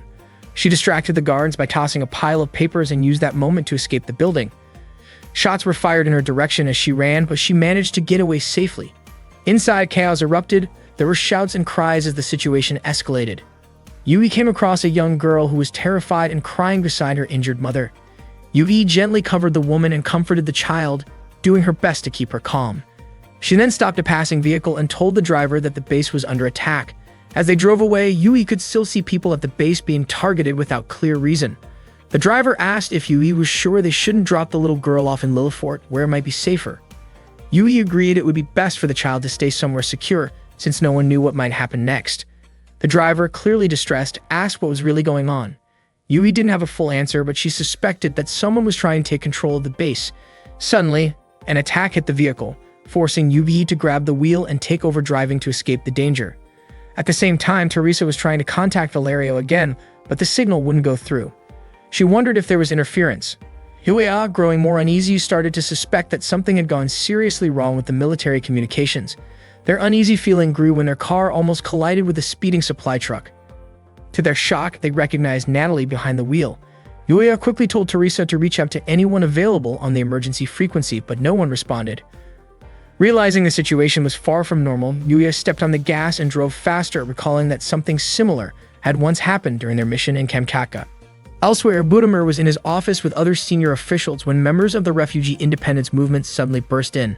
They demanded that the officials take them to the central planning room. Budimir was shocked to discover that even his own assistant had been involved with the group. When he asked who they were and what they wanted, Mariam stepped forward and declared that they were part of the refugee independence movement, fighting for freedom and equality. Outside, the situation across the base continued to worsen as confusion and fear spread among the people there. Meanwhile, Jersey and Ibrahim were watching the events of that day through the security CCTV. Jersey realized that the military operation seemed to have been carefully planned. He told Ibrahim that they needed to meet up with their unit to fight back. Ibrahim, however, suggested that they split up to reduce the risk of both being captured. After a brief discussion, they decided to go their separate ways. At that moment, the vehicle Yui was in exploded. Fortunately, she managed to escape in time and quickly hid nearby. Her only thought was to reach the hangar. Not long after, a hand suddenly grabbed her. It was Kriska's, and the sudden contact startled her. Explosions continued to erupt everywhere. Even the tactical surface fighters inside the hangar were destroyed. Yui and the others saw thick smoke rising from the hangar. Frustrated and confused about what was happening, Yui accelerated toward it. However, their path was blocked by a logistics truck.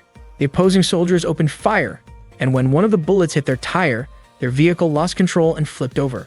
The group hid behind the overturned car. Moments later, they saw Natalie step out of a vehicle. She raised her weapon toward them, warning them not to move. Natalie said that the base was already under their control, so resisting would be pointless. Teresa couldn't believe what she was hearing. She thought Natalie was joking and asked her to explain herself. Natalie fired a warning shot and told Teresa that as an Asian, she should understand what had happened to the refugees from Eurasia. According to Natalie, the United Nations had decided who in the world deserved to live while ignoring those who were weak. That was why the refugee liberation movement aimed to rebuild the world. Natalie declared that she would free their friends in Eurasia and stand against those who hoarded wealth. She even invited Teresa to join her cause. Natalie believed that Teresa couldn't possibly accept the so-called peace that existed and said that someone needed to stand up against discrimination. Hearing her words reminded Yuya of Fiketsia. Teresa rejected Natalie's invitation, explaining that she had made a promise to her family, who had already passed away, to avenge them. She said she was a pilot and her enemy wasn't humanity itself. Teresa tried to reason with Natalie, warning her that such methods would never work. Natalie responded that the base was a joint military facility between Russia and America, meaning none of them could act recklessly. She went on to claim that the refugee liberation movement had already secured nuclear reactors, command stations, communication systems, and control over officials from the UN, the Soviets, and the US. Teresa could barely believe what she was hearing and asked if Natalie truly thought she could change the world through such means. Yoya couldn't understand why Natalie was revealing so much. Natalie then said that the refugee liberation movement had also taken control of American UN and Soviet military assets, and that they planned to destroy all the prototypes that had drained enormous funding. Hearing that, Teresa shouted in anger. Yuya began to doubt whether Natalie had really betrayed them. Natalie confidently declared that nothing could stop them because their plan was already in its final phase. But before she could continue, someone shot her from behind. She had talked too much. Seeing that, Teresa screamed in shock and tried to run toward her, but Kui quickly pulled her away to take cover from the gunfire. Yuya threw a rock toward a nearby vehicle's engine, triggering a large explosion. He shouted for Kui and Teresa to run. Teresa was still crying and shouting Natalie's name, but they had no choice except to escape from the refugee liberation forces who continued to fire at them. People in the hangar were trying to contact the command center, but there was no response. A few moments later, Yubi knocked on the hangar door. Once it was open, she entered with Kriska. Yui told Vincent and the others that the command center had just been attacked. Vincent asked what was really going on, but Yui told everyone to immediately prepare for the launch of the tactical surface fighters. Yui then asked where the pilots were. At that moment, Valerio and Stella were changing into their protective suits, while Yuya and Teresa still had returned. Yui instructed everyone to hurry and get all the tactical surface fighters ready for launch, emphasizing that they would be useless if they weren't deployed. Meanwhile, members of the Refugee Liberation Front had already taken control of the laboratory and the command center. They captured everyone inside and restrained them. At the same time, Yuya, Kui, and Teresa were on their way to the hangar. The Refugee Liberation Front had also connected the base's communication system to their main headquarters. The people in the base couldn't do anything except follow their orders. Mariam quickly reported to headquarters that she and her team had successfully taken over the Yukon base. She explained that everything had gone according to the plan ordered by their leader. Yuya, Kui, and Teresa kept running toward the hangar. Yui felt relieved when she saw that Yuya had made it back. Kriska asked if he had seen Emiya, but Yuya said he hadn't. Yui then contacted Vincent to prepare the launch of all tactical surface fighters because she was heading to the Imperial Japanese base. The crew started refueling the fighters right away, but Teresa looked downcast after what had happened to Natalie. At the same time, Jersey was ordering his own unit to get their fighters ready for launch. Kriska was not there. When Jersey looked out the window, he saw tactical surface fighters firing around the area. He didn't worry about Kriska at that moment. His main concern was Enia's safety. Meanwhile, Stella was activating her fighter and trying to connect to the battle data system, but there were no updates. Yui reminded everyone to stay alert and watch their surroundings. Yuya guessed that the main targets were the security forces since the attackers were armed. Valerio was confused as to why the Refugee Liberation Front would even attack them when they only had practice ammunition.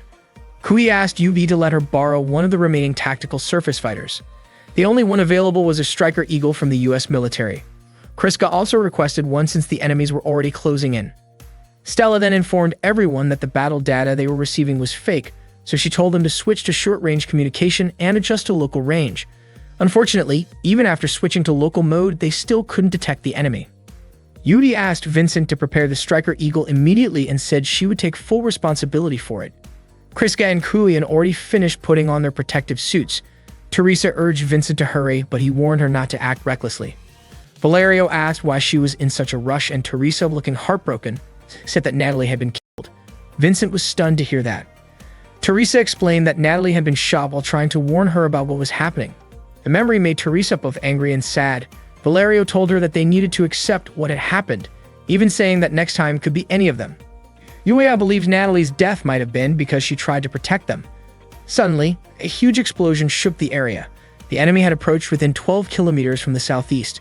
While the Arvas team was still refueling, they prioritized loading the Shirinu units first. Meanwhile, the Infinities team began their mission to counter the terrorists. Kriska activated her tactical surface fighter and prepared to launch. Yuya didn't understand what she was planning to do, but Kriska said she would hold the enemy back. She started moving the fighter even though its connectors were still attached. Vincent warned her that the unit wasn't armed and that she could get herself killed if she went ahead. Kriska said she would push the output to full power anyway. The mechanics quickly ran for cover. The tactical surface fighter, piloted by Kriska, launched forward at high speed. She immediately pushed back the enemy unit and skillfully dodged its counterattack. Kriska reported that 8 new enemy tactical surface fighters had just been detected. Kui prepared to launch, and once again the mechanics were taken aback by the sudden movement of Kui's machine. Kui struggled a little, still not used to the controls. The enemy mechs kept firing at her, but she moved swiftly to avoid the shots. Moments later, Vincent reported that Yuya and Teresa were ready to depart. He reminded them to take good care of their swords, since they were property of the Imperial forces. Yuya launched and quickly swung his sword toward an enemy unit, cutting it down in a single strike. Soon after, Yui arrived and destroyed another enemy tactical surface fighter with one clean slash.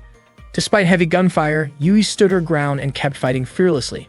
Meanwhile, Mariam reported to Christopher that the communications control center was now under her command and that she had successfully hacked into the satellite network. Christopher was certain that both the Soviets and the Americans were furious for losing their eyes and ears, especially now that their security forces were also under his control. He praised the work of Gisil, Mariam's younger sister.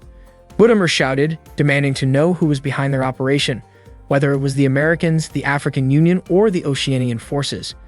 Mary informed Christopher that Bunimer was from the Soviet side and that the commander of the main base was currently in a coma at the hospital. Christopher explained that their purpose was simply to punish those at the base for disobeying orders from their higher command. Suddenly, the leader of the refugee independence movement scolded Christopher, telling him not to stir up unnecessary trouble and to focus on making sure their plan went smoothly. Before long, one of the movement's operators reported that they had lost track of the Infinities unit. The Infinities had already left the base before the attack began. Christopher only smiled, calling them lucky hyenas. He also learned that the Idar forces had fled and the refugee independence troops were already pursuing them. Christopher ordered the other units to surround them, refusing to let anyone escape. He wondered why they had fled so quickly. Miriam mentioned that someone from the nearby building had contacted them. She said she would investigate and return once her task was done. Soon after, the operator told Christopher that their troops had encountered enemy forces on the west side of the hangar and had been forced to retreat. When asked how many enemies there were, the operator reported 5 enemy tactical surface fighters that had already disabled 6 out of their 8 unmanned test units. They were surprised since the test pilots weren't supposed to be using live ammunition. The operator informed the major that those test pilots came from the Argos Flight's XFJ project. Christopher ordered a full retreat, planning to use the situation to his advantage later. At the same time, Valerio had just launched but was surprised to find no enemies left. They had all retreated. Kriska retrieved 2 rifles with live ammunition from the wreckage of an enemy unit and handed one to Yulia. Yulia praised her, impressed that she could take down enemies in such a way. Kriska replied that Soviet soldiers were trained to use whatever resources they could find in battle. Yui then ordered all tactical surface fighter pilots to search for any usable weapons and to stay alert for possible traps. She split the 7 units into 2 teams, one led by herself and the other by Kui.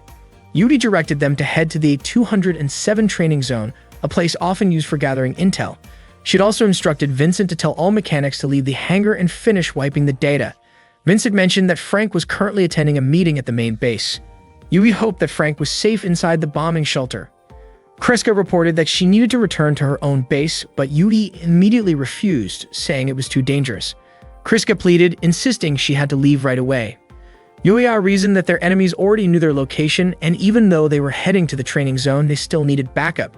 If they went to the hangar used by the Idar forces, they might be able to request help there. Not long after, a vehicle driven by Jersey approached their position. Meanwhile, Ibrahim was hiding and trying to find help, but Miriam had already intercepted the communications and recognized his voice. Miriam and her team started moving toward the source of the sound. As UE and the others were flying, a sudden alert came through. There would be a Bethel laser-class training exercise in the next 36 hours, and a 300-kilometer radius around the area would become a no-fly zone. According to Sui, the terrorists were spreading false information, which meant they couldn't use aircraft anymore. Jersey, who was with Kriska, explained that he had learned a few things during his time outside the base. It turned out that their enemies weren't part of a trained military force at all, but rather a group of refugees who had received some military-style training. Hearing that made Teresa remember Natalie's death. Jersey added that Ibrahim was still alive when they last separated, and he was probably still hiding somewhere inside the main command building. Jersey suggested they head north toward the Soviet hangar B-01, since it had real ammunition and fuel supplies. Kui asked if that hangar was part of the Soviet Yukon base. She didn't want to risk getting surrounded by Idar forces and end up handing their tactical surface fighters over. Jersey asked her not to misunderstand. All Idar tactical surface fighter units were currently deployed elsewhere. Kriska was shocked because that meant Enio was operating a Terminator unit alone, but Jersey told her to stay calm, explaining that there were other tactical surface fighters with Enia. Stella mentioned that they could go to the American Anchorage base for help and refueling, but Jersey wasn't so sure. That could get them detained and their units might be confiscated. Whoever was behind the attack might even be American. Ibrahim suddenly heard footsteps approaching. He opened fire immediately. One of the Refugee Liberation Front soldiers fired back, but Miriam stopped him. She shouted, telling Ibrahim to drop his weapon and come out. Miriam explained that they were from the Refugee Liberation Front and wouldn't hurt anyone unnecessarily. She said she was fighting for the Turkish refugees. Ibrahim told her that he was also from Turkey. The group then suspected that he might be the hero of Rhodes, the man known for defying orders to protect refugees. Miriam revealed that she was one of the people Ibrahim had saved in the past. To her, Ibrahim was a hero to all refugees, so there was no reason for them to fight each other. Miriam lowered her weapon and stepped forward, wanting to talk to him face to face. Meanwhile, enemy forces continued firing at the Idar troops passing through. Enia was terrified, flying frantically to avoid the attacks. Suddenly, several enemies locked onto her position and she screamed in fear. A tactical surface fighter behind her suddenly exploded, causing her to cry out again. It turned out that the Infinity's unit had arrived and was now targeting the enemy troops, but they were intentionally letting Enya live for now because she was their next target.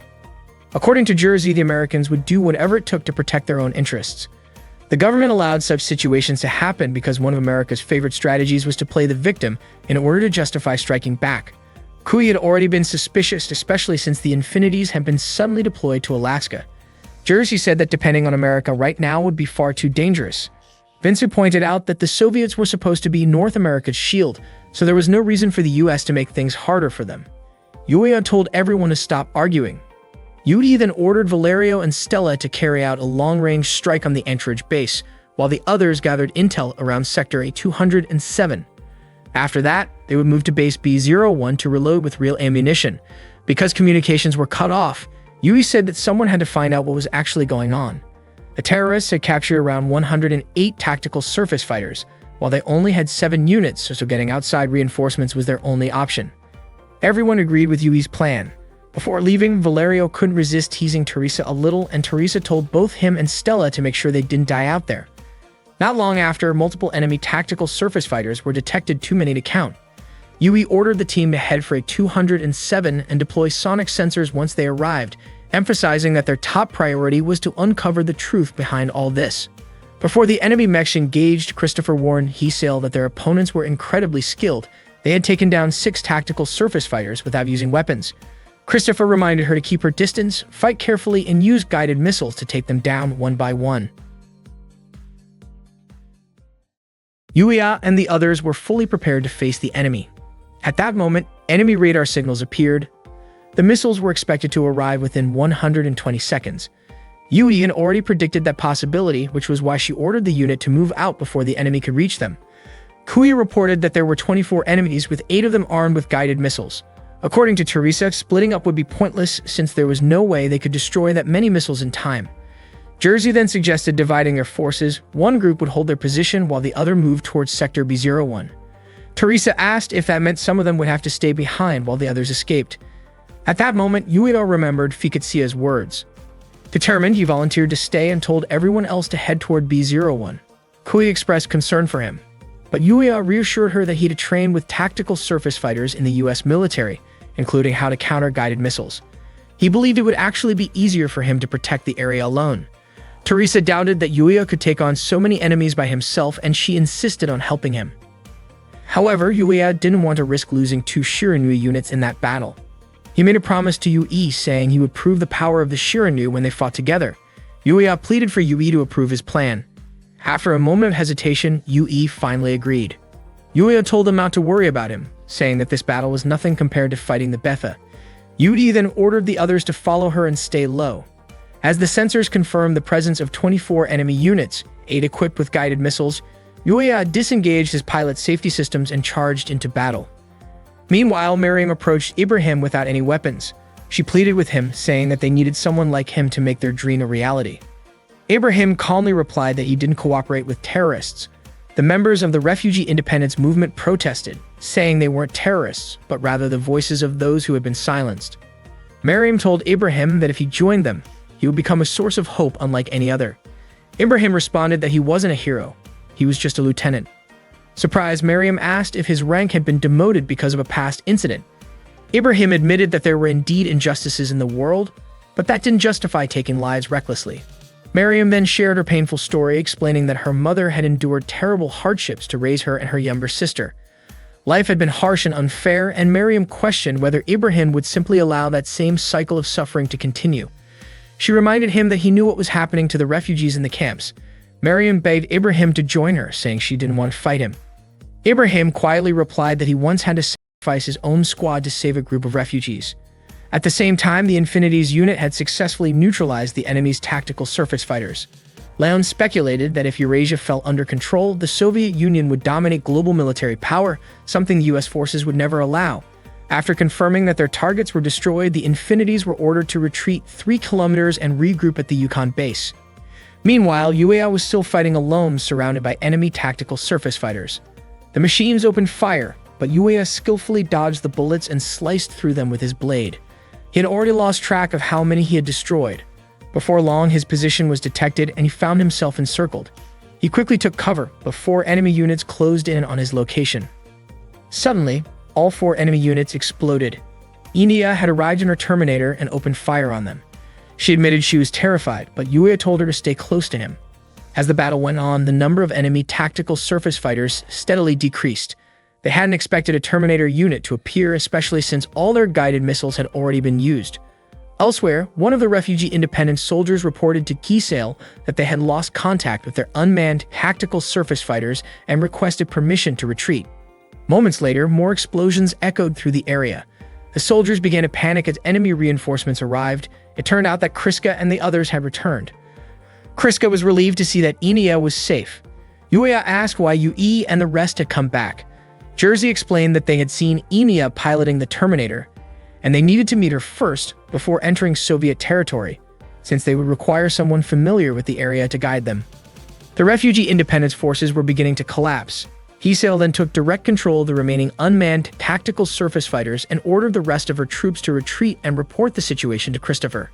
She declared that she was different from her older sister, that she would prove her pride and determination even when cornered. In a desperate move, Giselle launched a self-destructive attack and charged toward Kui. Kui was nearly hit since she had run out of ammunition.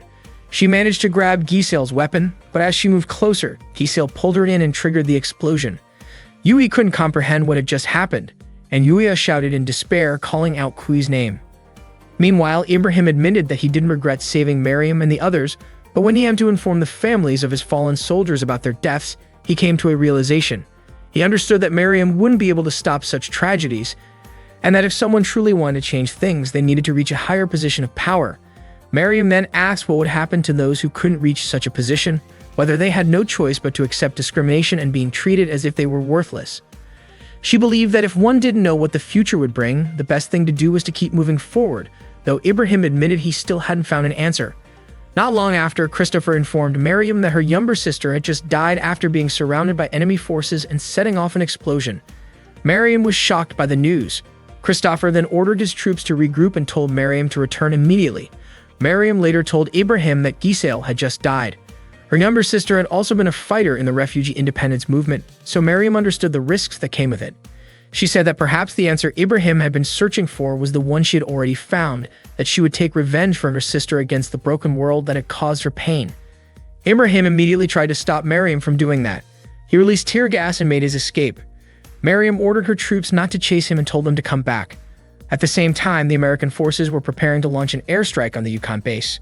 Their surveillance satellites confirmed that the Betha training alert had only been a bluff, though there was still a possibility that the terrorists might fire missiles into the air, so they had to remain cautious. Valerio, however, still couldn't understand what the enemy really wanted. According to Stella, the Yukon region had limited military presence because of its proximity to Russia, and it also contained an important military communications relay station. Valerio asked if that meant they couldn't deploy too many troops without provoking the Russians. Stella felt that their plan seemed too reckless, especially since the Yukon base had no air defenses at all. Suddenly, they were caught off guard by a laser attack from a laser-class Betha. Valerio was shocked. It was hard to believe since they were still in North America. Stella mentioned that there had been rumors about Alaska being home to a secret American Betha research base, which meant that the terrorists had unleashed the Betha to fight against the bomber units and were now using them as their air defense system. Meanwhile, Kriska and Inia embraced each other. Inia confessed that she had been terrified operating the Terminator unit alone, and Kriska did her best to comfort her. Yuya was moved by how close they were. Unexpectedly, Kui had survived the explosion, and Yui quickly administered first aid. Kui said she must have had some good luck that day. Yuya called her an incredible woman. Kui replied that she couldn't die yet since she and Yuya hadn't gone on a date. Jersey and Inia had switched pilot assignments, and Kui told everyone not to worry about her since the painkillers Yui had given her were working.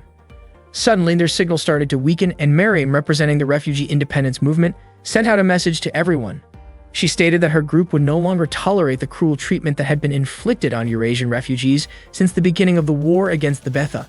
What they wanted, she said, was something simple: comfortable beds to sleep in, an end to corruption and embezzlement, and a chance to live without being abused or neglected. She explained that the refugees had suffered from violence, hunger, drug poisoning, and were even forced into conspiracies. while the governments of America, Africa, and Oceania turned a blind eye. Instead, those governments worked together with the UN, wasting enormous sums of money on tactical surface fighter development projects. Meriem declared that to protect the refugees and ensure their safety, her group would not give in to pressure or threats. She also revealed that the American government had just sent bomber units with plans to annihilate them using nuclear weapons. Suddenly, a Betha attack alert sounded.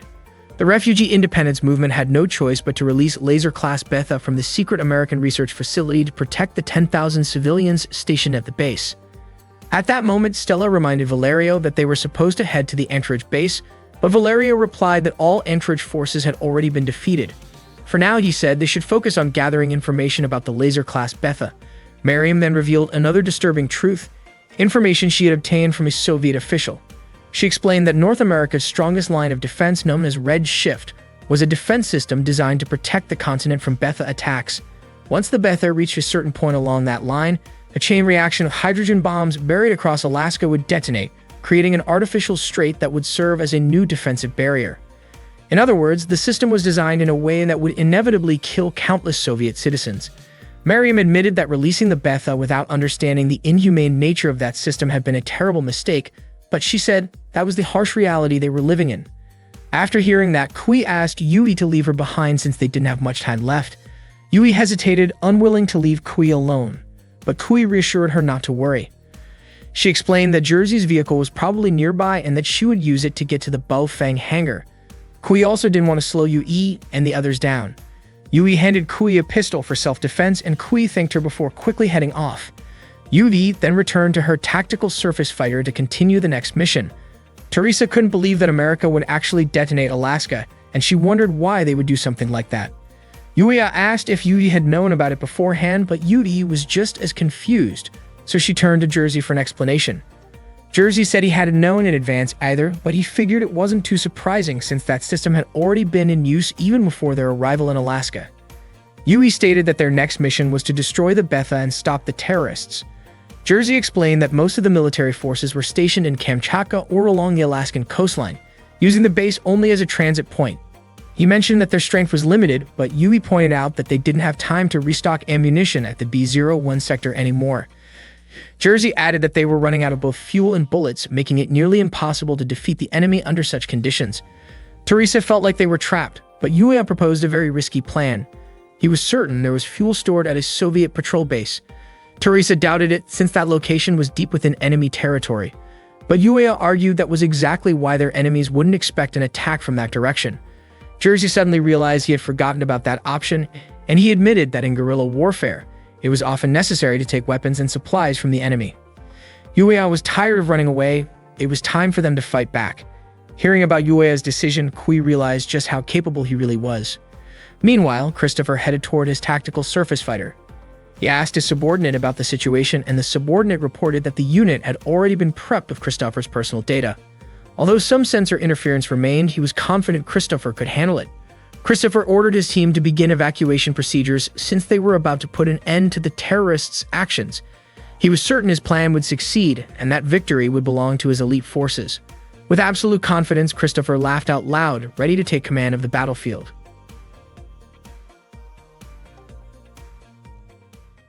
Yui and the others stopped at a Soviet patrol base to refuel. Yui asked the team to keep the main computer running just in case the enemy launched an attack. Yuya hoped that his tactical surface fighter would hold out since their mission was almost at its end. He was filled with determination to stop the Red Shift.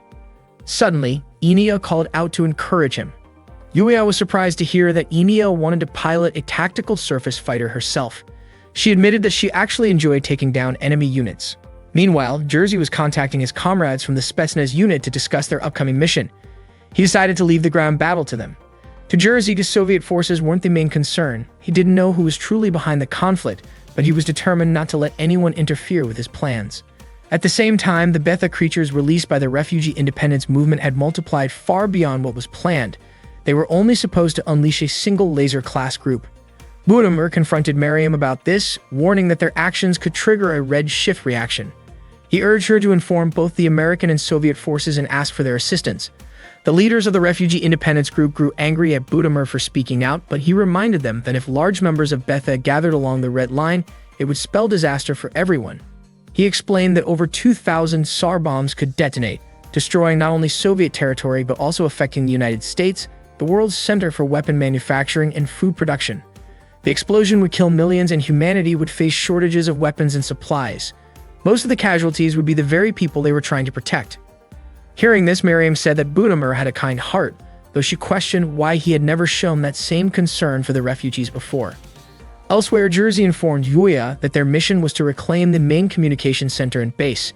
The operation would be handled jointly by American and Soviet special forces, though Jersey admitted he wasn't sure how either side would actually enter the area, given that both possessed tactical surface fighters.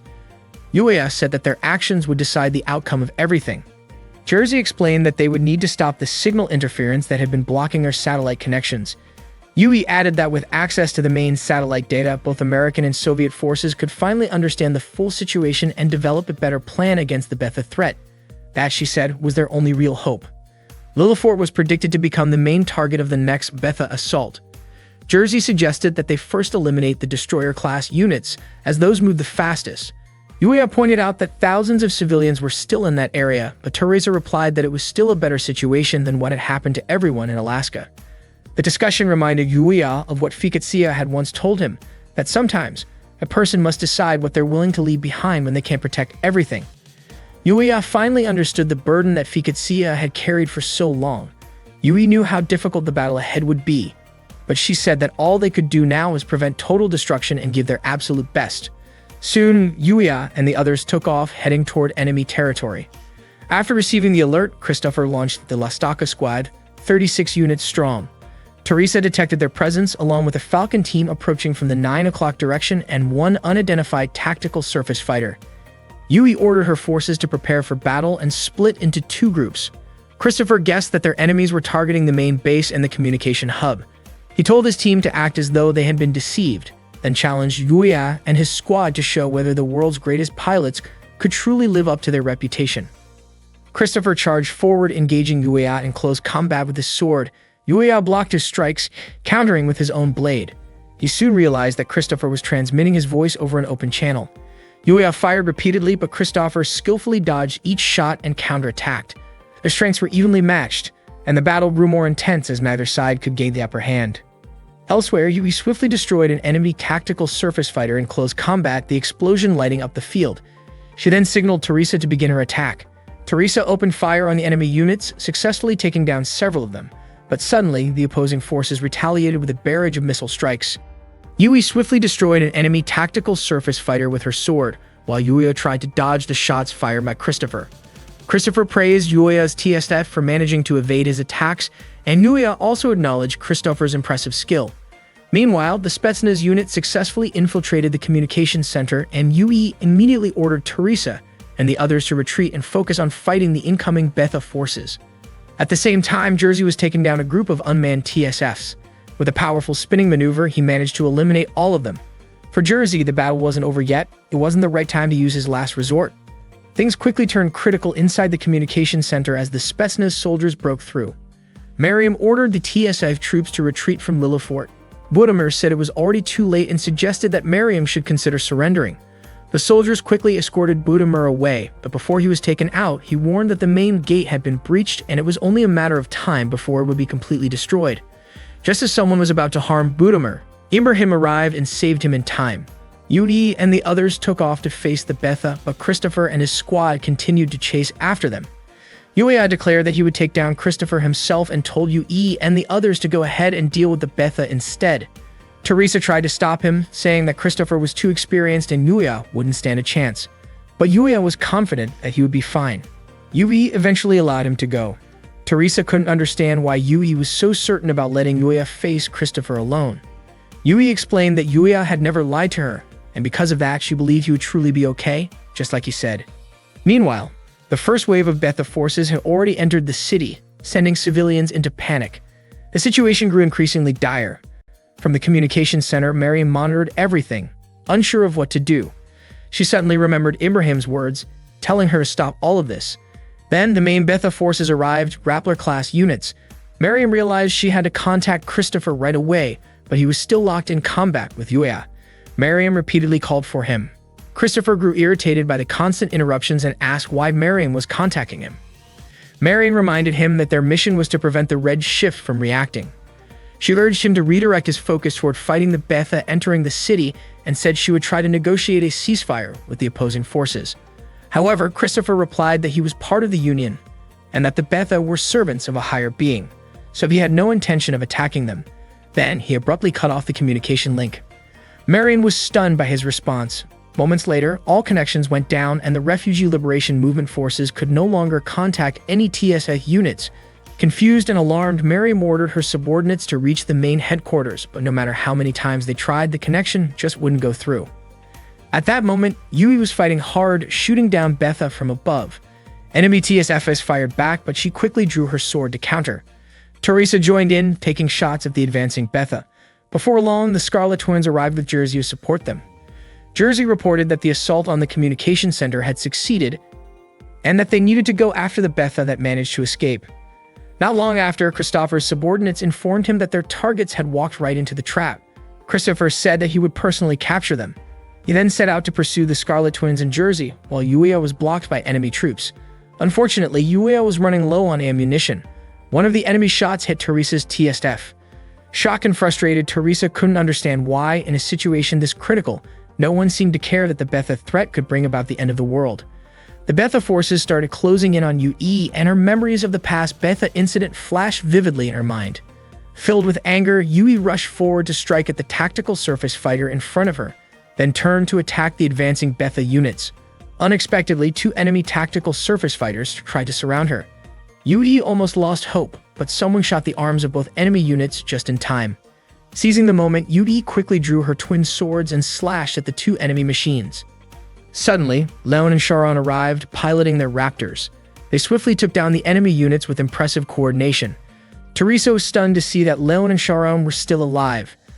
Sharon explained that they had just finished taking care of the laser-class Betha. Leon, Sharon, and Yuya decided to handle the enemy tactical surface fighters, while Yui and the others focused on fighting the Betha swarm. Yui agreed with the plan and encouraged everyone to do their best. She and Teresa then headed straight toward the area where the Betha were approaching. Leon and Sharon were running low on fuel, so they needed to finish the mission quickly. Leon mentioned that the battle was good training for his mindset, while Sharon felt happy that their team was finally back together. Meanwhile, Jersey and the Scarlet Twins were about to reach the border. Jersey planned to use the Pravka system to destroy the Betha, even though the situation was desperate. Everything depended on the Scarlet Twins. Jersey told them to get ready. Enia then asked Kriska what she truly wanted to protect. Kriska replied that she wanted to protect all of their comrades, their homeland, and Enia herself.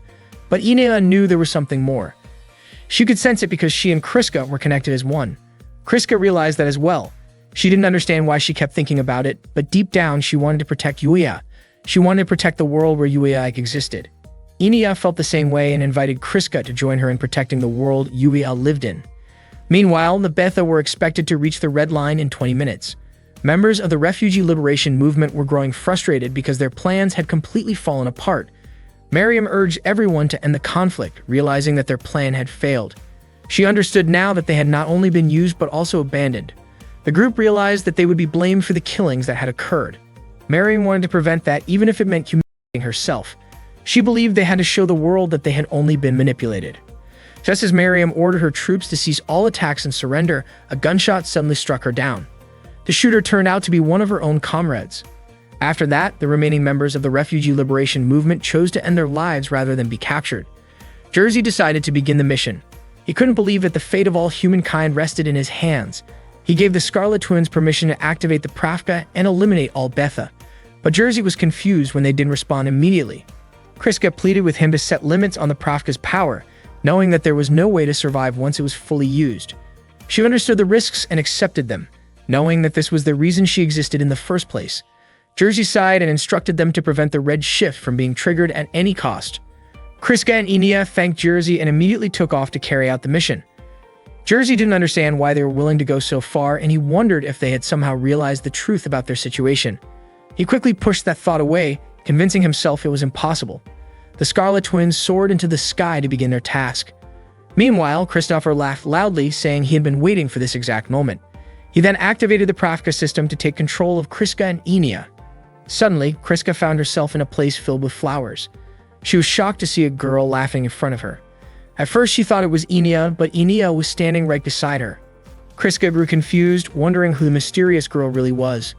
Moments later, both Kriska and Enia cried out in pain as the hidden hypnotic program implanted in their minds began to take effect.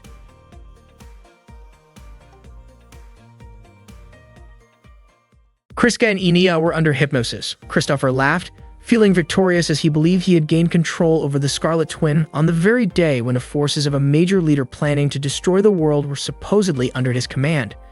Jersey grew frustrated and was about to confront Christopher, but Christopher warned that if Jersey wanted to destroy the world, he would first have to deal with Kriska and Enia. Kriska and Enia continued repeating that they needed to protect Yuya and the world.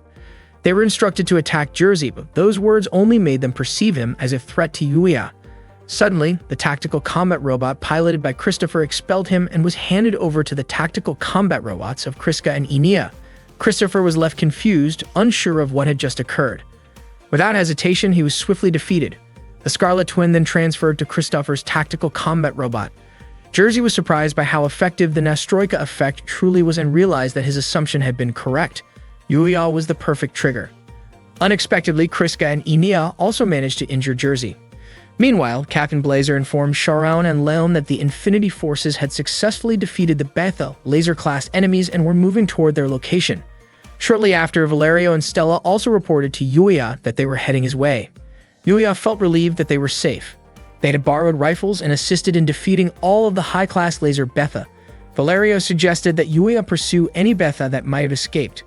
Yuya instructed everyone to ensure that no Beta got away, which frustrated Leon, who felt underestimated. At the same time, Yuji and Teresa continued engaging Beta in close combat.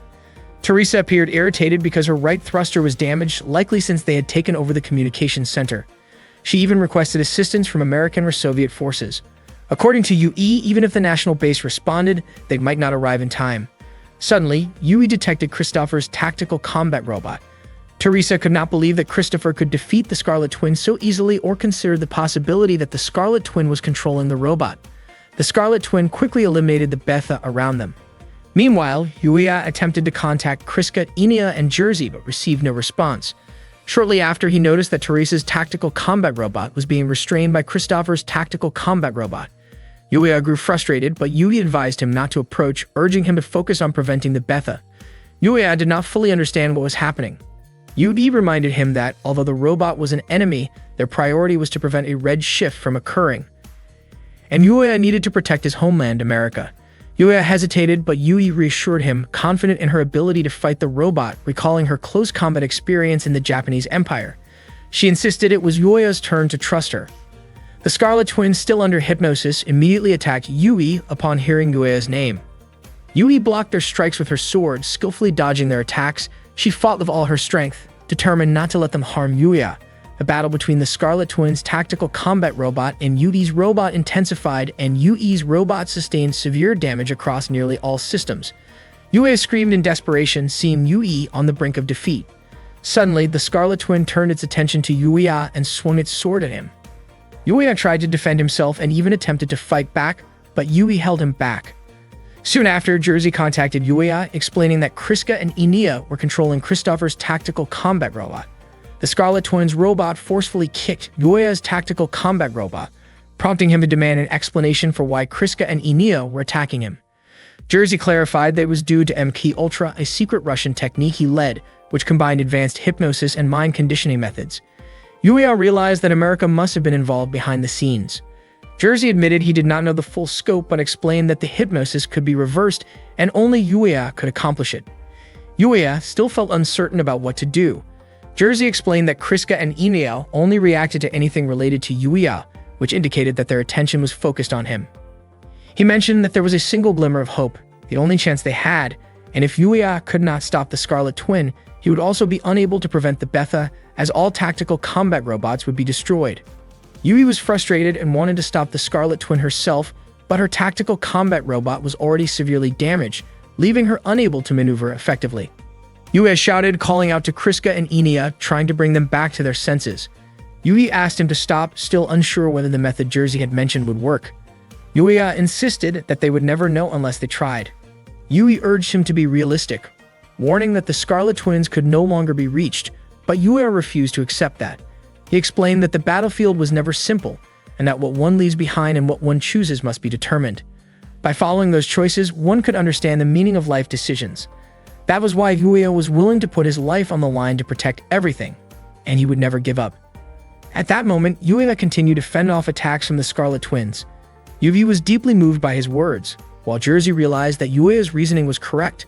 There was no other option. If Yuya fell, it would shock Kriska and Enya, bringing them back under Jersey's control.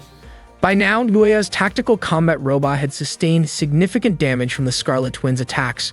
While defending himself, Yuya spoke to Kriska and Enya, reflecting that ever since moving to Yukon, he had begun taking his own path. That independence had been possible because the people there accepted him as he was. Out of gratitude, he was willing to give what he had received to protect them. Yuya then discarded his sword and prepared to face the Scarlet Twins' next attack.